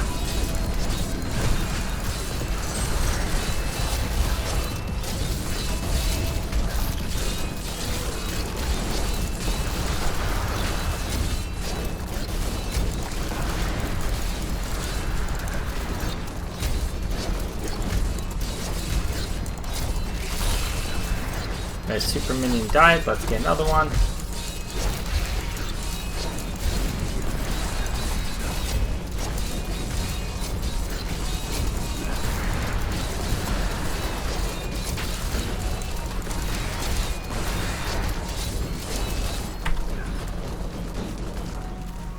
Okay, there's a Golgor. He should be the best super minion ever, right?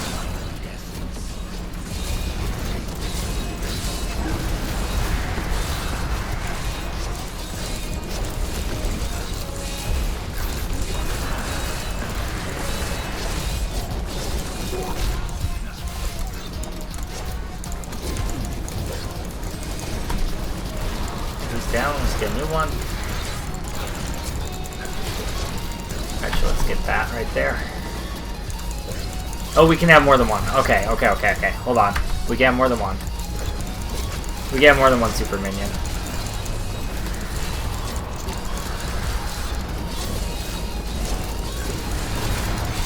That's a horse of a different color, boys.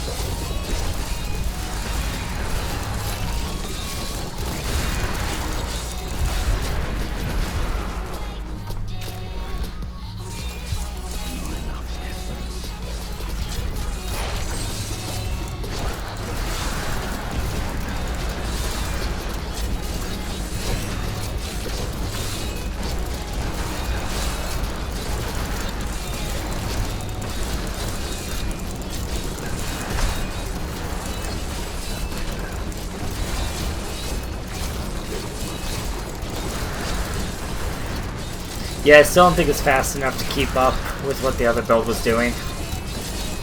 It's closer though, it's closer for sure. It has more AoE, but it still has a lot less single target damage to a point where it's not gonna work. But that's closer.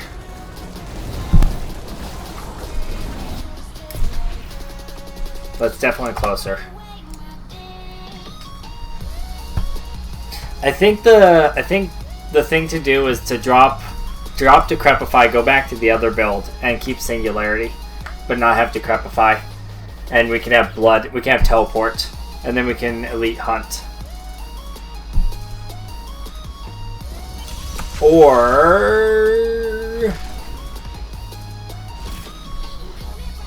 we get a lot of damage if we dropped okay. This seems crazy, but let's drop the Pet Enhancer gem and let's get the attack speed and bleed gem and see how that feels. Wait, we don't need the Rourke, we need the Unity. Okay, let's try that. Alright, so we're gonna go back to Singularity. That'll give us the AoE, it's the bleed will give us the AoE. And keep that. We're gonna drop this and we're gonna get Devour with Devouring Aura. Okay. And I think I'm happy with all these things. Yeah.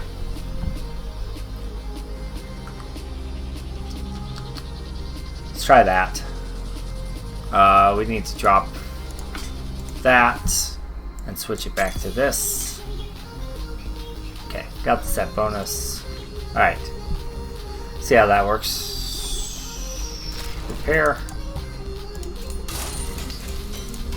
Alright.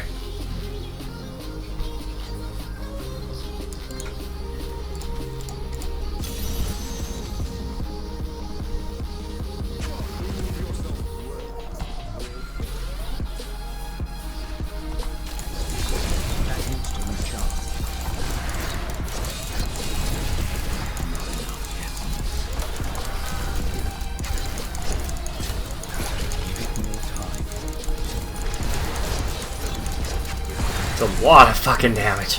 Oh.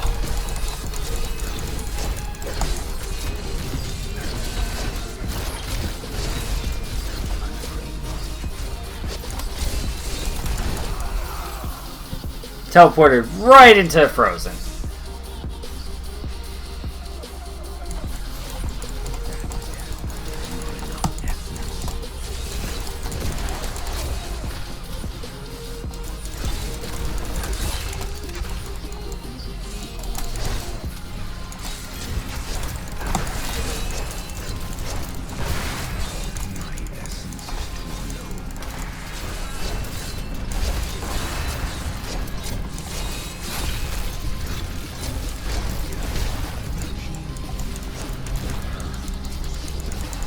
Is there another elite in here, or is this just the minions that are summoning shit?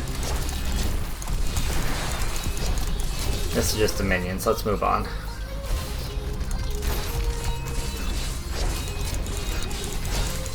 Get enough essence up that we can get a summon when we find something worthwhile.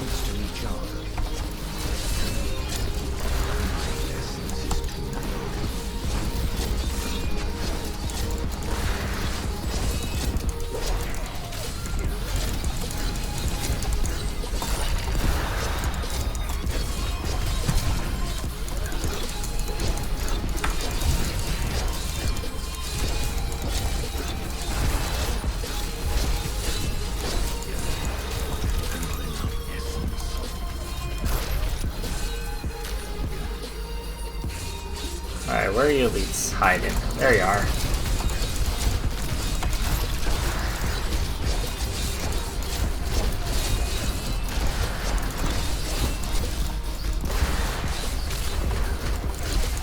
That needs to recharge.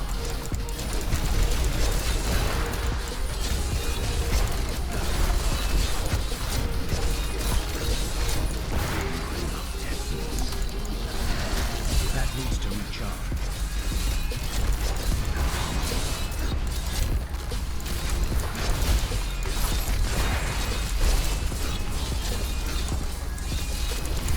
That needs to recharge.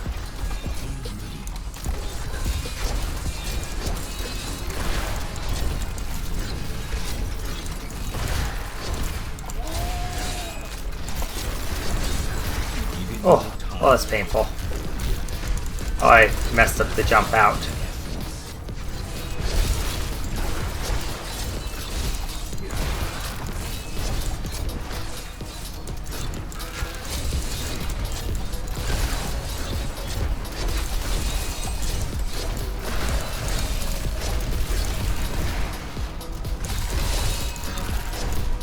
On pace, a little slow though.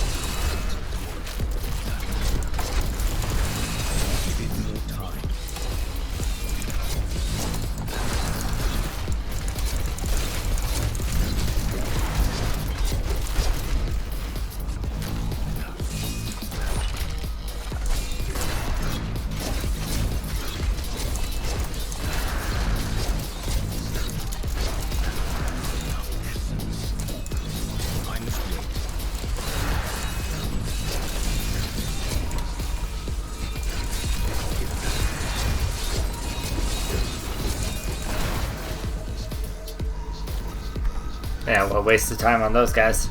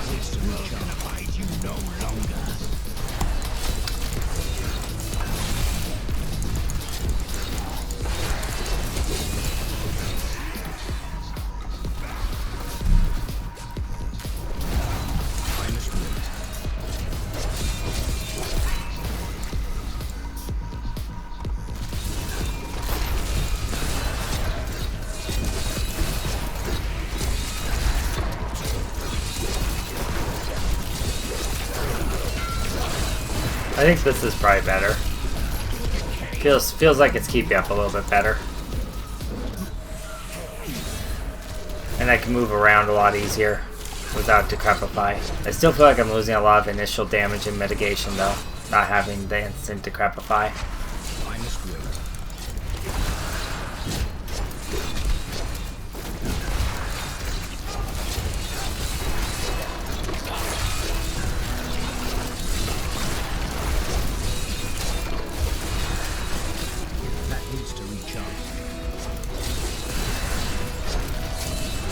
Having the teleport to get to the Oculus circles gives a little bit more skill variant, or a little bit more skill possibilities.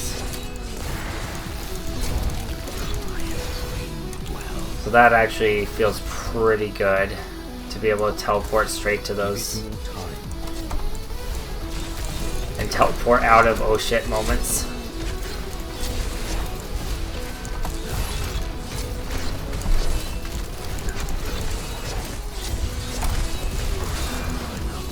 Oops, I wasn't actually summoning my mages there, I was just looking at stuff. Uh-oh, I'm dead. It's good, this is a really nasty group actually. Yeah. Okay.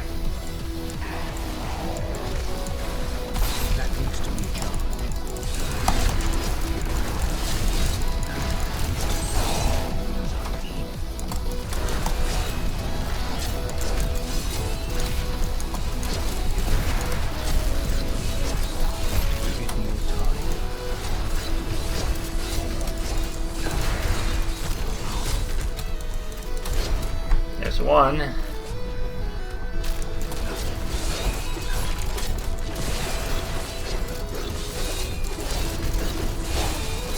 There's the other. Okay. You just received access to beta, Leon? Congrats, buddy. You're gonna enjoy it. It's a lot of fun. I would offer to power level you, but I really need to go to bed after this. I am so sorry.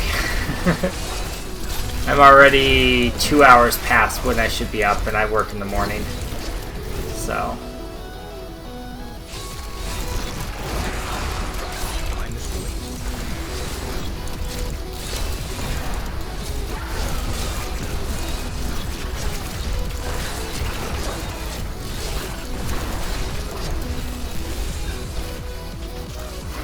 Yeah, this is a lot better.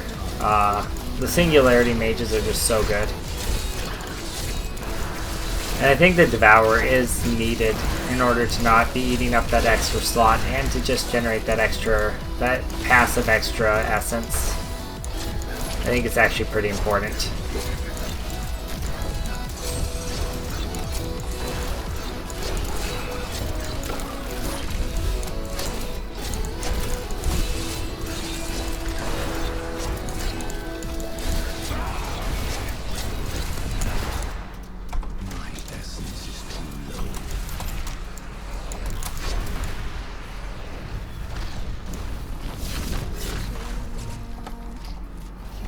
Oh, I'm glad I got this speed pylon right now. I'd be so mad that I went the wrong way there if I didn't have it. Oh, man. Alright. Is this another sweeping wind cyclone strike? Well, I mean, I'm playing Necromancer. So it's... I'm not sure I understand what your question is. Are you asking, does it play like that? I mean, this build does.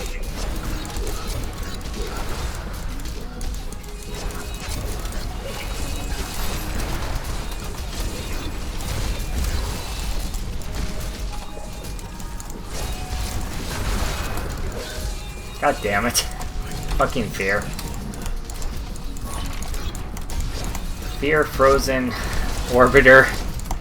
It's a nasty combination. Plus it's a Wraith, and those guys frickin' suck. Period.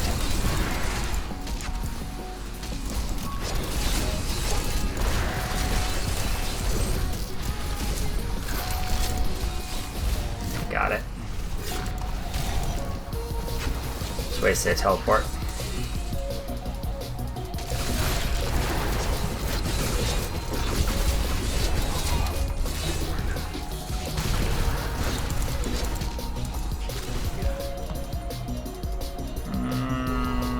There's one.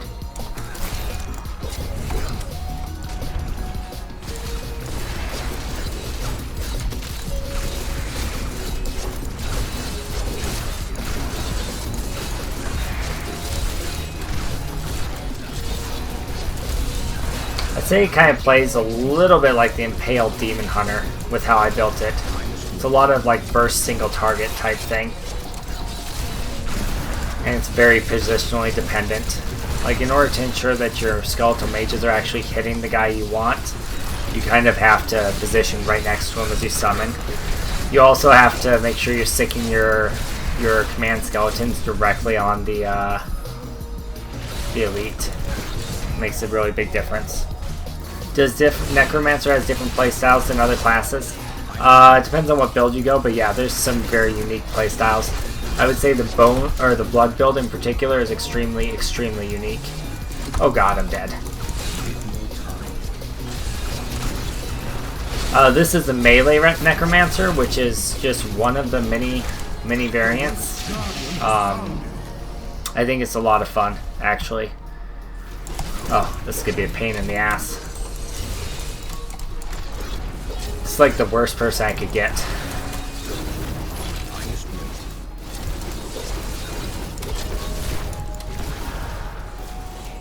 I don't know if I'm going to be able to beat him.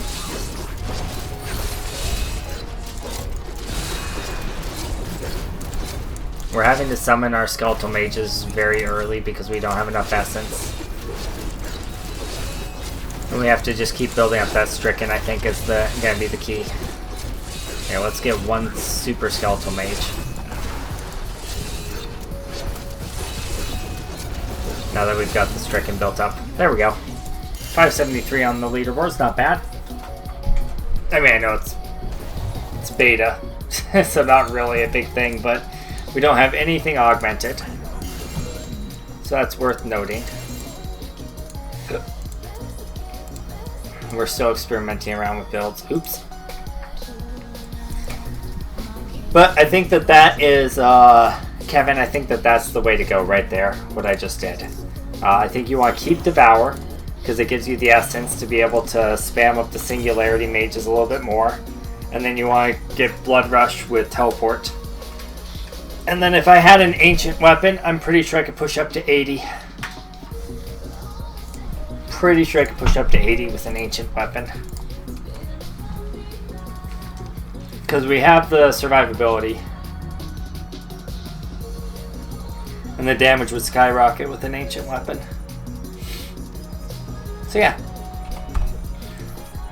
Are there different sets for each build? Yes, there are 4 different sets, and each different set plays differently. And there's a 5th mini set that's a weapon and a shield that I'm using currently that you can use with the other sets. Twit, if you want kind of an overview of what all the items are, go back to the very, very beginning of this stream and check that out. I go over all the items, all the patch notes, all the changes, all that. So you can check, you can see that. Mostly focusing on what changed, but if you pause, you can read what there is if you don't know what it is. Might be helpful to you, I'm not sure. Alright.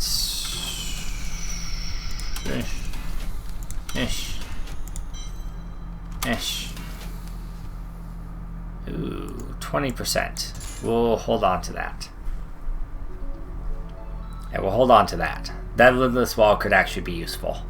We'll see. Yeah.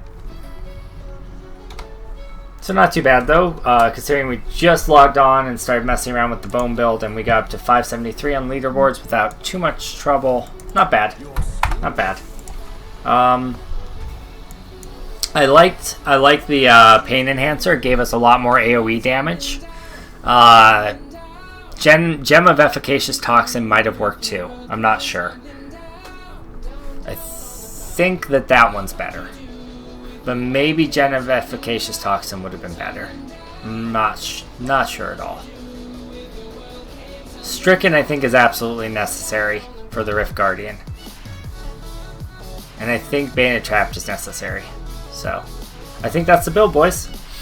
So, abilities are Cursed Scythe, Singularity, Dislocation, Transformation, Grim Scythe, Cursed Scythe, Skeletal Mage, Singularity, Bone Armor, Dislocation, Blood Rush, Transfusion, Devouring Aura with Devour, Command Skeletons, Freezing Grasp, Extended Servitude, Spreading Malediction, Final Service, Grizzly Tribute.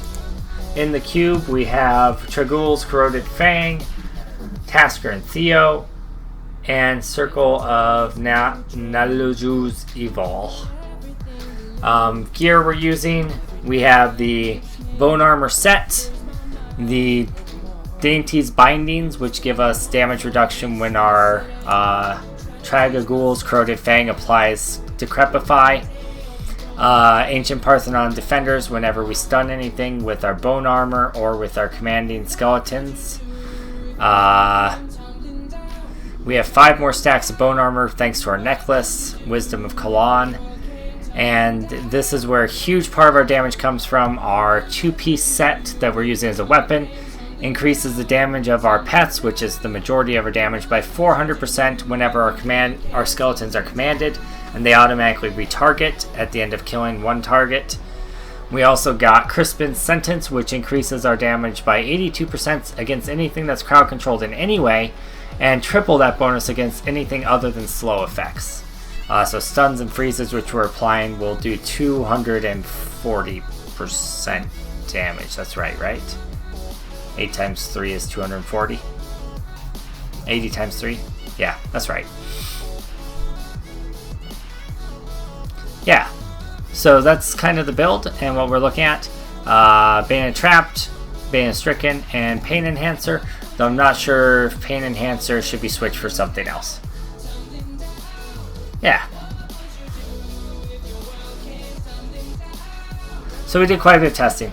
I think that Scythe of the Cycle and the cube could be good, but if you do that, you need to switch out your either Devour or Blood Rush for Decrepify on your bar. In which case, the Decrepify rune you would go for, because we tested this quite a bit, would be Decrepify with Dizzying Curse, because the stun, 10% chance to hit when you're hitting a shit ton is going to be lots and lots of stuns. The stun also increases the damage you're doing to them via your Crispin Sentence, and it increases the damage reduction via your Ancient Parthenon's Defenders. So, yeah, good stuff. Hope you guys enjoyed the stream. If you did, make sure to like, favorite, share, and subscribe. Especially the last one. Willy Rat, I hope that they add Ellie Druid to... I hope they add Druids or Assassins into D3 eventually. And also, I want to see those things in HOTS. But anyway, like, favorite, share, and subscribe. Thank you guys for stopping by. I really, really appreciate your time. I hope you enjoyed watching it with us. And either way, I want to say thank you, and have a wonderful, wonderful day. Bye, YouTubes.